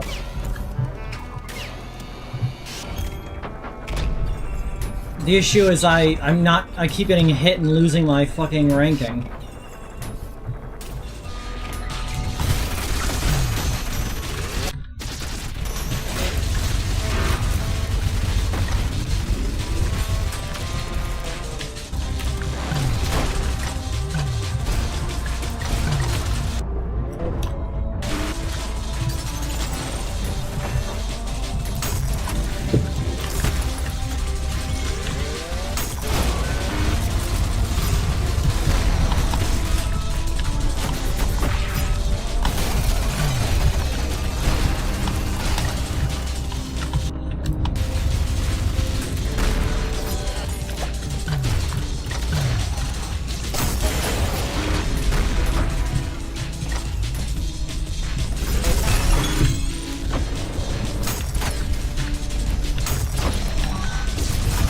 Careful, you're very low. There you go.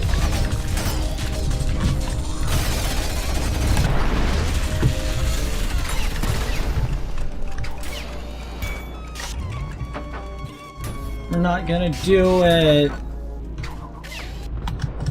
I just realized that Gabriel's sword sheets say justice is... No. It's Justice and Splendor. That's the name of swords. Did I? Oh yeah. Sorry, all of these runs are blending together at this point. Nah, it's all good, man. It's all good. Like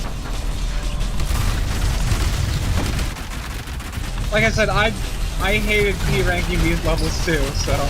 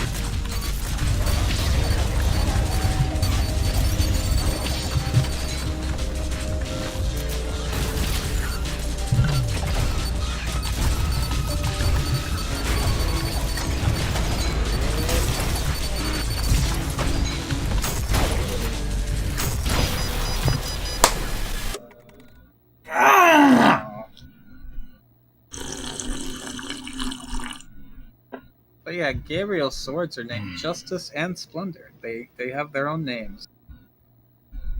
Daddy's specialist little boy decided to name his swords.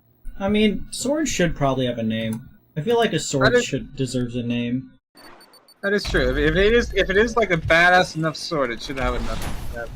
I own a couple swords. That doesn't surprise me. I could dual wield them. Only one of them is sharp, though. Well, let me ask you: are you Daddy's specialist little boy? I mean, I'm not a boy, but I think I'm a specialist. Are you Daddy's little specialist thing? Pretty certain I'm the favorite. I don't know, then maybe you can use Gabe. Oh wait, important distinction. I almost forgot. Are you gay? I feel like everybody knows the answer to these questions. Then yours to it. Move over, Gabriel.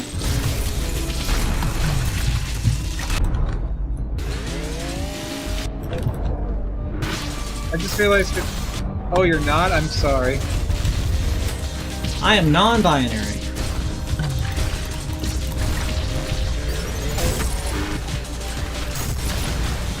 As am I. No, I'm here too. Plushes don't have genders. I misheard that. I know you meant to say plush, but I heard mush, and I'm like, what, are you just an amorphous blob? Amorphous blob of affection. Was that part of that fucking video in your server earlier? Yes. For real, that was funny.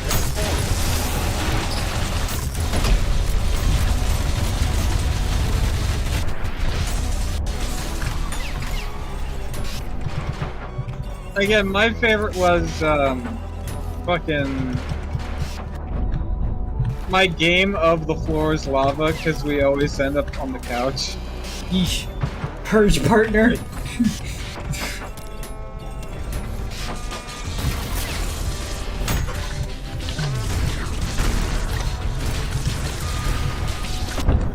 Be careful, you're gonna launch it into the roof again.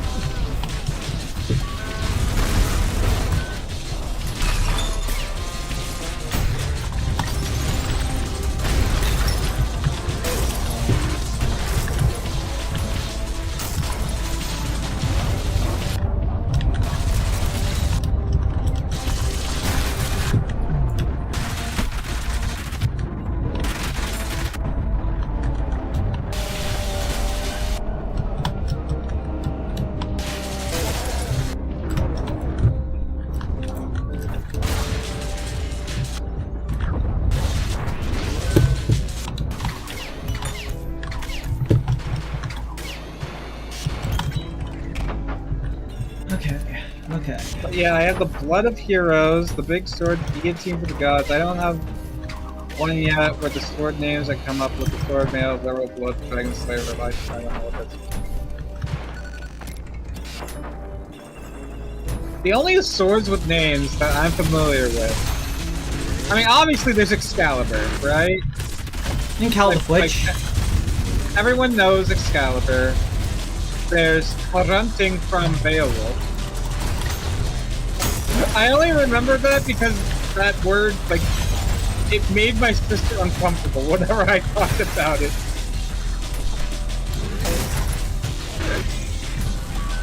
And I thought that was fucking funny.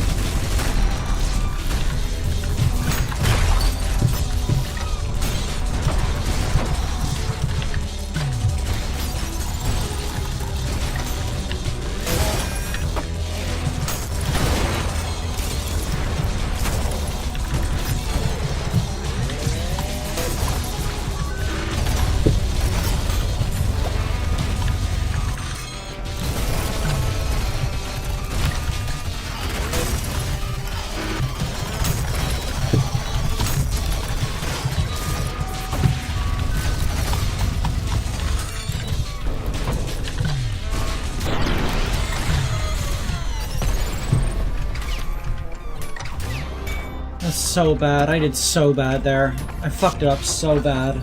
I'm gonna lose. Right. Look, just be careful. You're extremely low. No, I'm fine. Alright, whatever you do not projectile boost.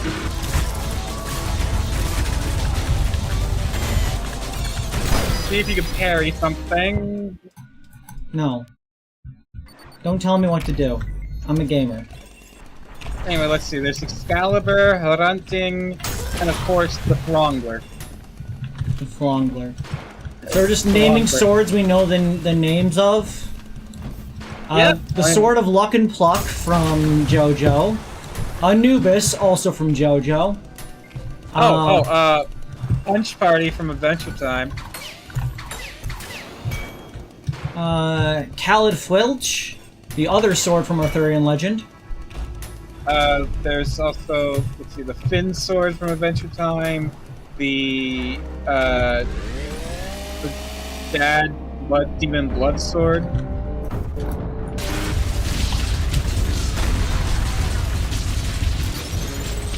quick aside, Joshua's such a fucking goat in Adventure Time.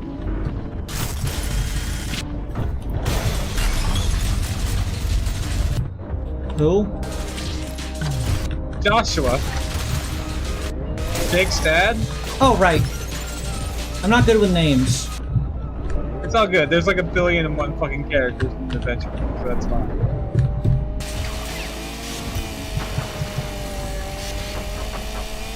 Like Martin can fucking suck it, but like Joshua, fucking go.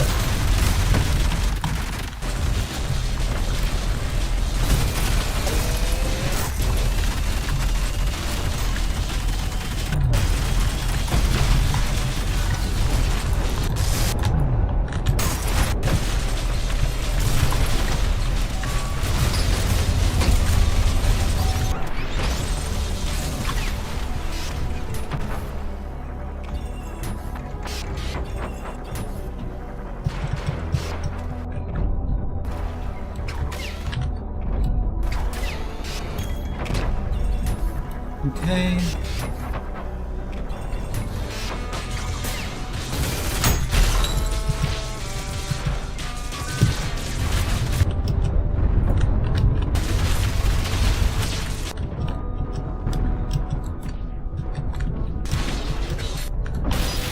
God damn it. Ooh, I'm good. Oh, hold on, Andy the Awesome just said, "Oh, and since you just corrected me, you're non-binary, but with the fat ass, as they say." I believe that describes Kreed pretty damn well. I don't know, I don't think it's that big. I mean, hey, at the very least you have one. I look back at mine and it's like, it's fucking nothing, man. It's like Wario after that fucking meme. It's like, ah, they took my ass! I have no idea what you're talking about, but yeah, full agreement. You didn't see that? Fucking... Surprisingly, I've not seen every meme on the internet. It comes to many people's surprise. Whoa, that is surprising. You touch grass? What does it feel like?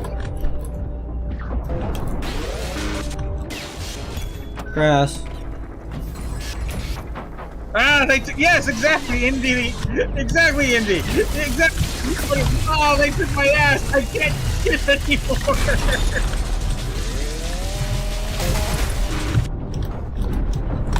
I can't shit. They took my ass.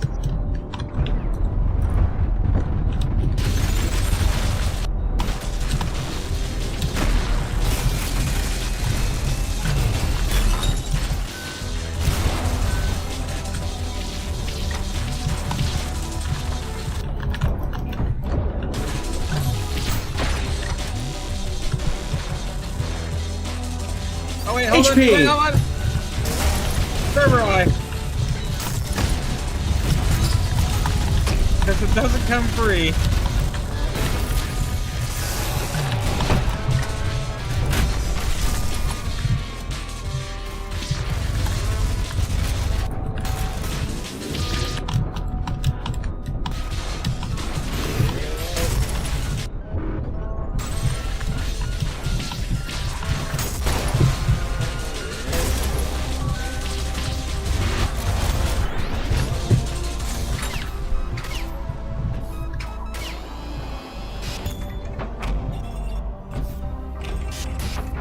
Hold on, I'm gonna look up the Wario meme now.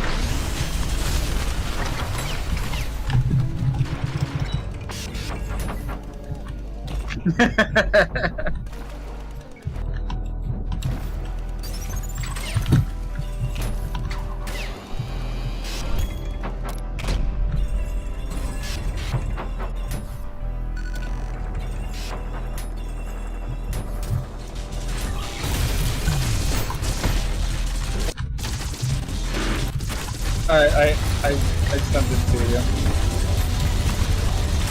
Now apparently they have corrected their grave error and they have returned Wario's ass. If only they'll return mine.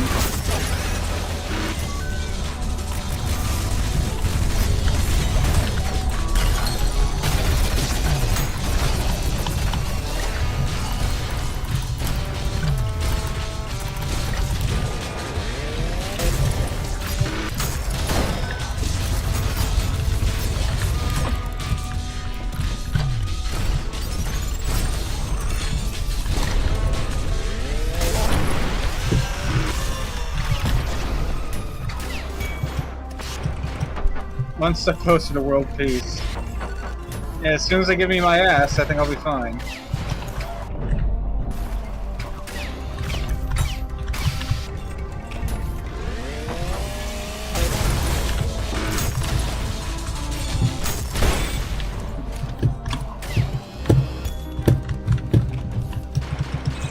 Alright, we didn't do the secret level unwrap, did we?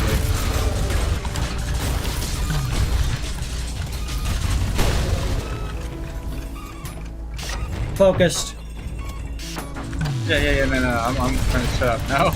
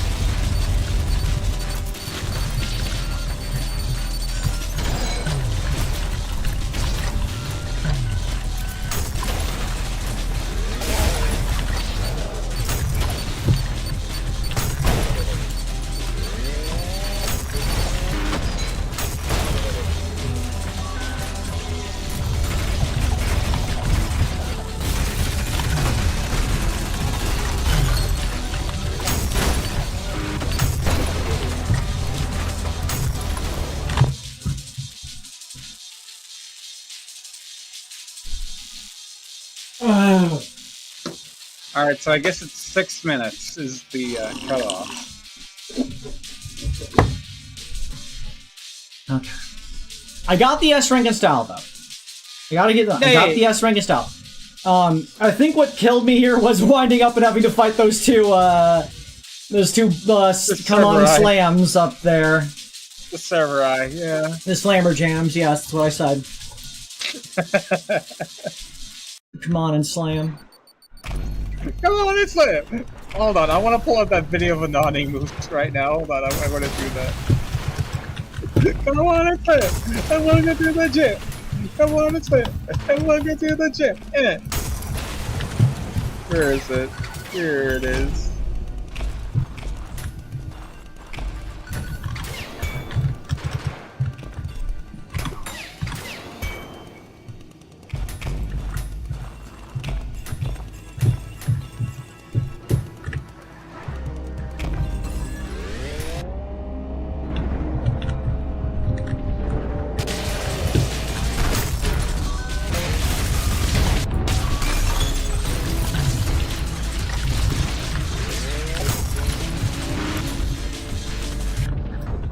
There we go.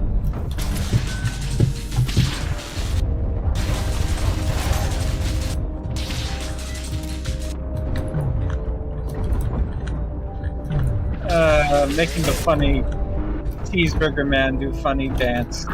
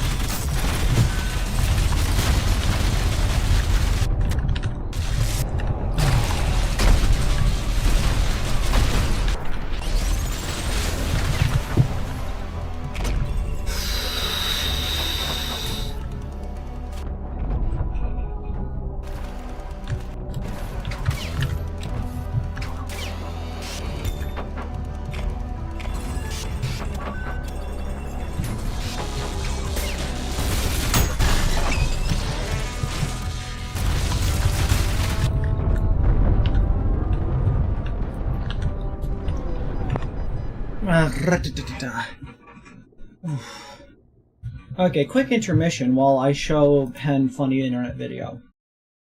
Ooh, funny internet video. Wait, is it the come on slam and welcome to the jam? Because I already No. pulled that up. I already pulled that up in chat. I'm sorry. It might be a different video though. So.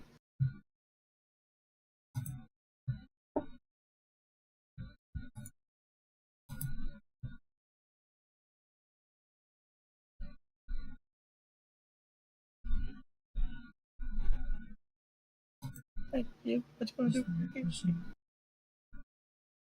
No, that's fine.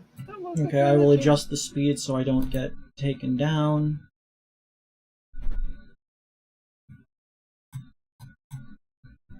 I mean, I don't know. Do you think Anonymous would be like that, or do you think? I don't know. Hard No, to say. they will flag me if I try to display things. That's a pity. Okay, let me window capture real quick, and then properties. Now, personally, my favorite of this guy's work is the taco review. That's just stupid. The tacos from Taco Bell, doing it and doing it and doing it well, doing it and doing it and doing it well, doing it and doing it well. I represent Taco Bell, the real shelf. It's just such fucking spirit. Oh, this one. Yeah, let me just stand here to block all content so that people cannot flag me. Okay. So yeah, this was the video. One of the videos I wanted to show you. What sin do you relish the most? Wrath. Outrageous. My fury is justified. My anger is pure. You wear vengeance like armor, but it corrodes from within. You will become what you aim to destroy. Kreed. How insatiable. I love this video. And theirs. It's so weird. It is. This feels like something that you would see at like 3 a.m. Surrounding my gold. Envy. How inspiring. I see what others have, and I ache to take it for myself. Your gaze lingers too long on others' light. In time, you'll forget how to kindle your own. Lust. How tender. I long for touch, to feel alive again. You seek warmth in a fleeting fire. It will burn you hollow and leave you cold. Sloth. How restful. The world moves too fast. I crave stillness, and I want no part in its frenzy. Your apathy will rot your will. Even the soul needs motion, lest it wither in place. Pride. How noble. I've carved myself from stone. I bow to no one. Even statues crack, and when you fall, no one will dare to catch you. Gluttony. How delectable. This world has prepared me a vast banquet, and I will be fooled to not partake of it. And when the beast's flesh runs scarce, you will brandish your fangs against your fellow man. Be still that you've become.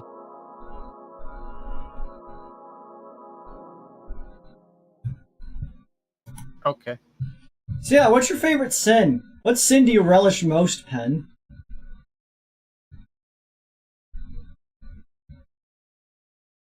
I mean, out of the 7 deadly sins, or are we just talking about anything that is just a sin in general? I guess the 7 deadly sins, since that's the focus of the video. Okay, alright, let's see.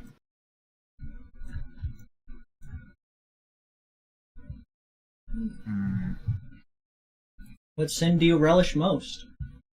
I don't know. I don't think I necessarily, like...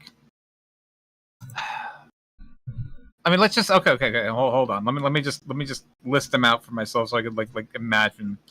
We got wrath, pride, lust, envy, gluttony, sloth, Greed. greed, and... That's 7. Wait, that's 7. Okay, I'm sorry. I mean, I don't value greed. I hate capitalism. I don't... I mean, I guess I kind of value sloth to a certain degree.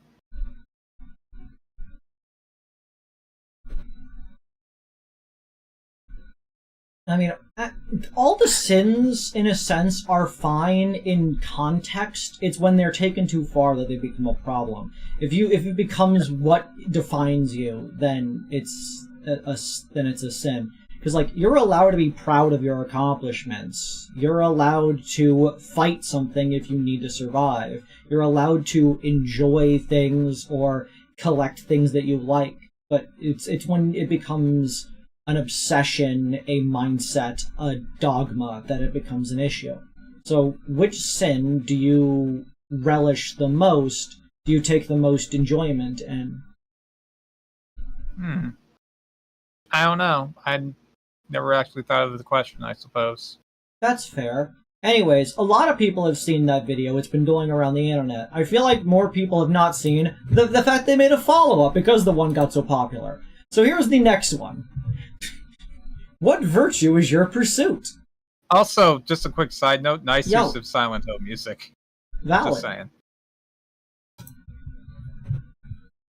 Oh, I forgot that I had mute the tab, because I like to mute the tab before I change it. It doesn't automatically play. What virtue is your pursuit? Temperance.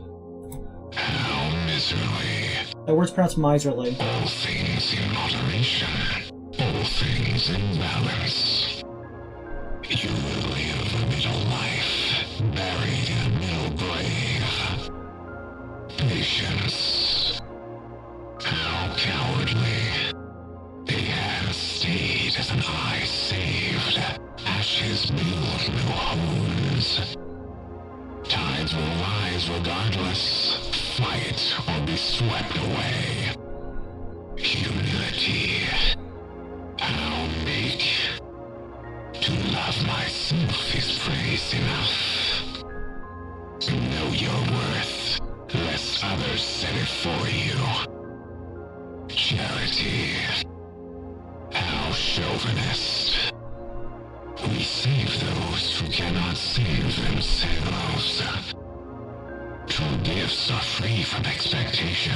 They do not owe you their saving. Diligence. How restless. Labor enables man, advancing purpose.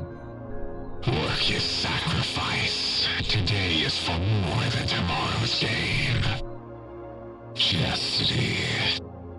How prudish. I love through my body. It is my most precious gift. Joy shared is joy multiplied. Its lack does not create value. Kindness. How naive. A single candle can light the darkest day. You will burn from both ends until naught is left but memory.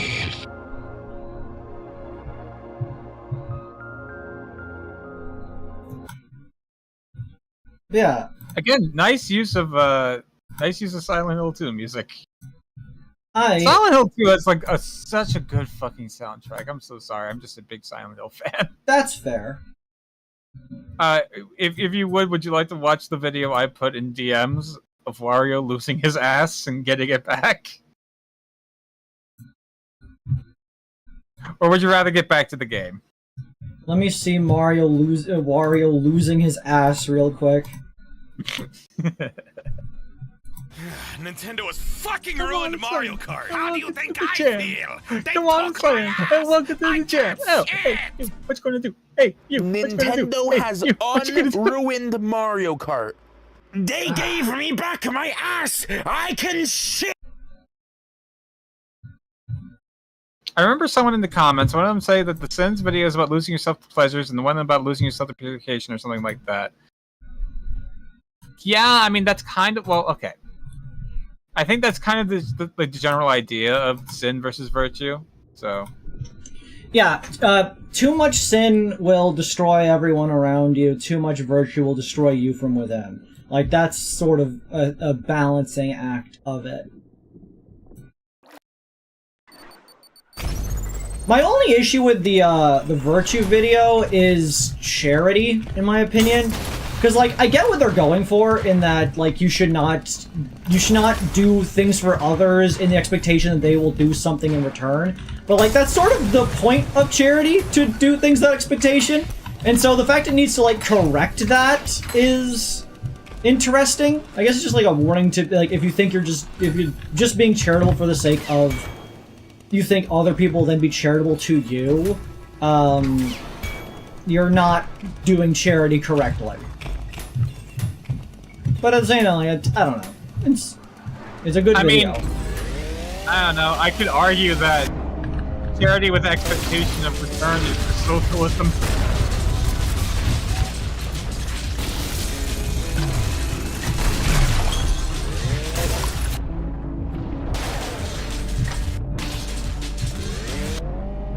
Where? There. You!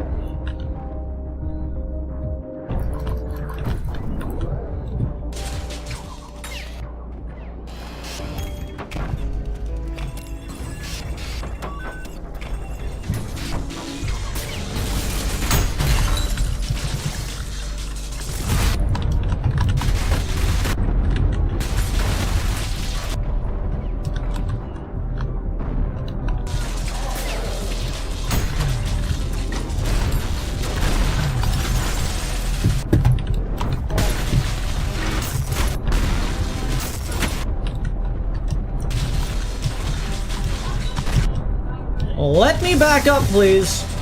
Piss off.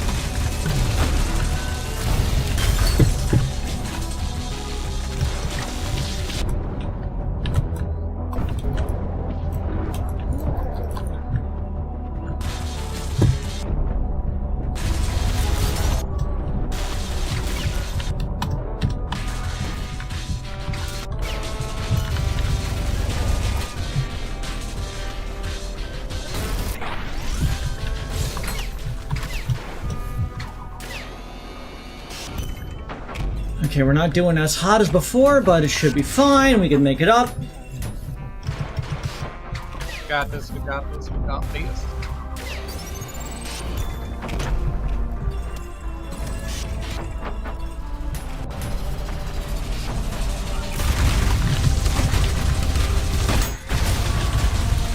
Oh, as for my, like, favorite... I don't want to say, like, my favorite sin or whatever, but, like I said, there's a few things that are considered sins in, like, the Bible and whatnot that are just kind of silly if you put, like, an ounce of thought into it. And I think one of my favorites is the idea of doing literally anything during the Sabbath. Like, during the Sabbath, you are supposed to do literally nothing. Like, the amount of... Like, you can't do anything. You can't even pick up sticks for a fire, or anything like that. No. You pretty much have to do nothing.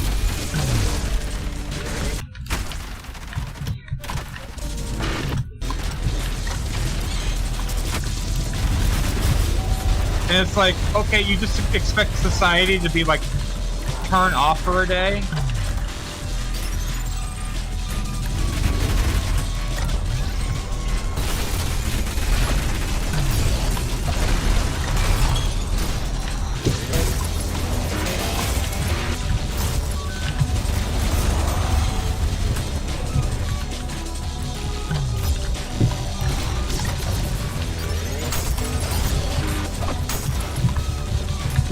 even Jesus said that was a dumb rule, right?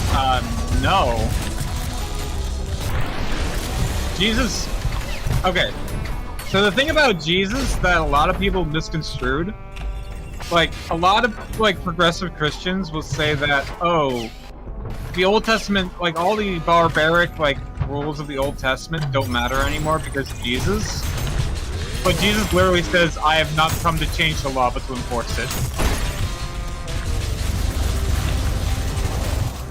That all these things shall remain the same until heaven and earth come to pass. Like, literally, he's saying, I am not here to change the rules. So if you think I'm here to change the rules, you're doing it fucking wrong. So yes, you're supposed to literally do nothing during the Sabbath, even now.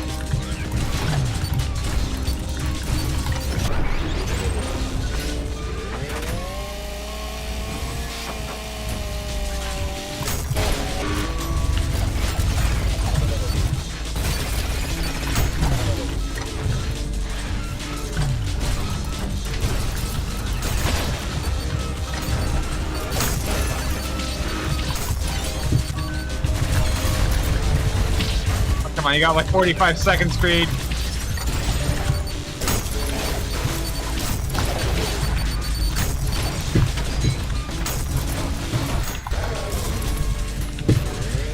"30 seconds.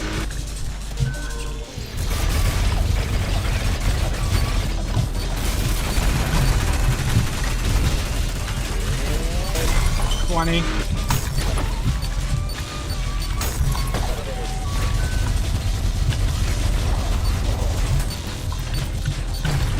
10 seconds.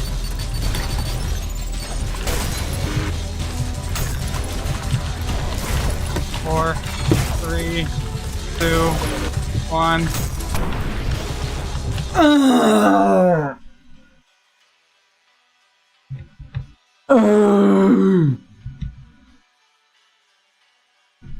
Ass. So close.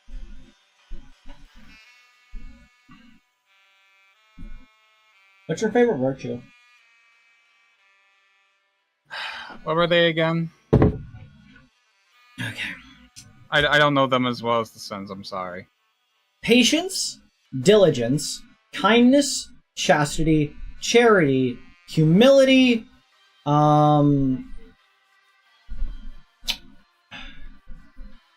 patience, diligence, chastity, charity, kindness, temperance, and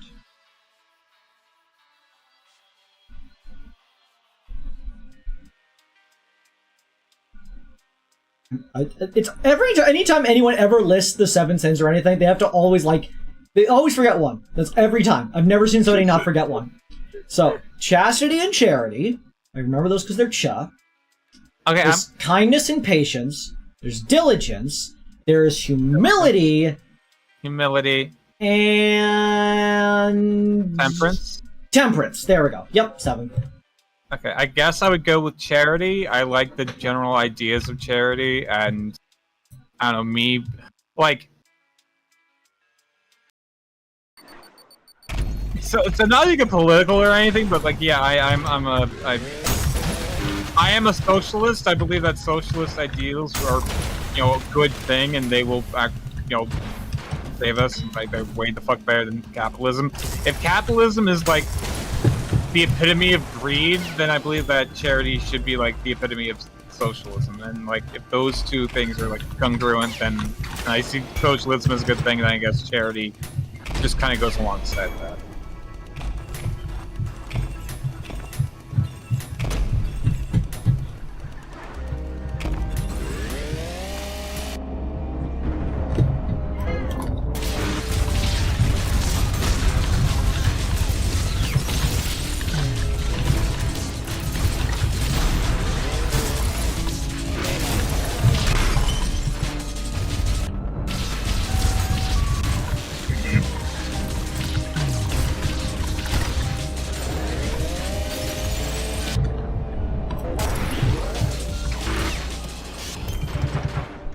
Okay.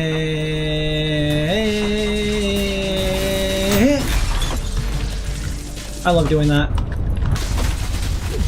It is a good move. I will admit that.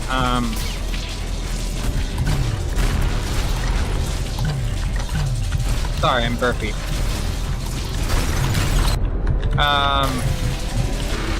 What was I going to say? Alright, I told you about, like, how the screwdriver has, like, I guess for lack of better term, shuckle tech.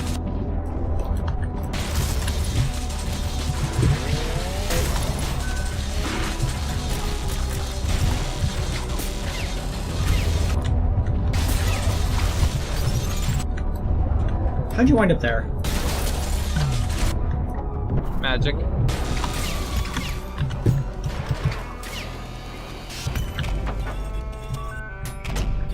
Okay, here's a question for you. Out of like all like world beliefs that you're familiar with and whatnot, right? All theological beliefs. What's your favorite version of hell?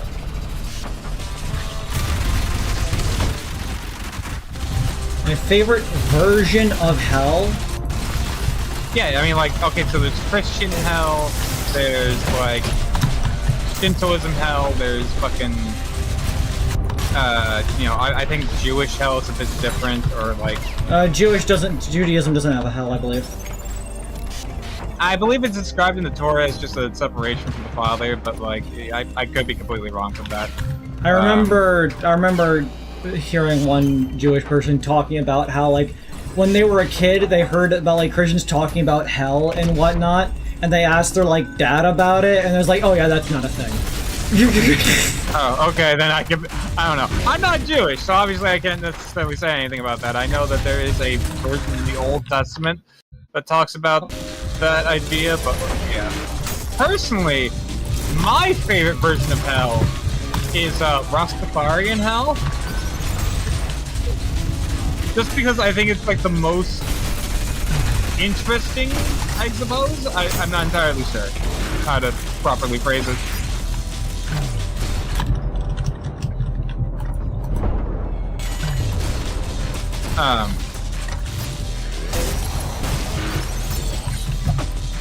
So I believe I might have brought this up before in one of my streams, but I digress. So in Rastafarianism, both heaven and hell are actual, like, physical locations on the earth. Like, they're actual, like, real places. In fact, they're both countries on the earth. If you want to take a wild guess as to what Rastafarian heaven and hell are, I would love to hear your guesses.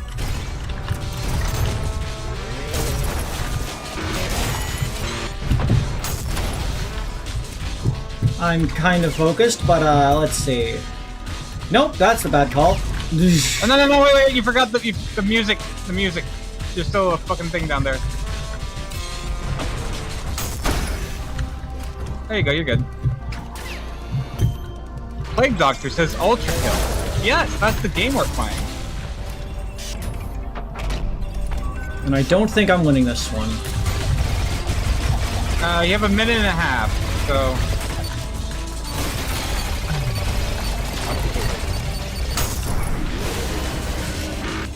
Yes, but I don't think I have enough points for style.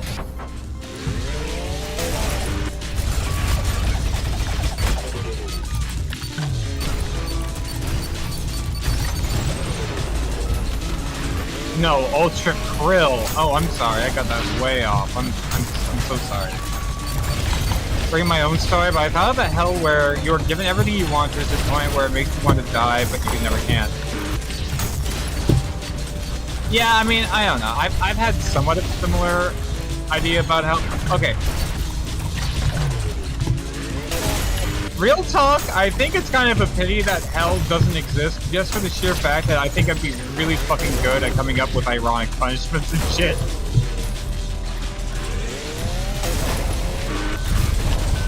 "25 seconds.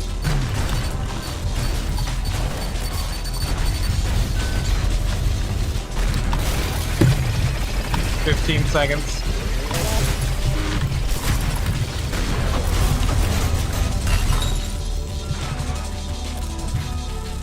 And 5, 4, 3, 2, why.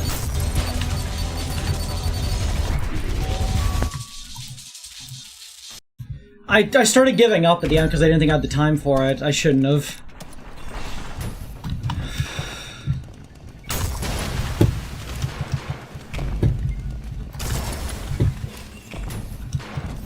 Anyway, if you just want the answer, I could just go ahead and explain. Hey, go ahead. Okay, so in Rastafarianism, Ethiopia is their heaven, and Jamaica is their hell.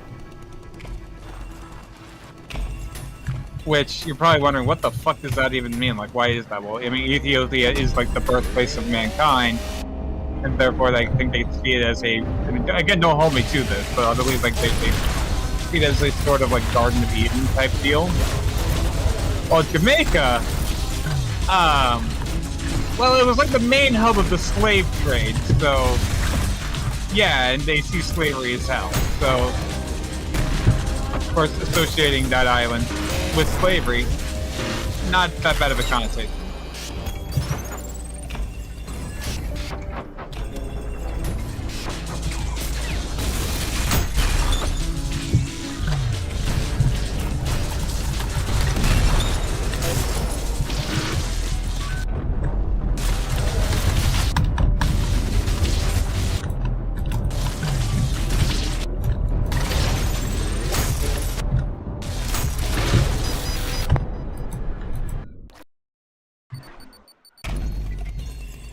Okay.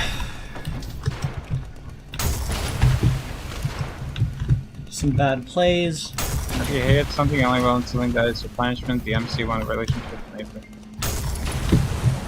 Okay. Alright, Dante. Not you, I'm talking to Indy.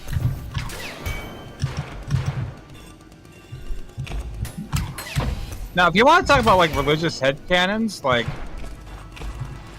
I don't know, I had a bit of, like, a theological, like, theologian, like, themed dream a number of years back that I thought had, like, an interesting, like, kind of take on religiosity.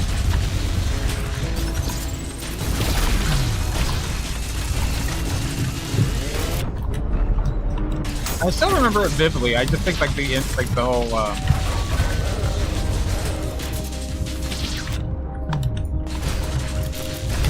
like the whole concept is kind of a neat take.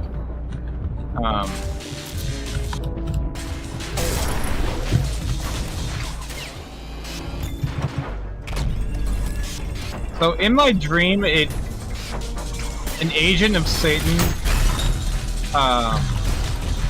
said that, like, described the whole system as God and Satan are actually on the same side. They just care about different facets of your life.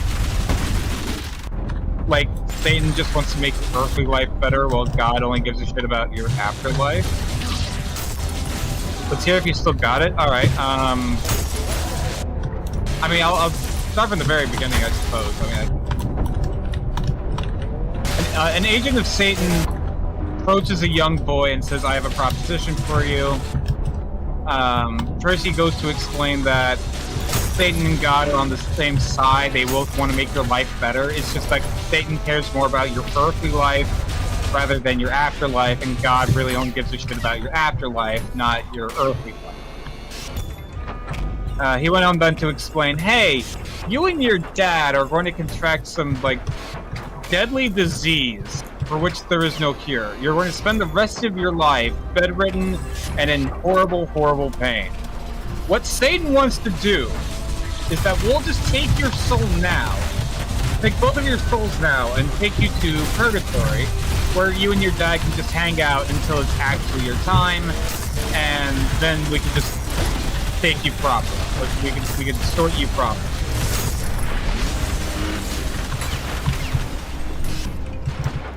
And if you think about it, okay, that's not that bad of the devil to do, you know?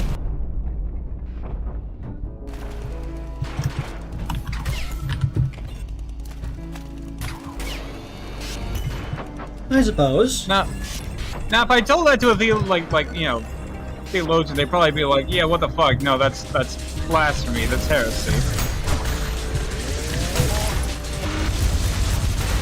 And even under this model, God's still kind of a dick, but hey, at the very least, like, it makes more sense than God letting babies starve to death, so...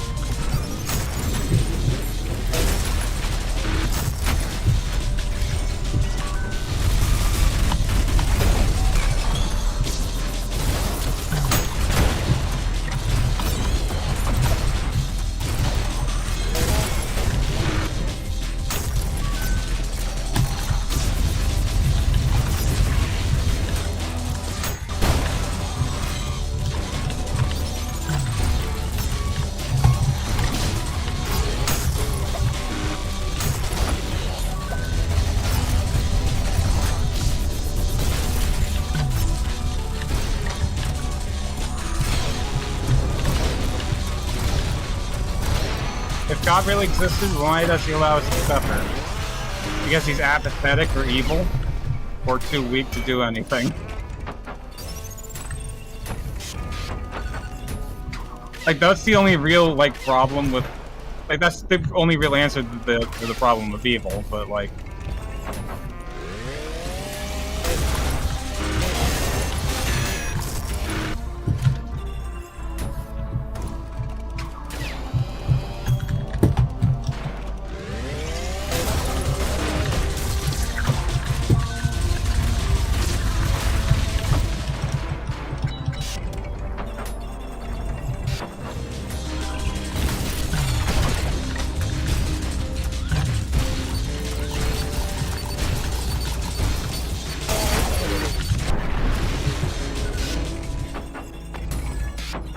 You have a minute left.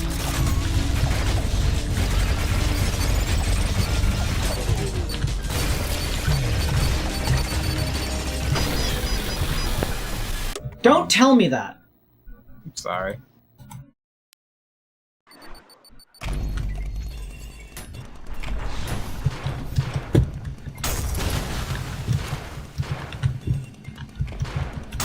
I'm just trying to concentrate. Okay, alright. I'll keep my app shut. I'm not telling you to keep your app shut in general. I'm telling you to just not state things that relate to me having to do things. Alright, I'll keep my app shut in terms of gameplay. I'll just talk to chat and whatnot. Yes, please continue to talk to chat. Hi, chat. How are we doing? I will continue trying to focus. How's it going, chat? Are we epic gaming it up?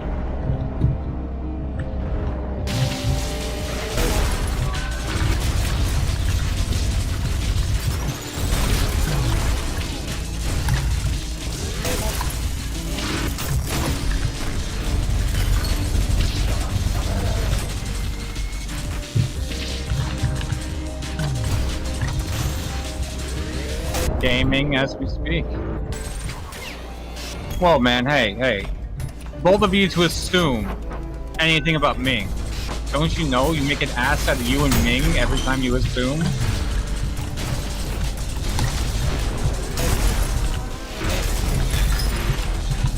I'm good, and you talk to my best professional Kreed. Do you think they can pencil me in? For the last time, Kreed cannot give you a prescription for cocaine. They stopped doing that like 100 years ago.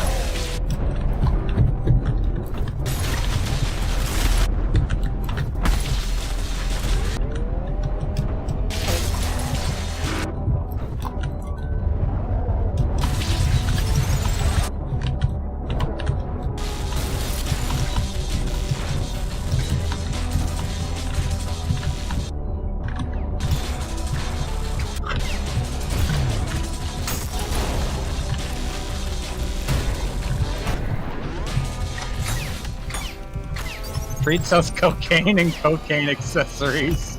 You know it. Well, you know. Well, on the DL. You can't be saying that shit out loud. On the download, yes. Ah, yes, let me download my cocaine.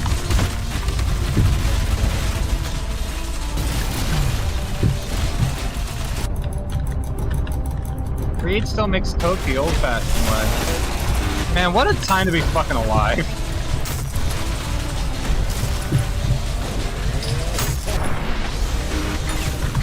Got a headache? Here's some cocaine.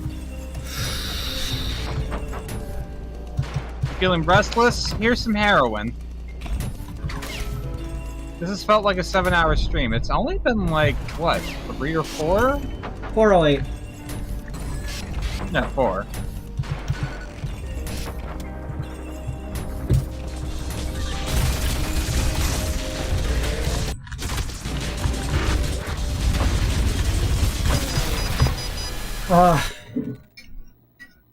Hey, would you like a bit of a reprieve? No. Oh, okay. Just I was about to say, the entrance to the secret level isn't here. So if you just want to go for that, and, like, do the secret level. After. After? Okay, alright.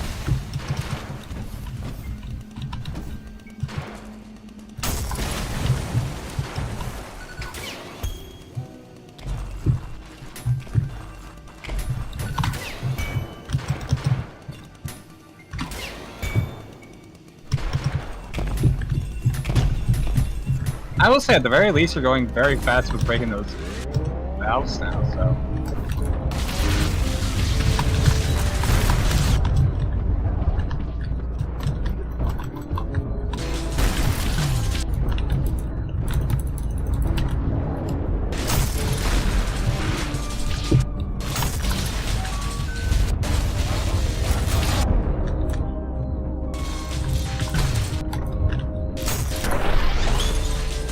Y'all lucid dreamers? Nah. I have had dreams where I've, like, realized I was dreaming midway through, but I didn't really do anything to it, you know?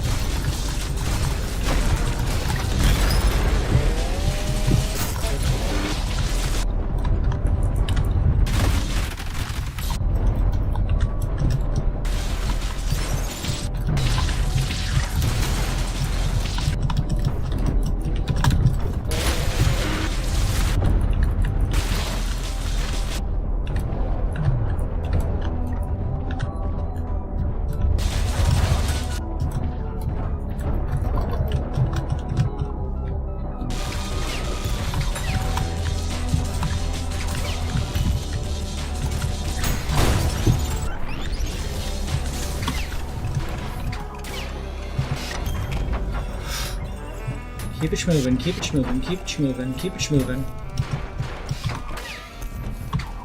I think you're doing really well, I mean, for the record.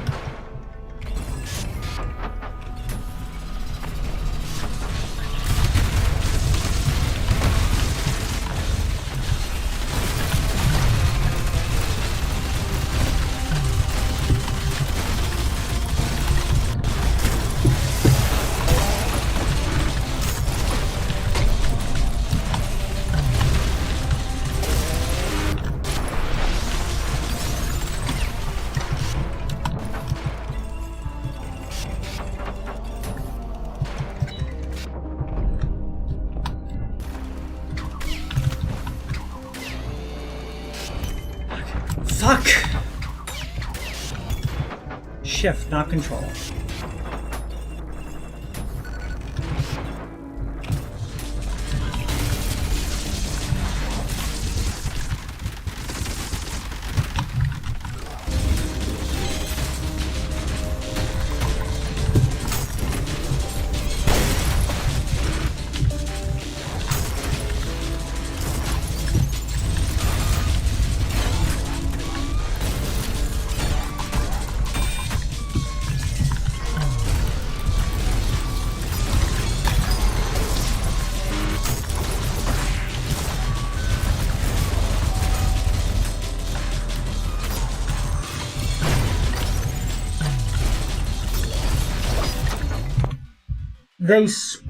They teleported over onto my rocket that was next to me. Mm-hmm. They teleported onto my rocket. Yeah, they have a tendency to do that. They teleported onto my rocket. I'm still in the middle of the screen.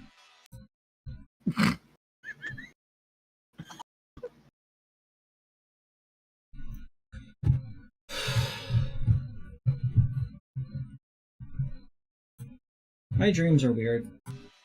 Not like super like they're nothing like crazy. They're just, you know, times. Yeah, I mean, same here. There's only like every now and again I get that really weird dream that sticks with me. Like I said, like the Agent of Satan dream. Like that was fucking forever ago. I don't remember like most of my dreams, to be honest. I only have dreams about my anxieties. Oh, do you have those fucking dreams where you're back in fucking high school? Because I get those all the fucking time. I get those all the goddamn time. And it's like, bruh, I've been out of that place for like fucking over 10 years now.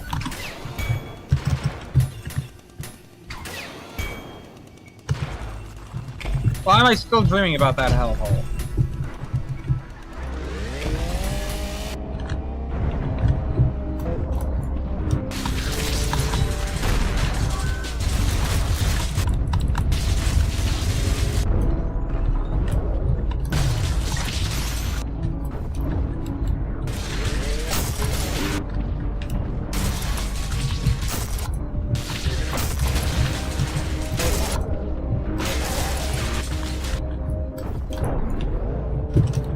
Because of all the pain it causes? Like, I don't remember high school being that painful. There's a few, like, memories I had that I'm like, wow, I'm glad I'm no longer dealing with that shit. But, like, overall, it's like, I don't know, my high school wasn't really all that bad.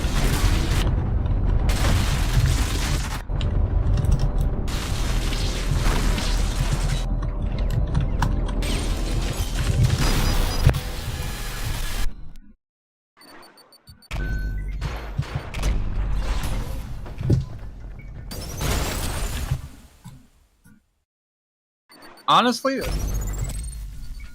oh, YouTube cut out what it was. Or we'll strike.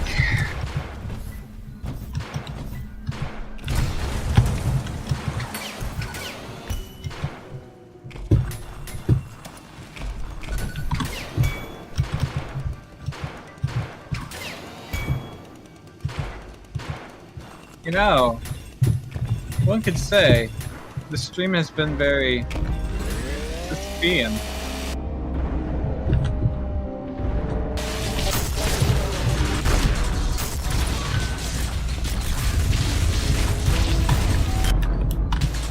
High school isn't that bad, but conversely, it's not the best use of your life. Oh yeah, like the people who say that like high school and like your teenagers are going to be the best use of your life, they're still full of shit. Like, bro, you're just getting started. How the fuck do you say it's the best? You don't even know, like, how the world works.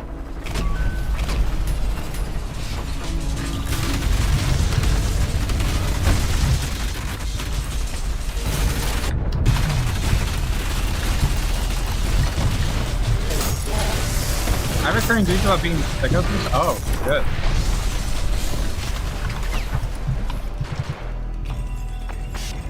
No, I mean, like, hey, man, you know, you do what you share what you're comfortable with. If you ain't comfortable with sharing that shit, that's fine.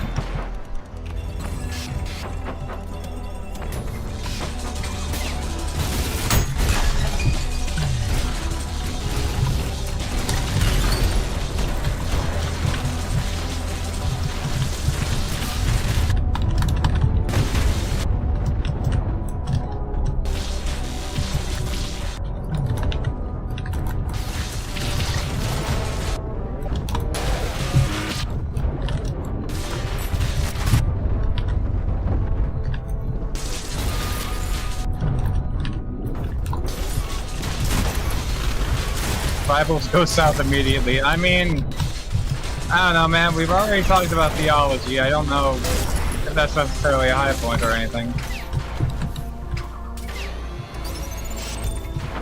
I mean, look, if you don't want to share, you don't want to share. That's fine. I ain't going to poke the prod or anything. It's all good.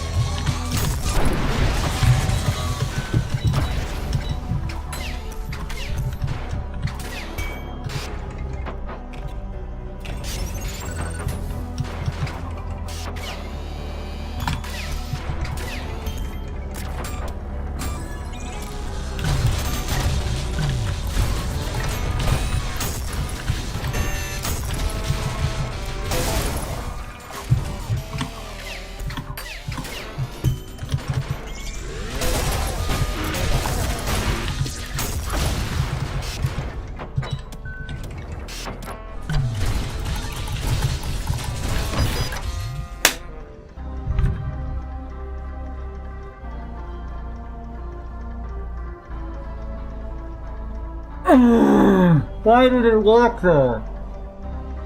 Why did it walk there? Why did it walk there, Ken? Because the AI in this game is stupid. Why did it walk into the rocket? The thing that's designed to stand 20,000 miles away and snipe me decided to run at me into a rocket. Well, I mean, it only has 2 attacks. Shoot Yes. you and kick you. Oh, hold on. Okay. What? I was about to say, like, we could still do the secret Well- level if you wanted to, but no, okay, but we gotta P rank this. We gotta P rank this. What part of that are you not understanding here? Despite you. Ah, that's a good point. Despite you. Feels it. Yeah.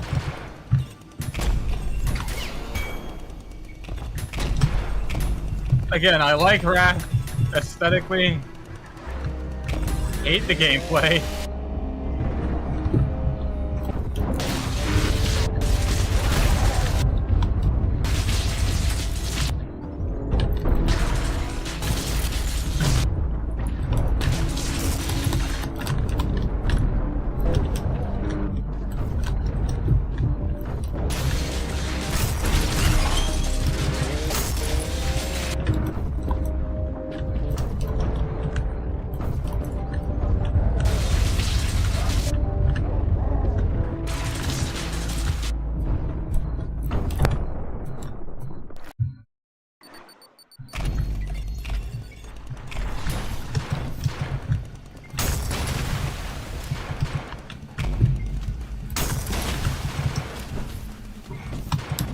I don't know if I can necessarily say. I want to move my mic real quick. I don't know if I can necessarily say leaving high school was like good or bad for me, because on the one hand, like it gave me somewhere to be, it gave me something to do, and it gave me like a sort of pseudo social life where I'm just surrounded by people all the fucking time because I was like heavy into music. But like, I don't know, man. I don't know how fucking quote-unquote real those relationships were, if that makes sense. It's like a lot of those people, they wouldn't give a fuck if they saw me, like, out on the street. They wouldn't give 2 fucks about pretty much anything.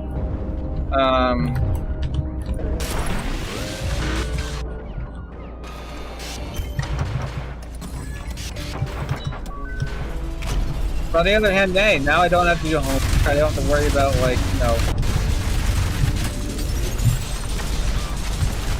I don't have to worry about, like, getting shit done on time or anything like that. Unless I decide to go back to college, in which case, why the fuck would I decide to go back to college?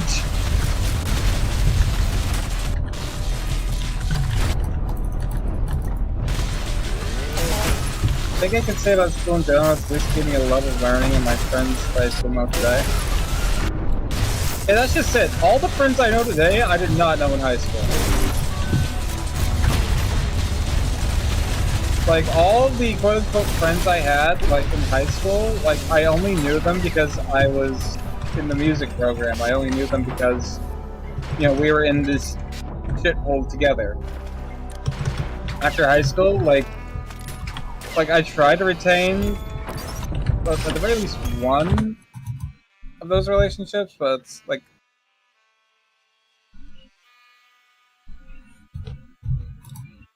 You good there? No. Okay.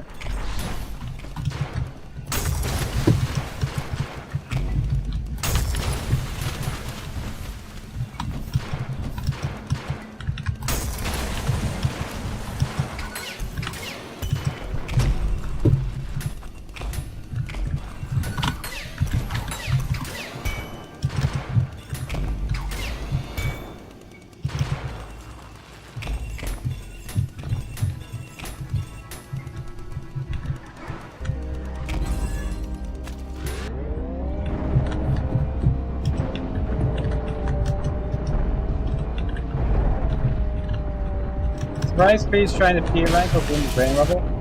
We came to the realization that, well, I mean, Creed came to the realization that, hey, their kit works just better with all the water bullshit removed. like their nails aren't floaty, their fucking explosions actually do something.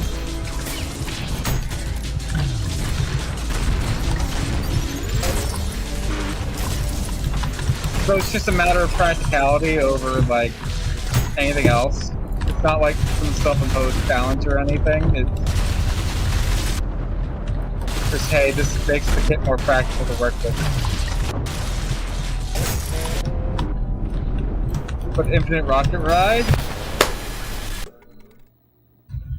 They're not really doing that, though.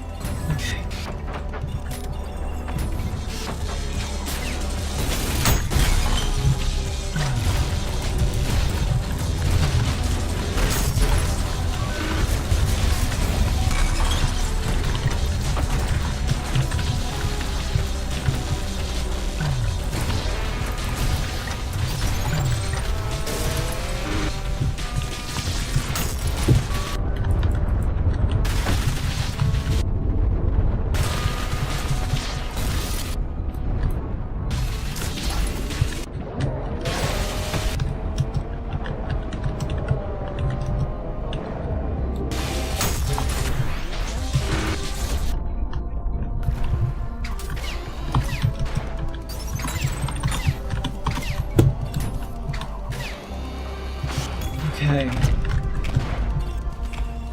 Keep moving.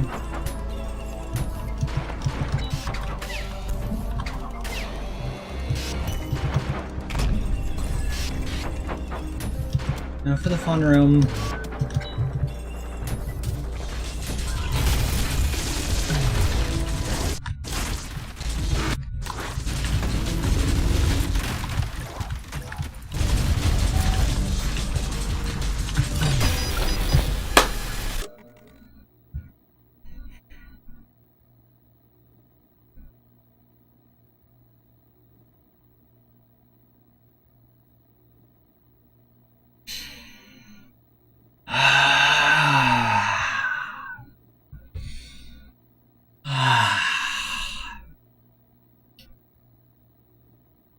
I'm gonna kill somebody.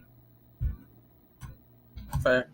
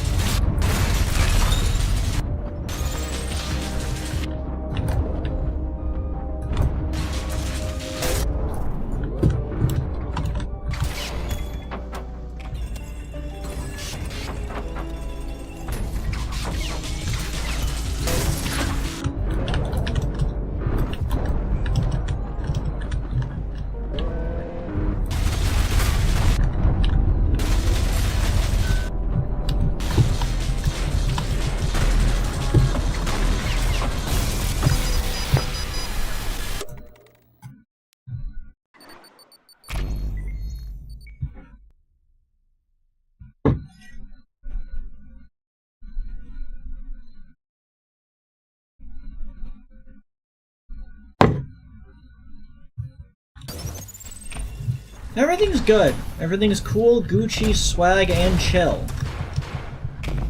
Okay. They should add more Sims. I think we don't have enough.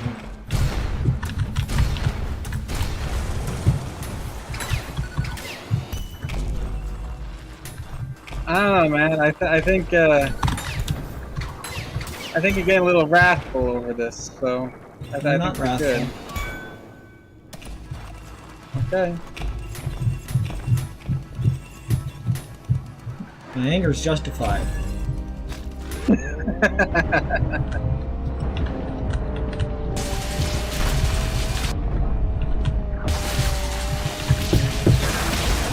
In workshop time.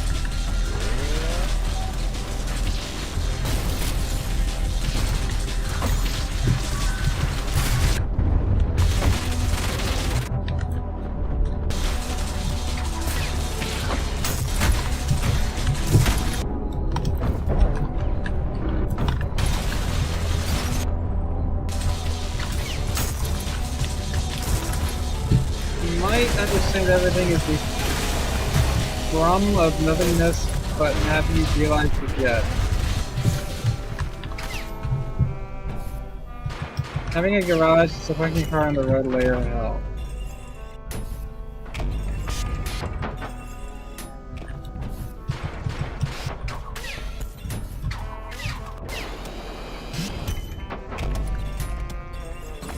I have no idea what that's supposed to mean.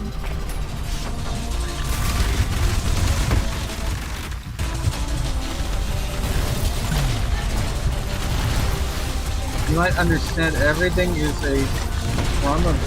You mean form of nothingness? No. Because I am not a nothing, I don't have access to a nothing, I don't know what a nothing is. Even if you mean just blank empty space. Even if you mean nothing as in no atoms, no matter, no anything, like, okay, we don't have an example of that in the universe, so... And even then, like, I am a something because I am... Are you on live chat or are you on top chat? Oh, it's the guy? Okay. I didn't realize I was a guy.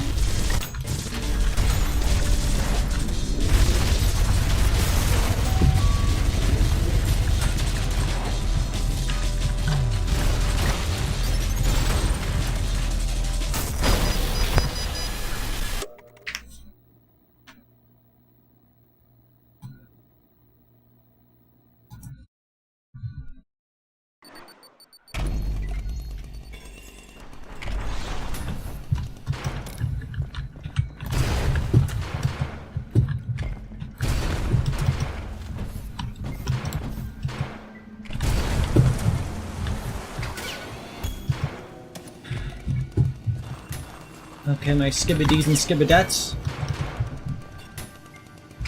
Let's riz this Jimbly.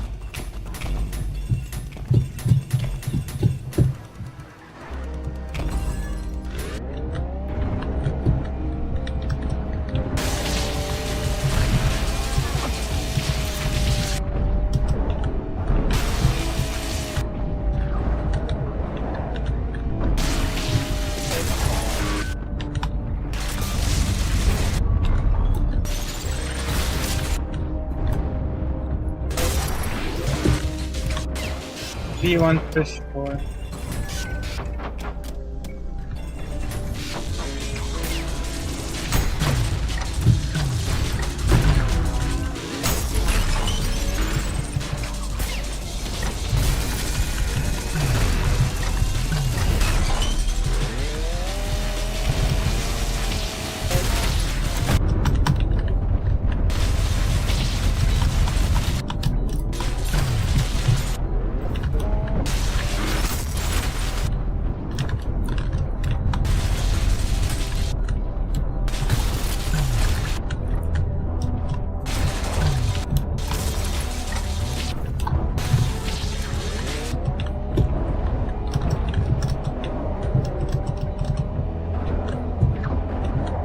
gonna be funny seeing Kreed transition from this to the secret.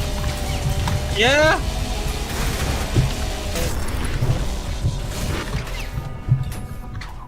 If we ever get there. You gotta believe in yourself. You gotta perceive in yourself. I believe it myself. Okay. I don't believe in my hands that are currently cramping. I wish we could swim in water that wasn't shit. Well, have you considered not swimming in water, not shit?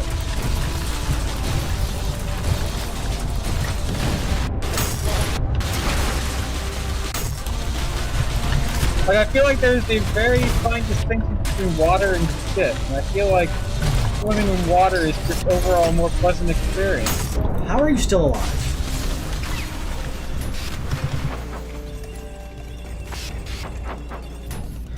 I don't think I'm gonna do it this time, folks. Put it down!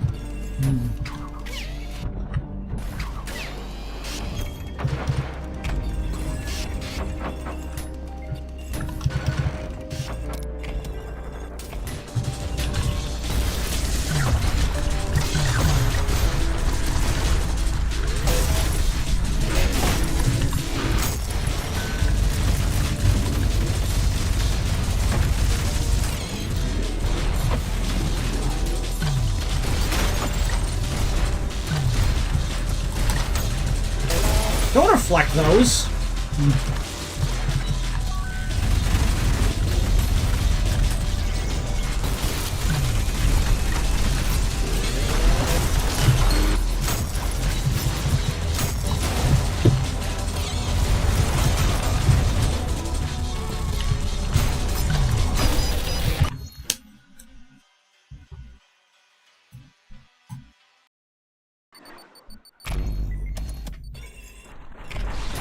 I mean, we can always look on the bright side. The bright side being is that there's only one enemy in the entire game so far that has any sort of movement negation mechanic, and that one enemy is not present in this particular level. So we can take some relief in that fact, right?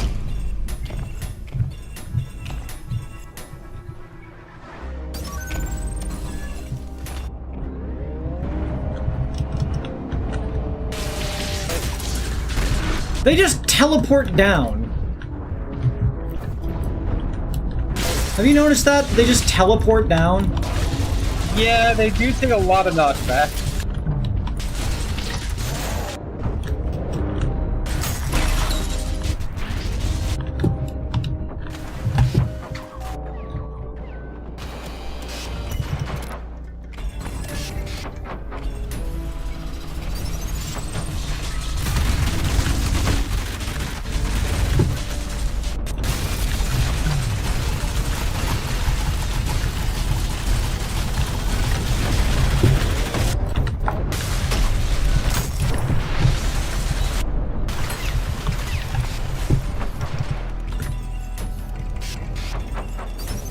Throwing a bunch of rockets at one while the other's being drilled is a good way to get them both to die pretty simultaneously, so that I don't have to deal with all their bullshit. Oh yeah, like I said, sustained damage in this game is really fucking good. Bonk.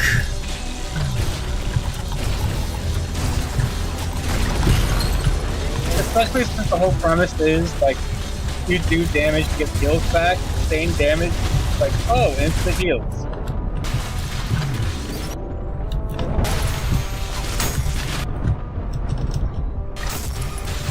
Fuck off. Fuck off. Piss off and die.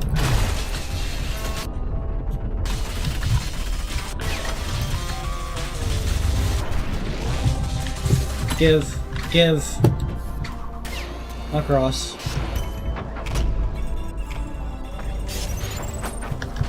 Now for the battle room.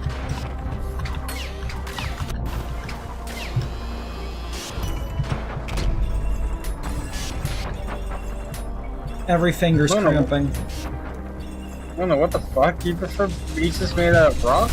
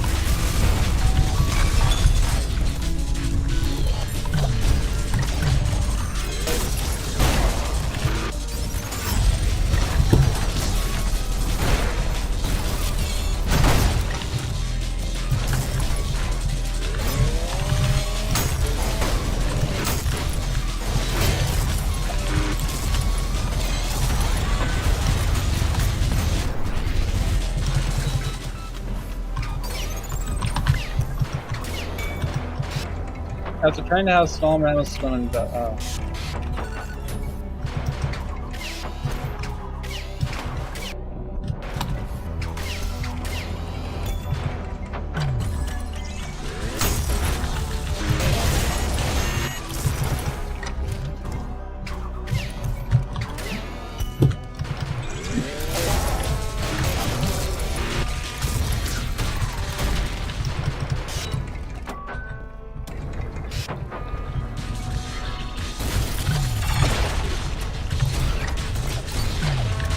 Rats swim in dust. I mean, I know chinchillas need to take dust baths, so I don't know.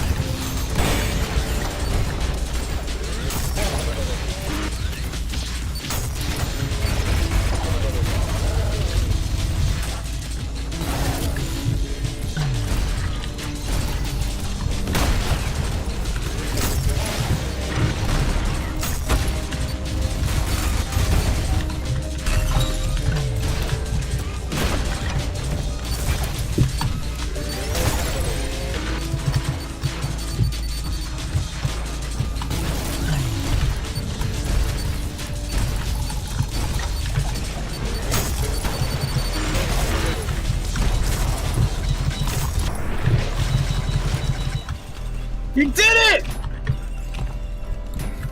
You fucking did Oh, it! Holy God. shit! Oh my fucking Oh. god! GG! Oh. Oh, dude, take 5. You deserve it. I need to Take stand up 5. first. I need to get up for a second. All right, now how about this? How about this? The secret level is really relaxing. How about we just take a Okay. break and do the secret level? Does that sound good? Let me go take a piss real quick, and then we could do that. Go void your bladder. It's okay. You deserve it, champ. Go piss. Go take that victory lap. Holy shit! What was that? Only like 4 hours? 4 hours? Oh fuck. Ah shit. Yeah, Wrath is not fun to P rank. I don't care. I don't care what anyone says. Wrath is not fun to P rank.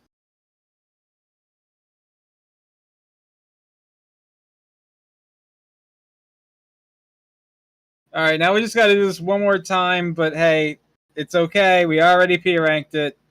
All we gotta do is guide them to the fucking secret. Alright? Now, do you think do you think they're able to... my brain is broken, man. It's like 3 fucking a.m. After P ranks 5-1, the first second of eternity shall have passed.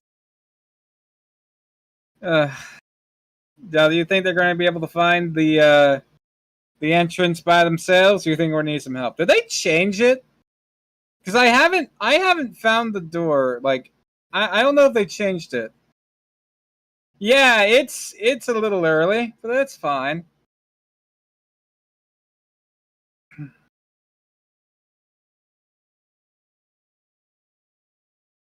Honestly, I think the biggest issue with this level in terms of just, times and shit was the fight with the Mind Flayer. I think that was what just took up so much of your time. Pen, I'm the ULTRAKILL nerd. Am I? I mean, I'm not a speedrunner or anything. I just know the lore and shit.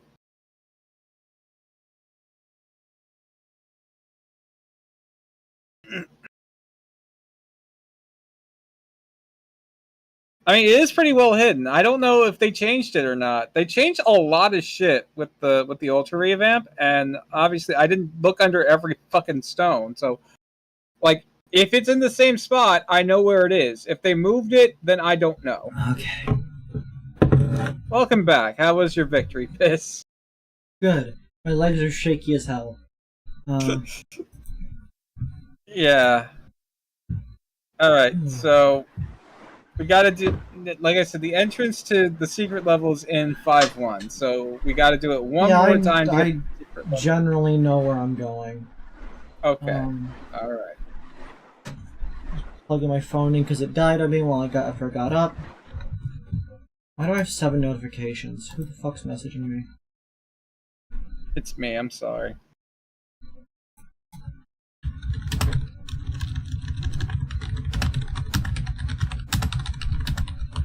Oh yeah, I know I already asked you this in DMs, but did you ever check your mail? I checked my mail today and I did not see anything. Oh, that's a pity. Okay. Yeah, I'm sure there's mail somewhere. Yeah, maybe it's... I was about to say, what address did you send it to, but don't say my address on the fucking internet. Did you get a delivery confirmed thing? Or like some sort of confirmation? No, I was just told that it would take like 4 days, and it's been about a week now. Because sometimes they send it to like the house next door because they don't understand how the buildings work, and so they get confused and just place it next door. So I guess I can like take a run over there next time there's light around. I used the I used the street address you sent me, and I have it listed for Avery. That's it. Yeah, they might have just got confused. I'll take a run over there in a bit, in like tomorrow or whatever. Okay. Alright.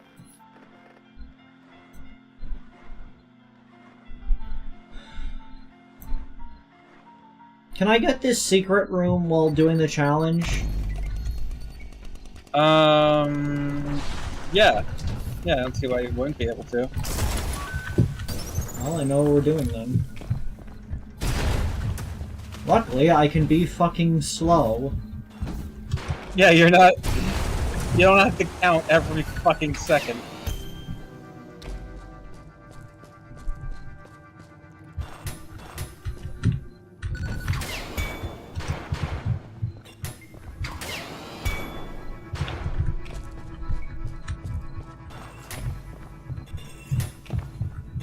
Kreed lives in a small puddle next to the shore.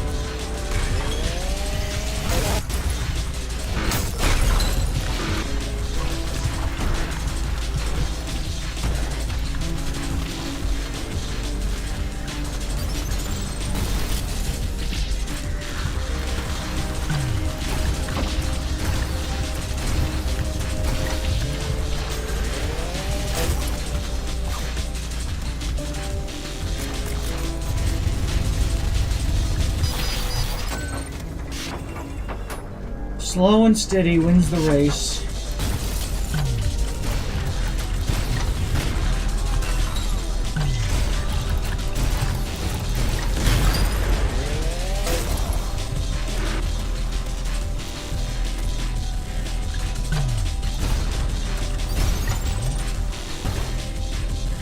Slow and steady.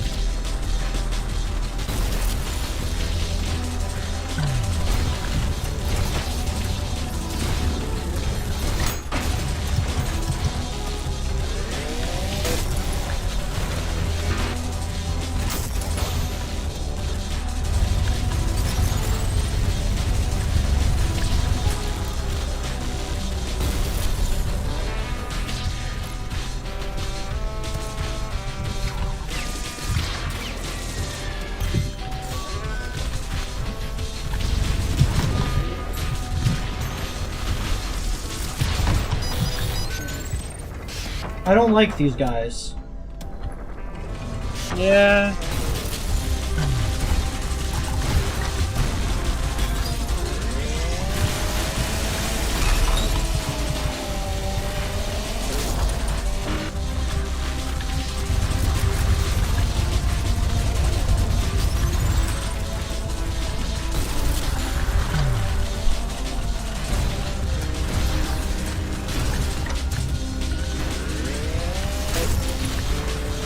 Honestly, out of all of the enemies I, like, hate, I think the ones I hate the most are the fucking soldiers.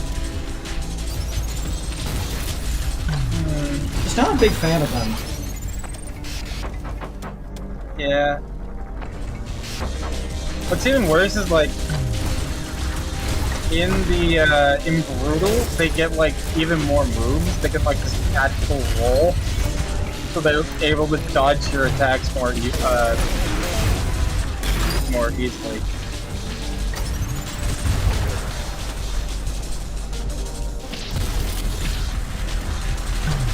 That even hit? Oh, fuck.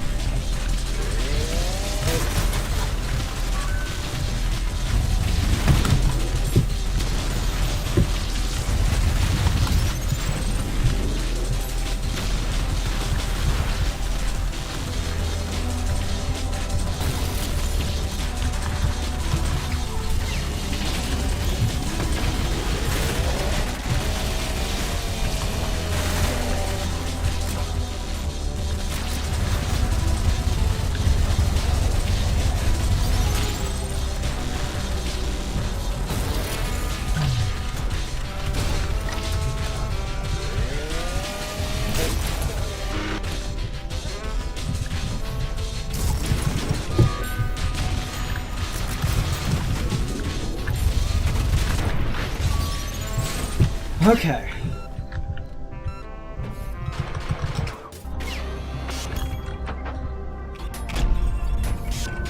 Creed lost counts because blood is liquid and makes you wet. It's only about water getting you wet. If this was a challenge about me getting wet, then I'd already lost an hour ago. Because of all the sweat? No, Tom. Oh, okay. Oh no. Well, God help you.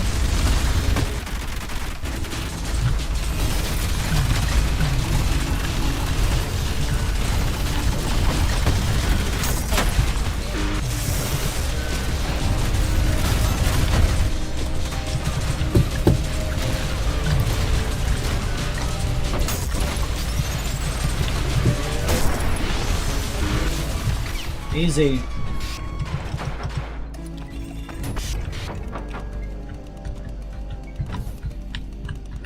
Alright, we are 2/3 of the way there.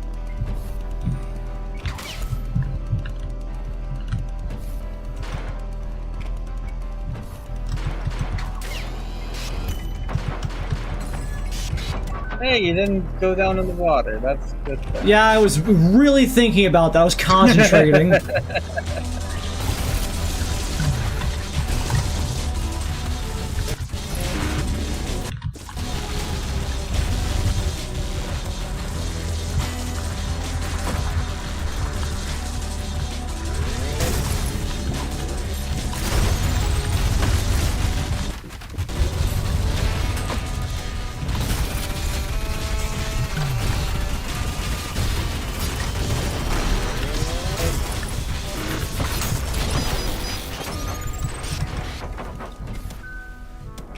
I don't know, man. I think we. When you said earlier, like I was thinking, like, hey, what's my least favorite enemy in the whole game? And I don't know if I necessarily have a right answer. Like, if we're talking common enemies, then maybe mind flayers. I really just they just seem very unnecessarily tanky, and they can be very annoying. However, if we're talking about like, cause here's the thing, right? Like, ferrymen are common enemies, but only in the cyber drive. So if we're counting them, then yeah, no, it's ferrymen. Fuck ferrymen. Like, they should not be common enemies. I stand by this. However, again, hideous masses are the only enemies in the whole game with movement negation mechanics, and they have fucked me over more times than I can count, so...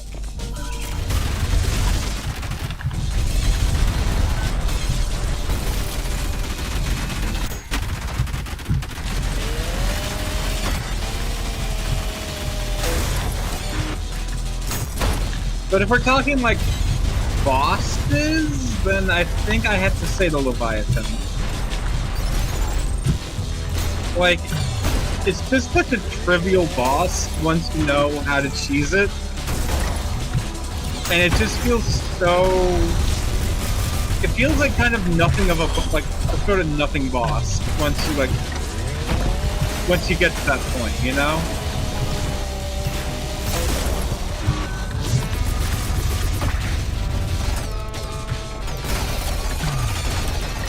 But there are a cold group glitch to beat the level faster.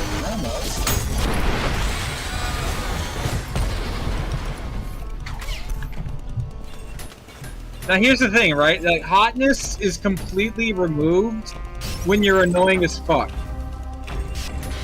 Like Mei from Overwatch. I used to find Mei from Overwatch hot as shit. But then I actually played the game, and it's like, oh, she's annoying as fuck. I hate her.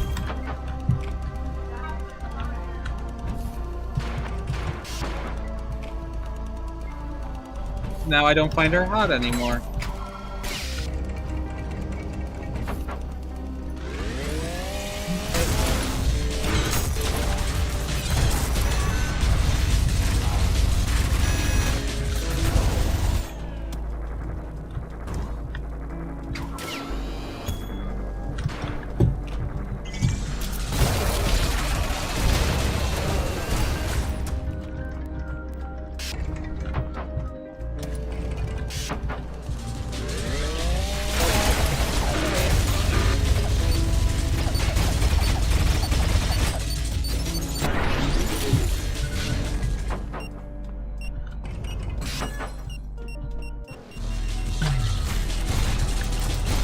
Yeah, I think they did move it.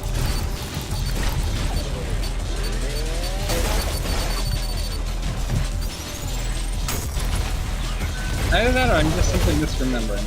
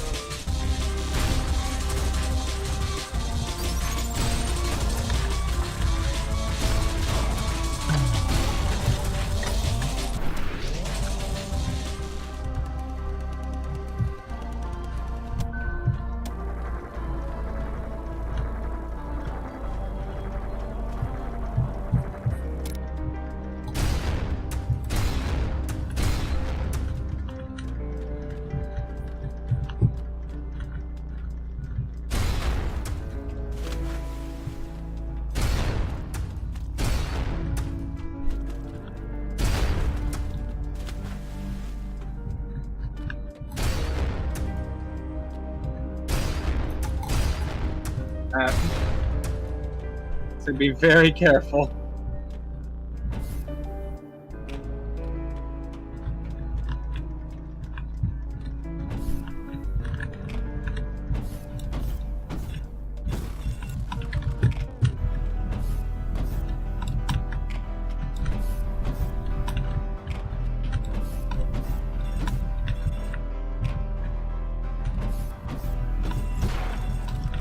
I'm not sure I'm supposed to go up there.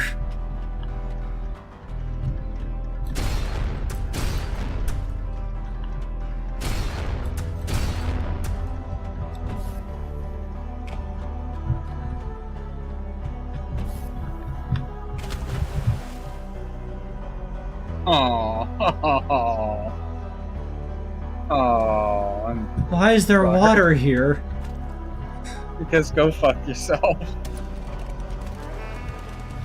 It's okay. We still got the secret level to look forward to.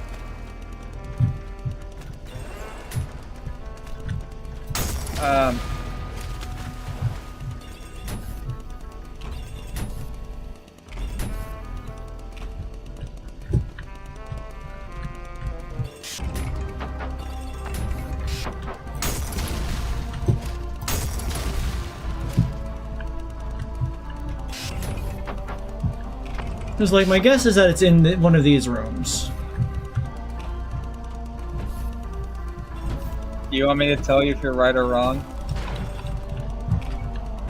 Give me a hot or cold. Cold. Okay, so it's a different room.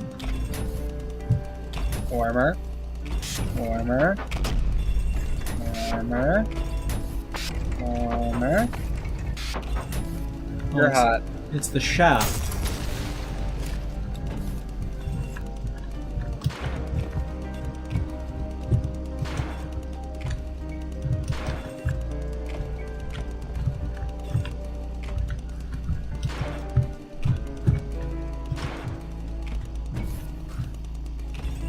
Among Us?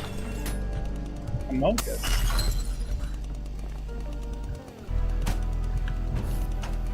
What? Bell. Bell? Bell. Bell. Oh! Go back to the main chamber.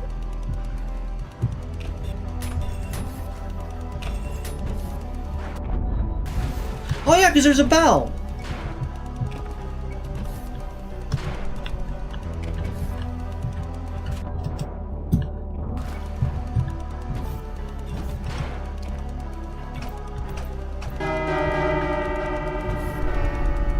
Dong.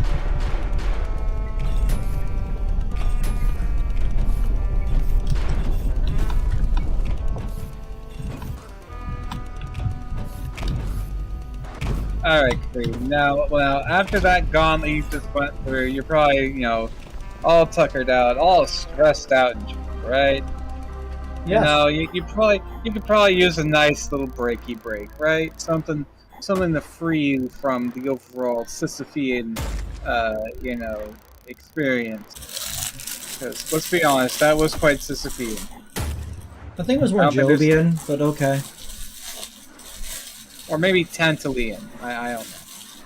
But now it's time for something a little bit. How about something just a little slower? You know, something a little easier on the old movement.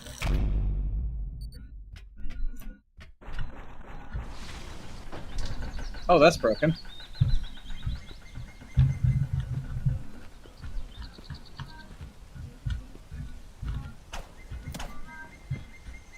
Christian medium. It's a fishing sim! Yeah!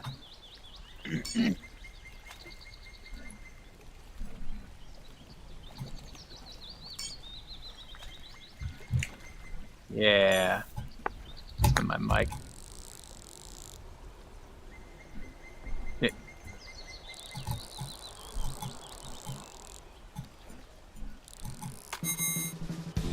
Funny stupid fish, friend. It's a size 1 fish.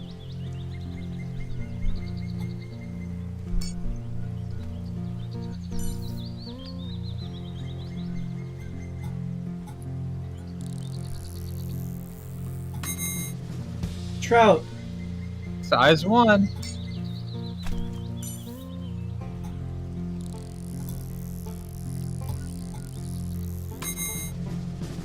Hit her. Get your fish.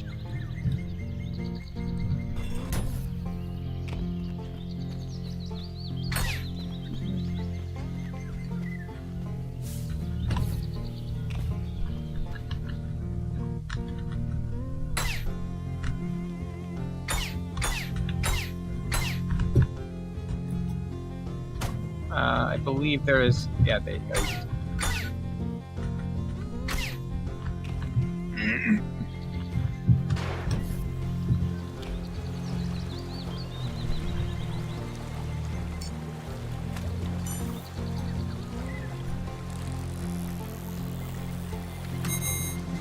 Bombfish. Fish. Kaboom.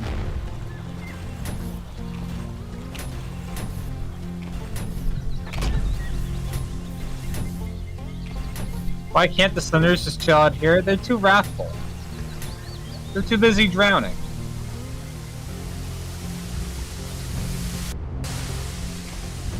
Of course, there's a secret behind the waterfall.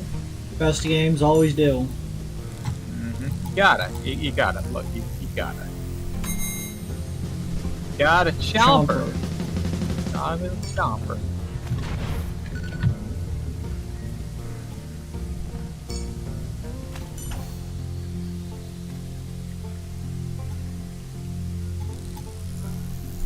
You just threw your chomper back in the water.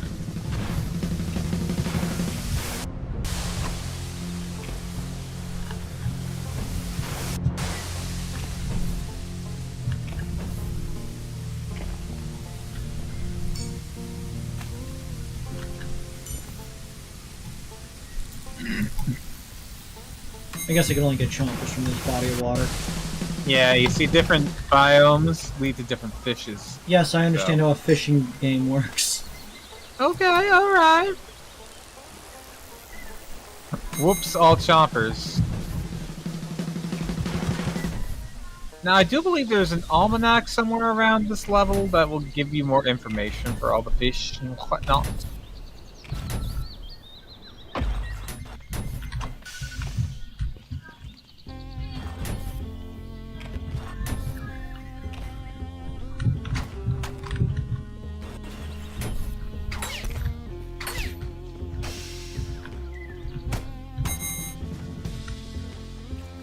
Caught cooked fish. Size 1.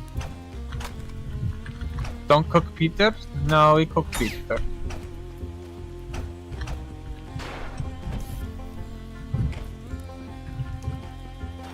I see, ain't this nice compared to rushing around and the hellscape?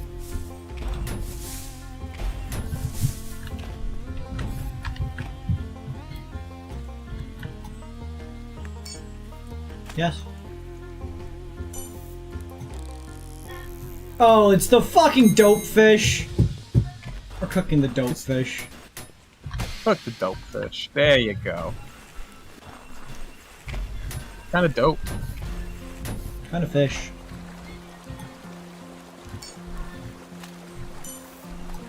I like fish. I used to keep fish. I feel sad. I wish I want to keep fish again someday. But that involves money.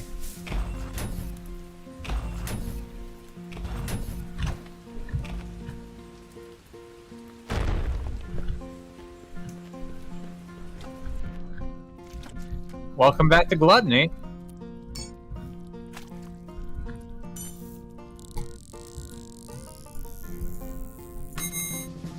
Eyeball.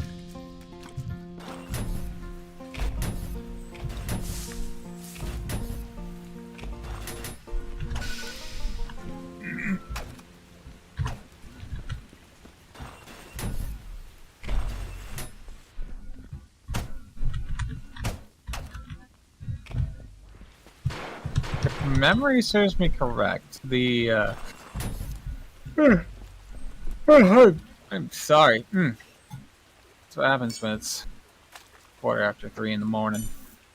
I believe the almanac for all them fishes. I'll find it. Okay, alright.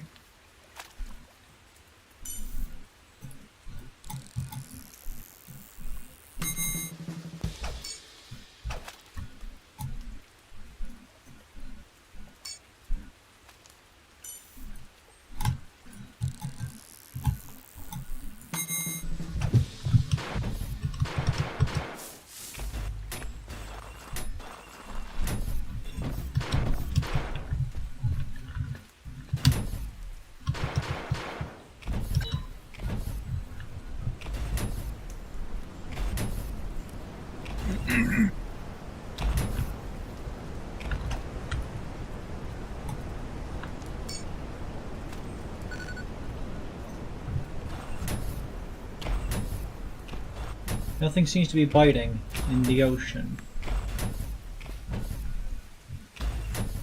I mean, it's an ocean full of sinners, so Yeah, I should catch one of those. she catches a sinner.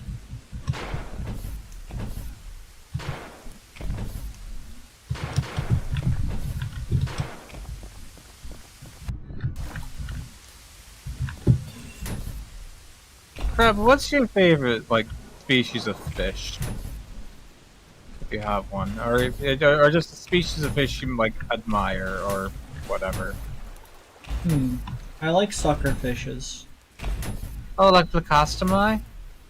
I don't know the specific word. I had one as a kid. Oh. I was about to say, there's a specific, like, species of catfish called a Phylloella. It's kind of like a specialized Placostomus.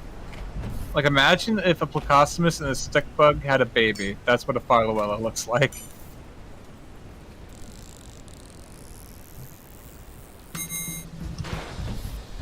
Friend.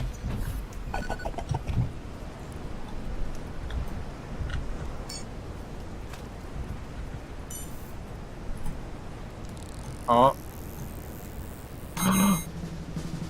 You caught the blowhage! Gotta cook You caught the blowhage. legendary blowhage! We're cooking the blowhage. No! Don't cook We're the cooking the blowhage! blowhage. No, cook the blowhage! We're cooking the blowhage. No! Don't cook the... No, you monster! Fiend! You evil motherfucker! You threw you. How dare you? Gotta. Obligatory.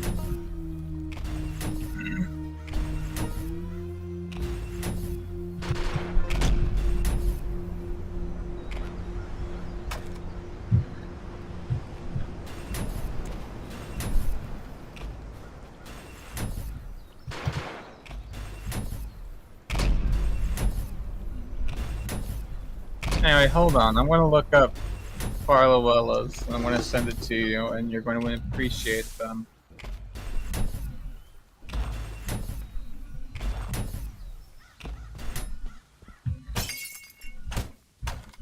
Copy image, and... If you can read this, please help. I've been stranded on an island off the shore for weeks now. I'm running out of supplies. I was drawn to ride the waves in hopes of finding the legendary size 2 fish. I owned every inch of land on the lake with no avail. I deduced that they must exist far out at sea, so I set sail with a month's worth of cooked fish, but the waves sank my ship before I could find anything.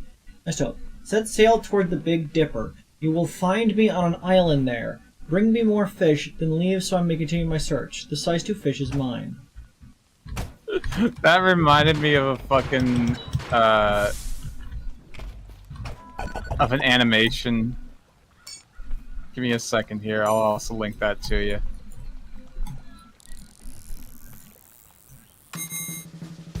Bitter fish. Bitter fish. When you're done with the level, feel free to check that out. Oh, what am I checking out? Animation. I will consider.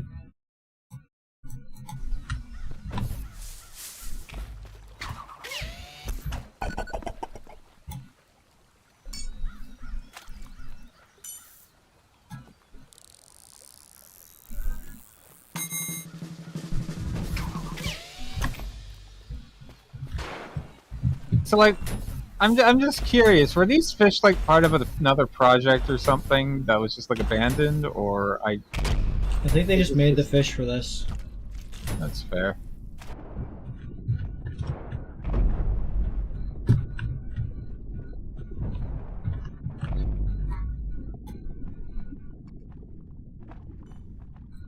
The references to other games. Okay. Frog? Frog? Frogfish are pretty weird. I will give them that. So.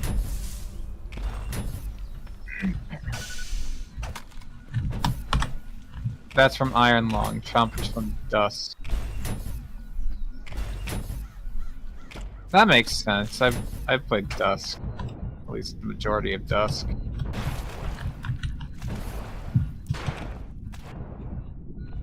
Oh look, it's the Spinal Staircase.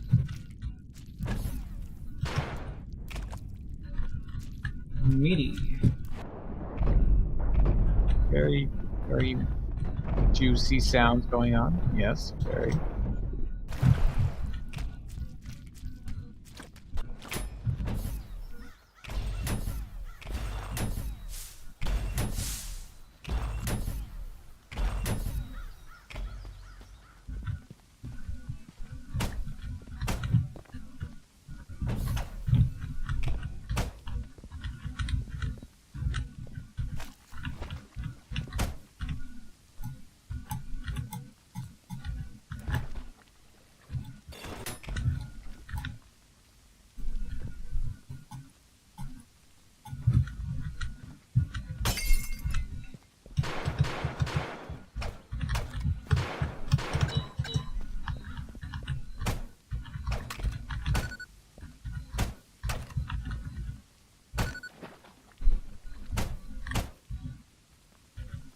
Too small for this fish, so I need a smaller fish? You need the size 0 fish.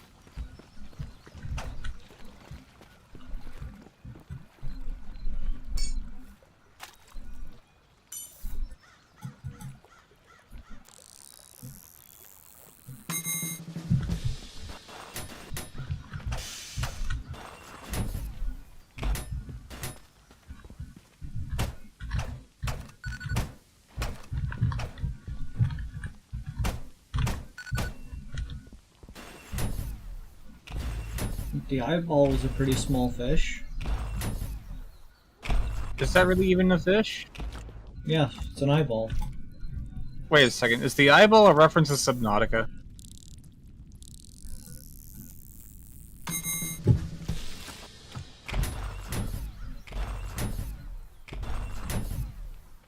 Because that does kind of look like a peeper eye, right? I guess. The pan is just too teeny tiny. You got it at the tiny baby store.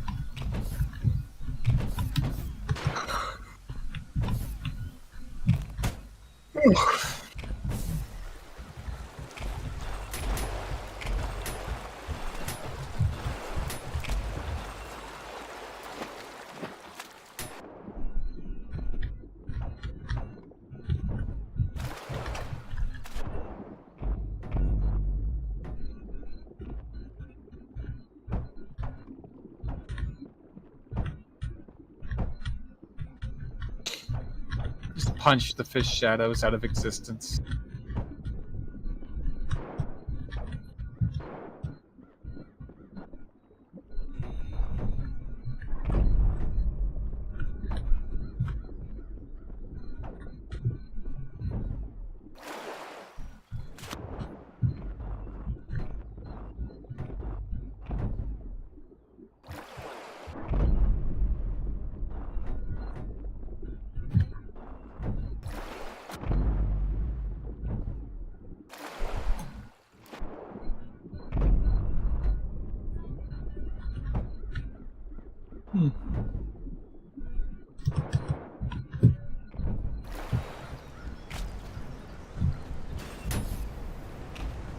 That's a really pretty skybox.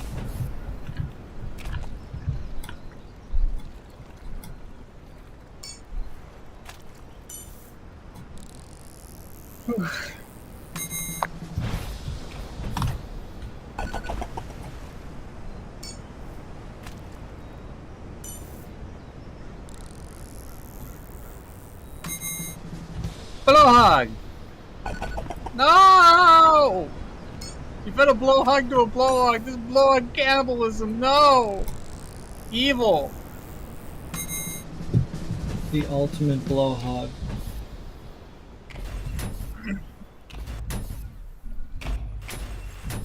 Man, I want a blowhog.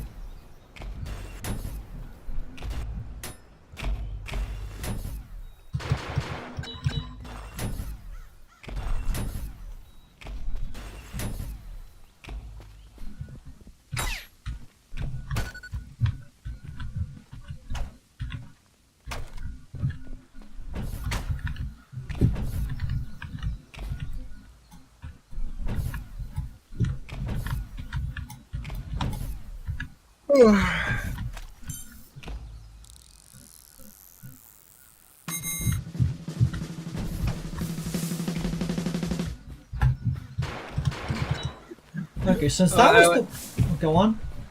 No, I'm sorry. I like how the drum roll just kept going. Since that was the well, the two before it were the blood, and the one after it is the cooked fish. Clearly, this fish needs to be somewhere I've not gone before. Like I said, I believe the almanac can give you like hints and shit. But I think overall it's kind of the same idea. Like some fish need to be lured out with bait, some fish need to be, you know, just a different spot. I will say I don't think you baited the cave pond.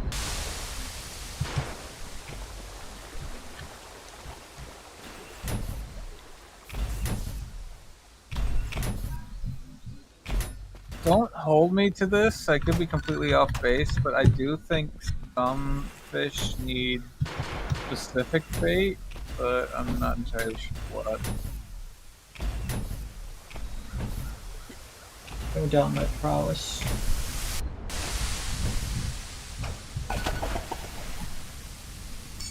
I'm all burpy and I keep tasting the Spanish rice I made. I made Spanish rice for the first time. It actually came out pretty damn good. Metal fish. Metal fish.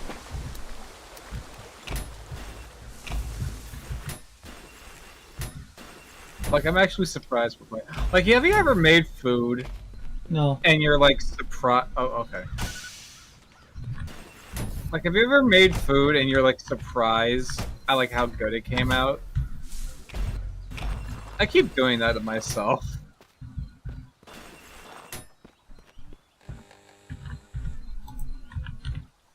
Stupid fish. A really stupid fish. A dumb cretin. A fool. An absolute buffoon. A bumbling idiot. Has a sense of humor. He's catching very frequently. Is usually used to teach novices and children how to fish. Hey, that's me, but in fish form. Pitterfish. A very smart fish. Loves cats. Swims near land. Often gets caught by fish on purpose just to be nice. Always ends up at the bottom of fish hierarchies. A common lake fish. Prefers deep water. Seems to have been held in high regard by humans, as there are known masked replicas of them.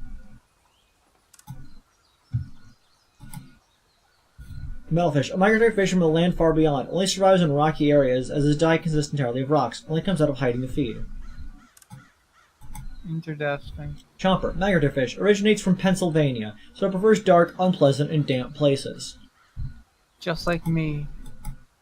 Bombfish, an extreme kind of fish, most often found in flowing water, as stillness would be boring and inadequate for stimulation. Has a self-defense mechanism that can cause bodily injury to unaware fishers. I wonder what it is. Eyeball, a common fish, requires blood to survive, improves eyesight. Frog? A migratory deep-sea fish, usually only found on moons, though it can survive anywhere with enough blood.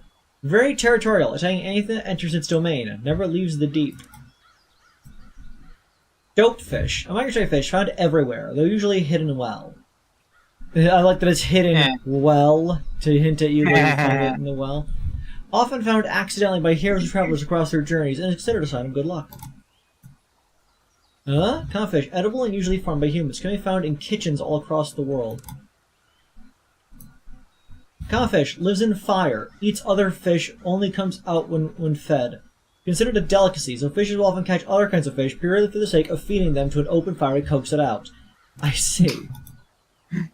Blowhog! A carnivorous fish originates from Sweden and has been considered a status symbol in human society, possibly as a sign of femininity or those who receive bottoms. Though the details have been lost to time, lives in huge bodies of water and avoids land, though it may swim close to shore to feed.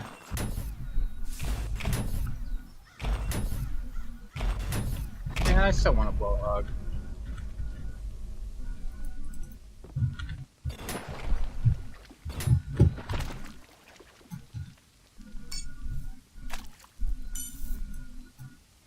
I can't believe I was right earlier, I was just missing it. Stickfish. Found a stickfish, size 1.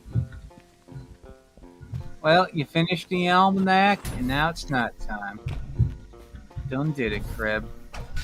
Feel proud of yourself.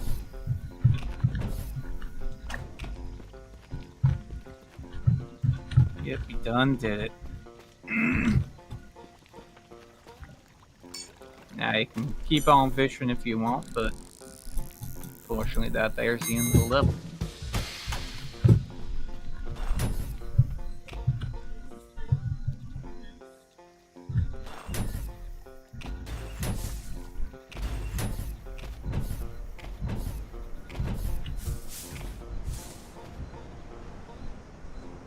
The sky's rotating, I see. Yeah. Very pretty. I thought with the message in the bottle, like they might be able to get to the island. I don't know if that actually is anything. It might. I don't.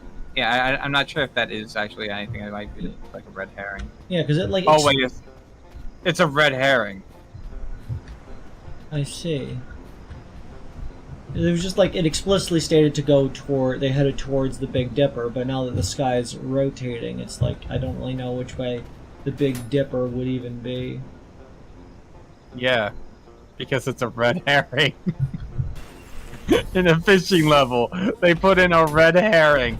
Fuck you, Akita. Stickfish. Fish size leaderboard.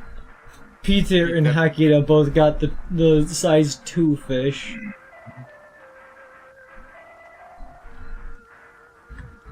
There you go, you got score number 328,197.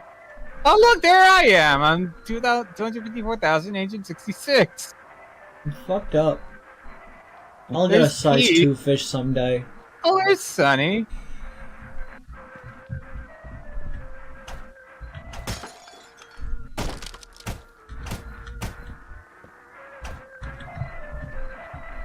Fishing skills are impressive.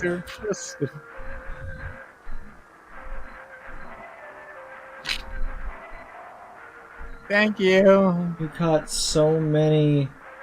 Congrats. Congrats. Good job. Good job. You see, this will make all the... Yeah, it's gonna loop.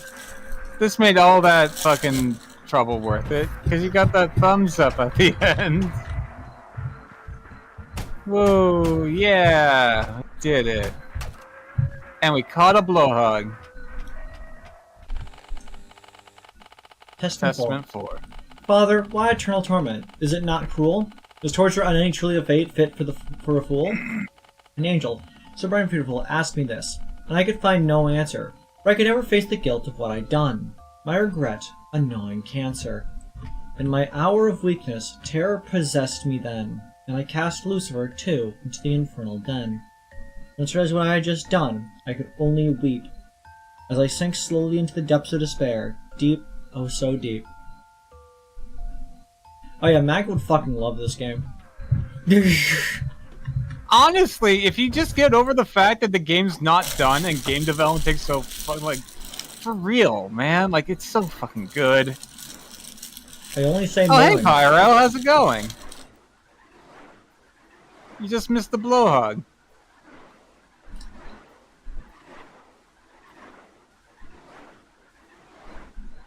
Pyro? Pyroburn 235. Yeah, she's very prominent in my community. Oh, my chat's not updating. Pyro always pops up like a cool bird. You never expected them, don't... There they are. Yeah, she gave I you thought a people just thumbs stopped up. talking. I see. Nope, they've been... Hello. Yeah. Hi, Pyro. How's it going, Pyro?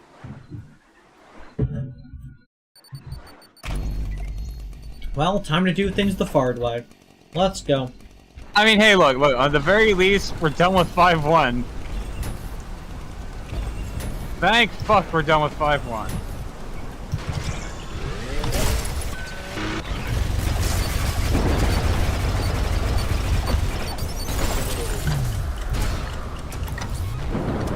Oh, remember, the screwdriver has very unique properties here. What do you mean? Zap zap.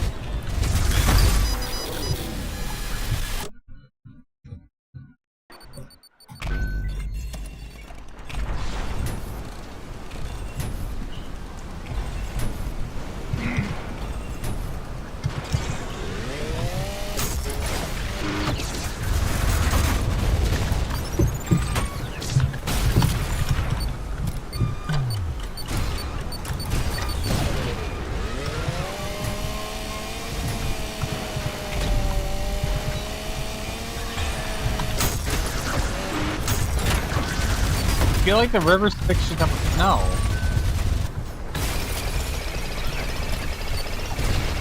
Zap zap.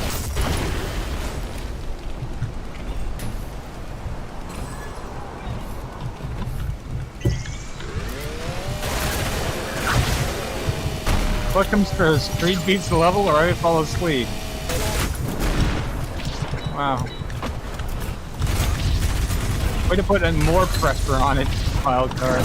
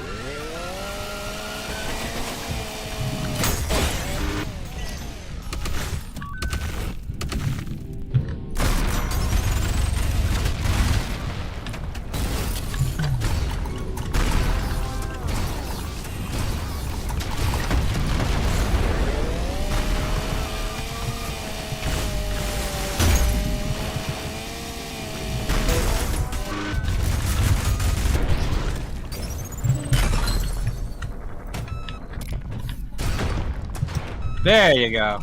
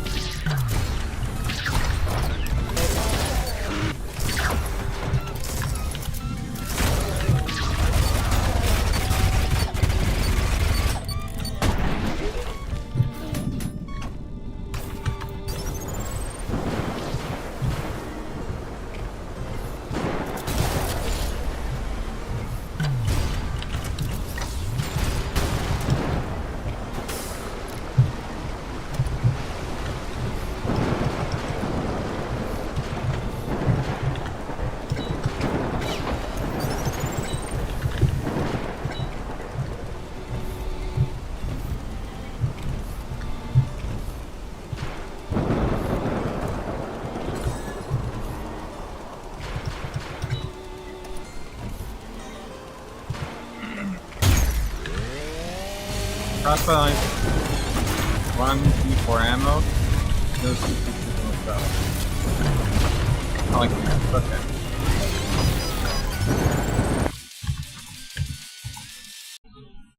What? I'm reading Wildcard's thing. Funny holy weapon idea for a D&D campaign. A crossbow that only has one D4 ammo. Reason? The ammo is the nails used to keep Jesus on the course. Cross. I think you meant to say cross. Or something equal. Like another could just be ammo dipped into angel tears. I like the nails one though. Call it the nail gun. I believe they only use like 3 nails. Right? They only use 3 nails.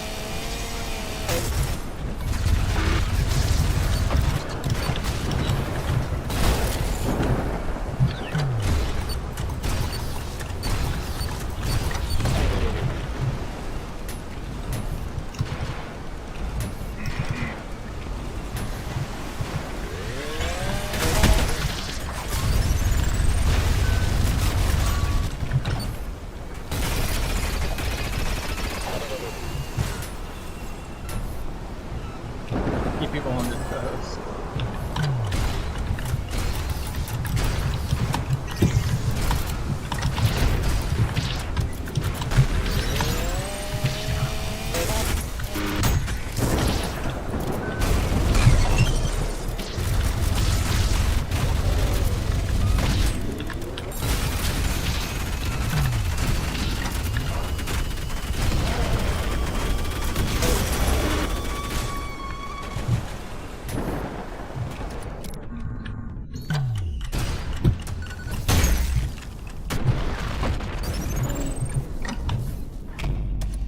And that's what we call planning ahead. I like the rocket launcher. It's just fun. I could tell you like the rocket launcher. I'm glad you like the rocket launcher. It's very.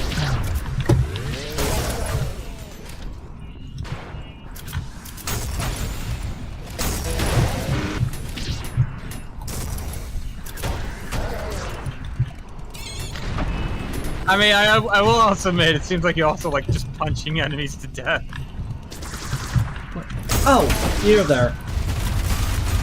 Yeah.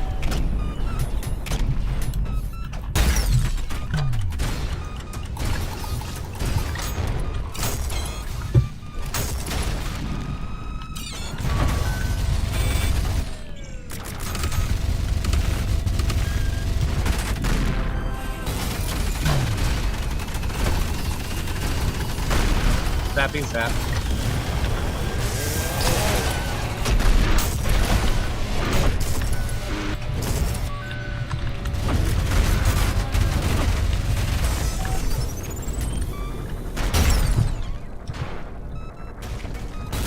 Now,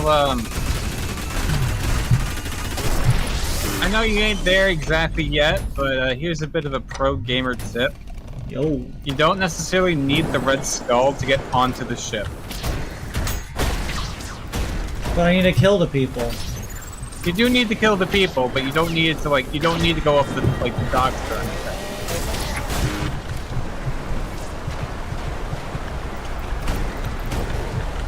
But I need to kill them. I know you need to kill them, but I'm just saying, like, once you open up the docks, you can just rocket ride up to the ship. It saves a lot of time.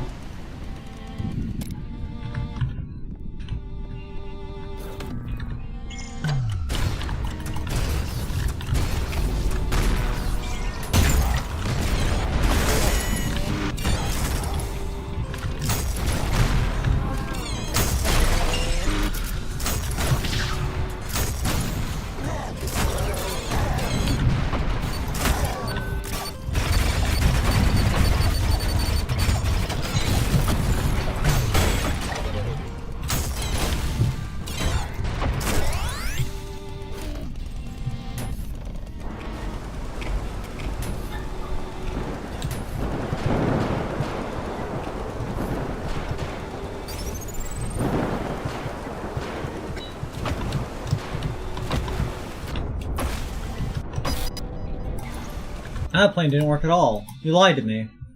No, I said rocket ride. Hop on a fucking rocket. I can't do that. That's cheating. What do you mean that's cheating? That's cheating. I can't do that. It goes against the OSHA protocols. You're on a pier on hell in an ocean made of dam. I think ocean is no longer a consideration. See, that's why people have given up on society.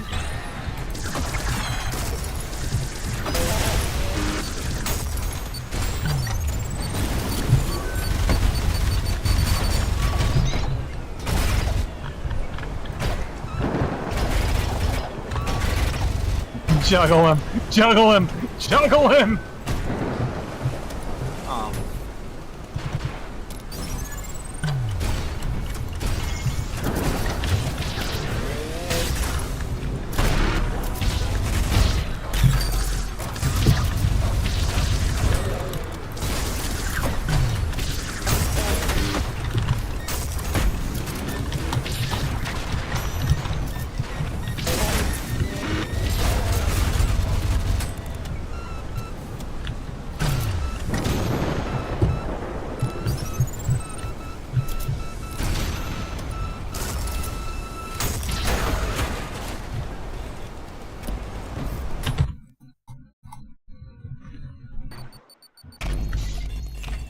Wasn't feeling it.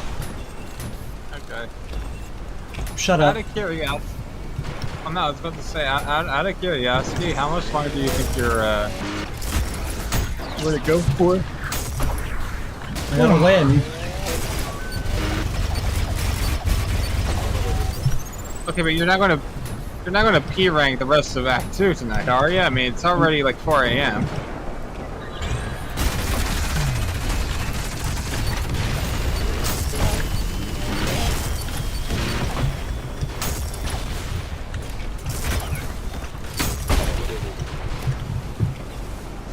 I'm gonna win. One is sin.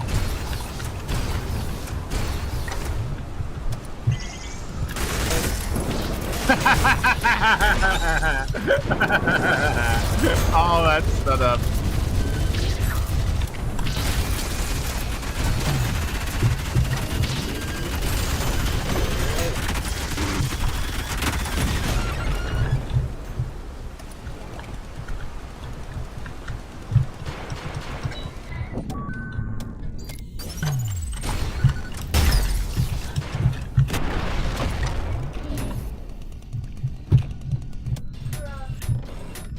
Now listen, chat. In this life, you're either a smart feller, or you're the other one. I'm not sure what's Kreed.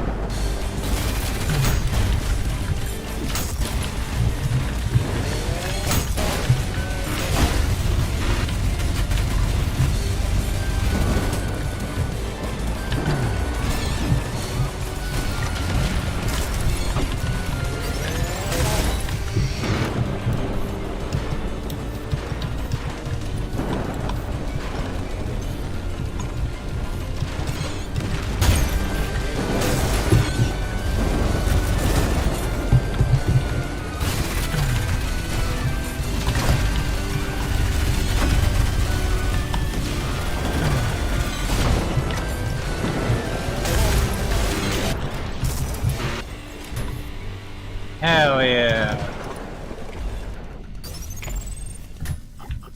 Easy as.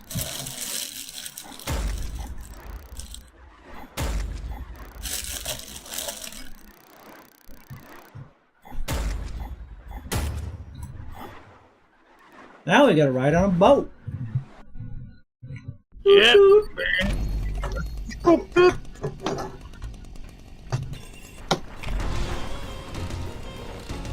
Boat time, boat time.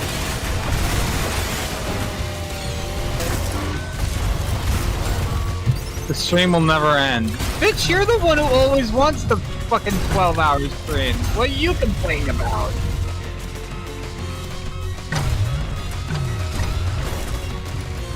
Would you please? No.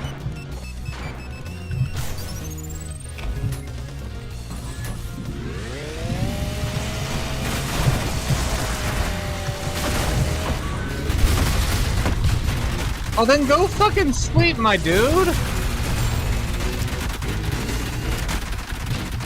Kreed's irresponsibility is, you know, doesn't mean that you have to be irresponsible. There's always the fucking VOD.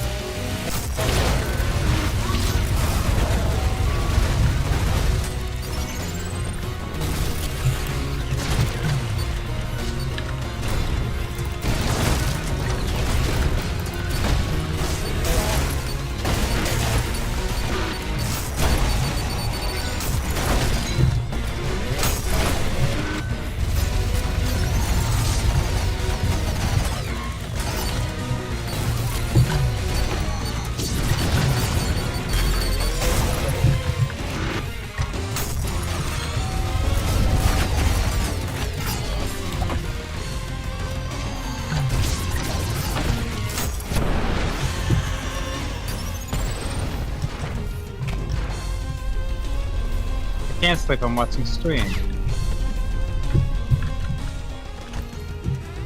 Oh, by the way, I've recently got my best time on the Leviathan. Take a wild guess how long it took me to beat him. 12 seconds. Okay, I ain't that good, man. I didn't have activated cheats.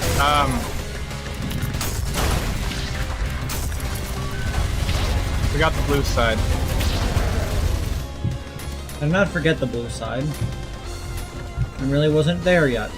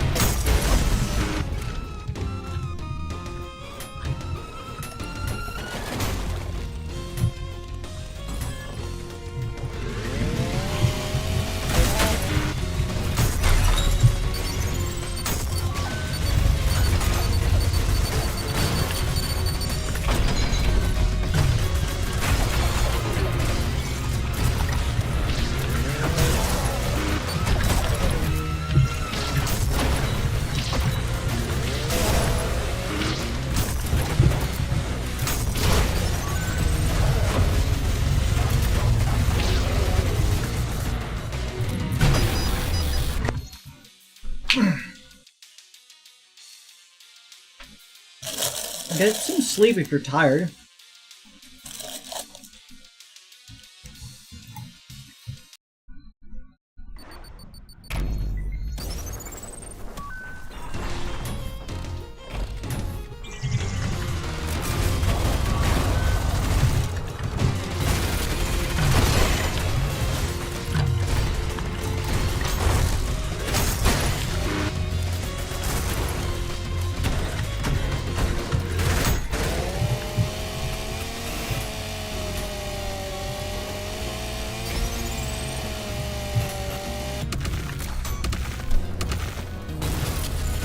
That sounds like a great way to get some weird dreams.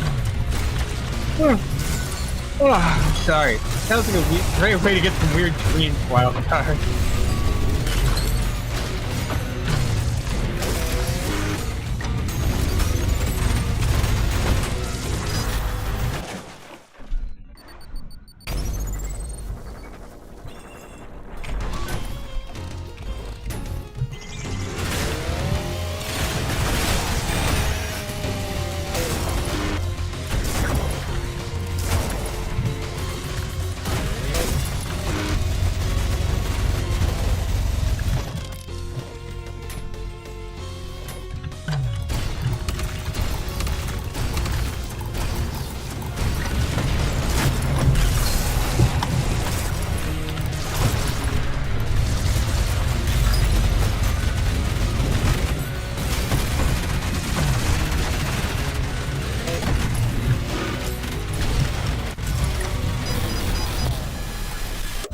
throwing me off, Pen. Knock it off. I'm sorry.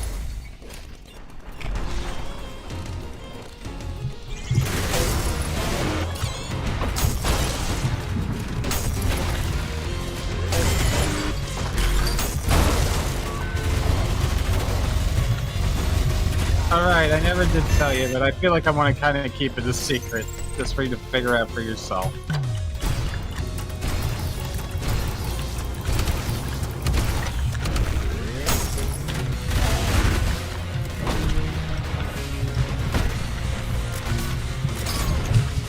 Alright, night, Aikahi.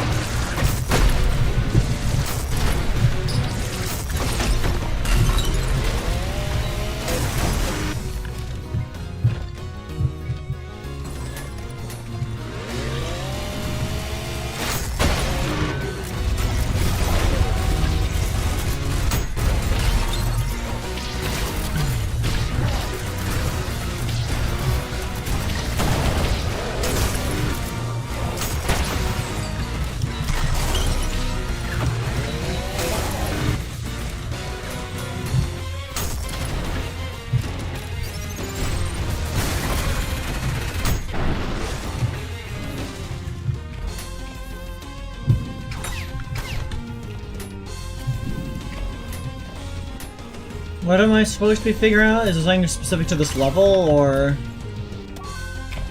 Oh, no. I said my time with the Leviathan. You'll see it after you beat the Leviathan.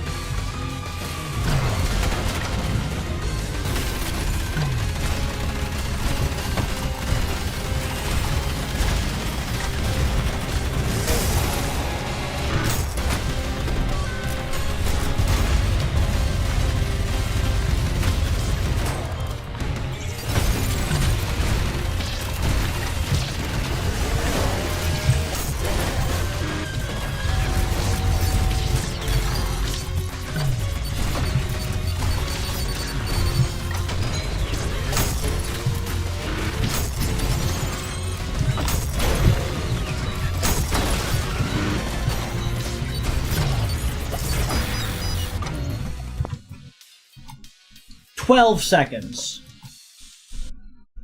1 second. No.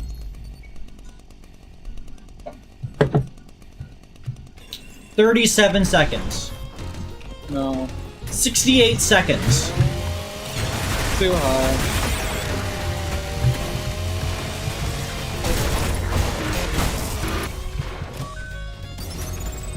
0 seconds. Literally impossible without cheats. Or even with cheats. I'm not even sure that's possible with cheats.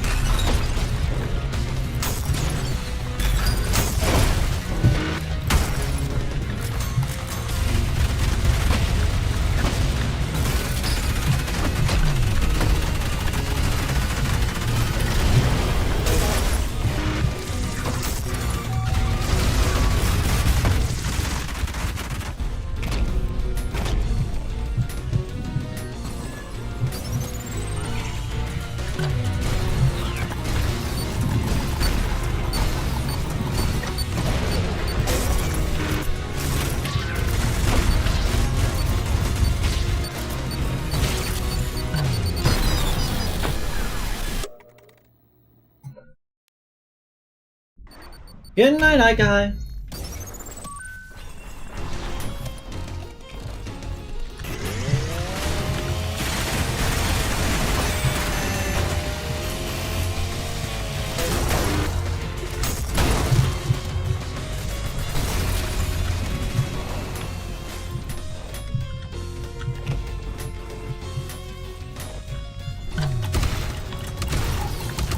I wanna be right back. I wanna get some water real quick.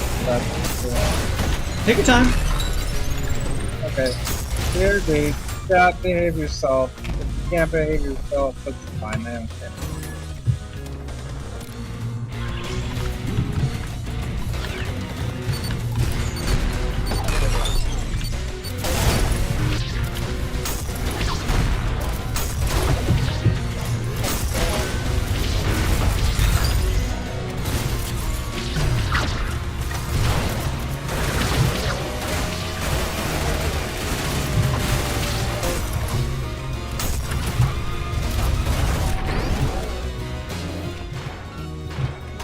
Give me that.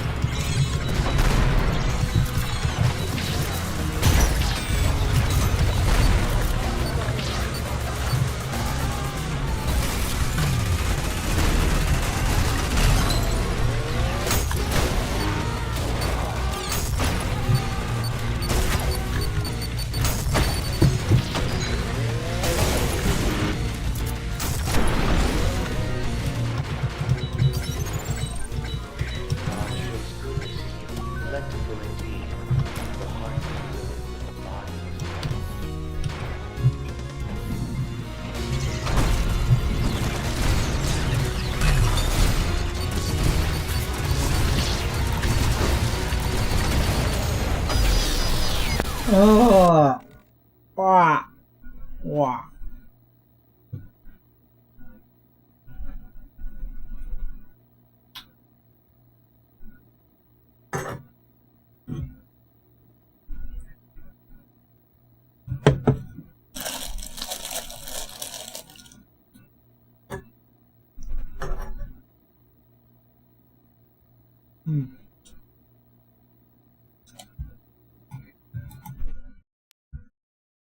I think I might end the stream soon.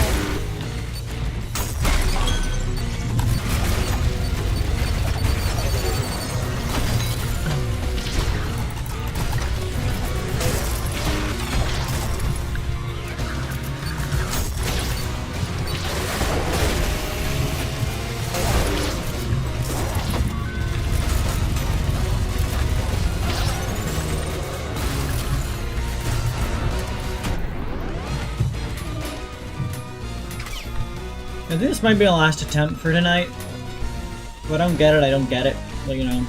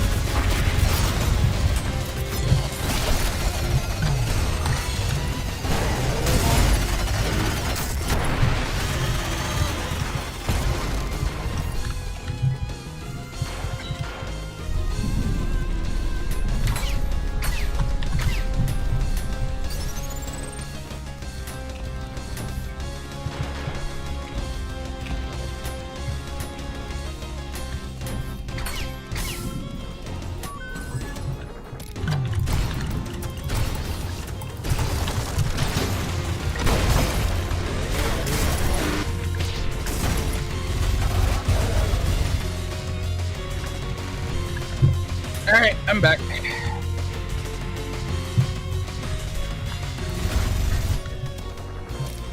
Welcome back.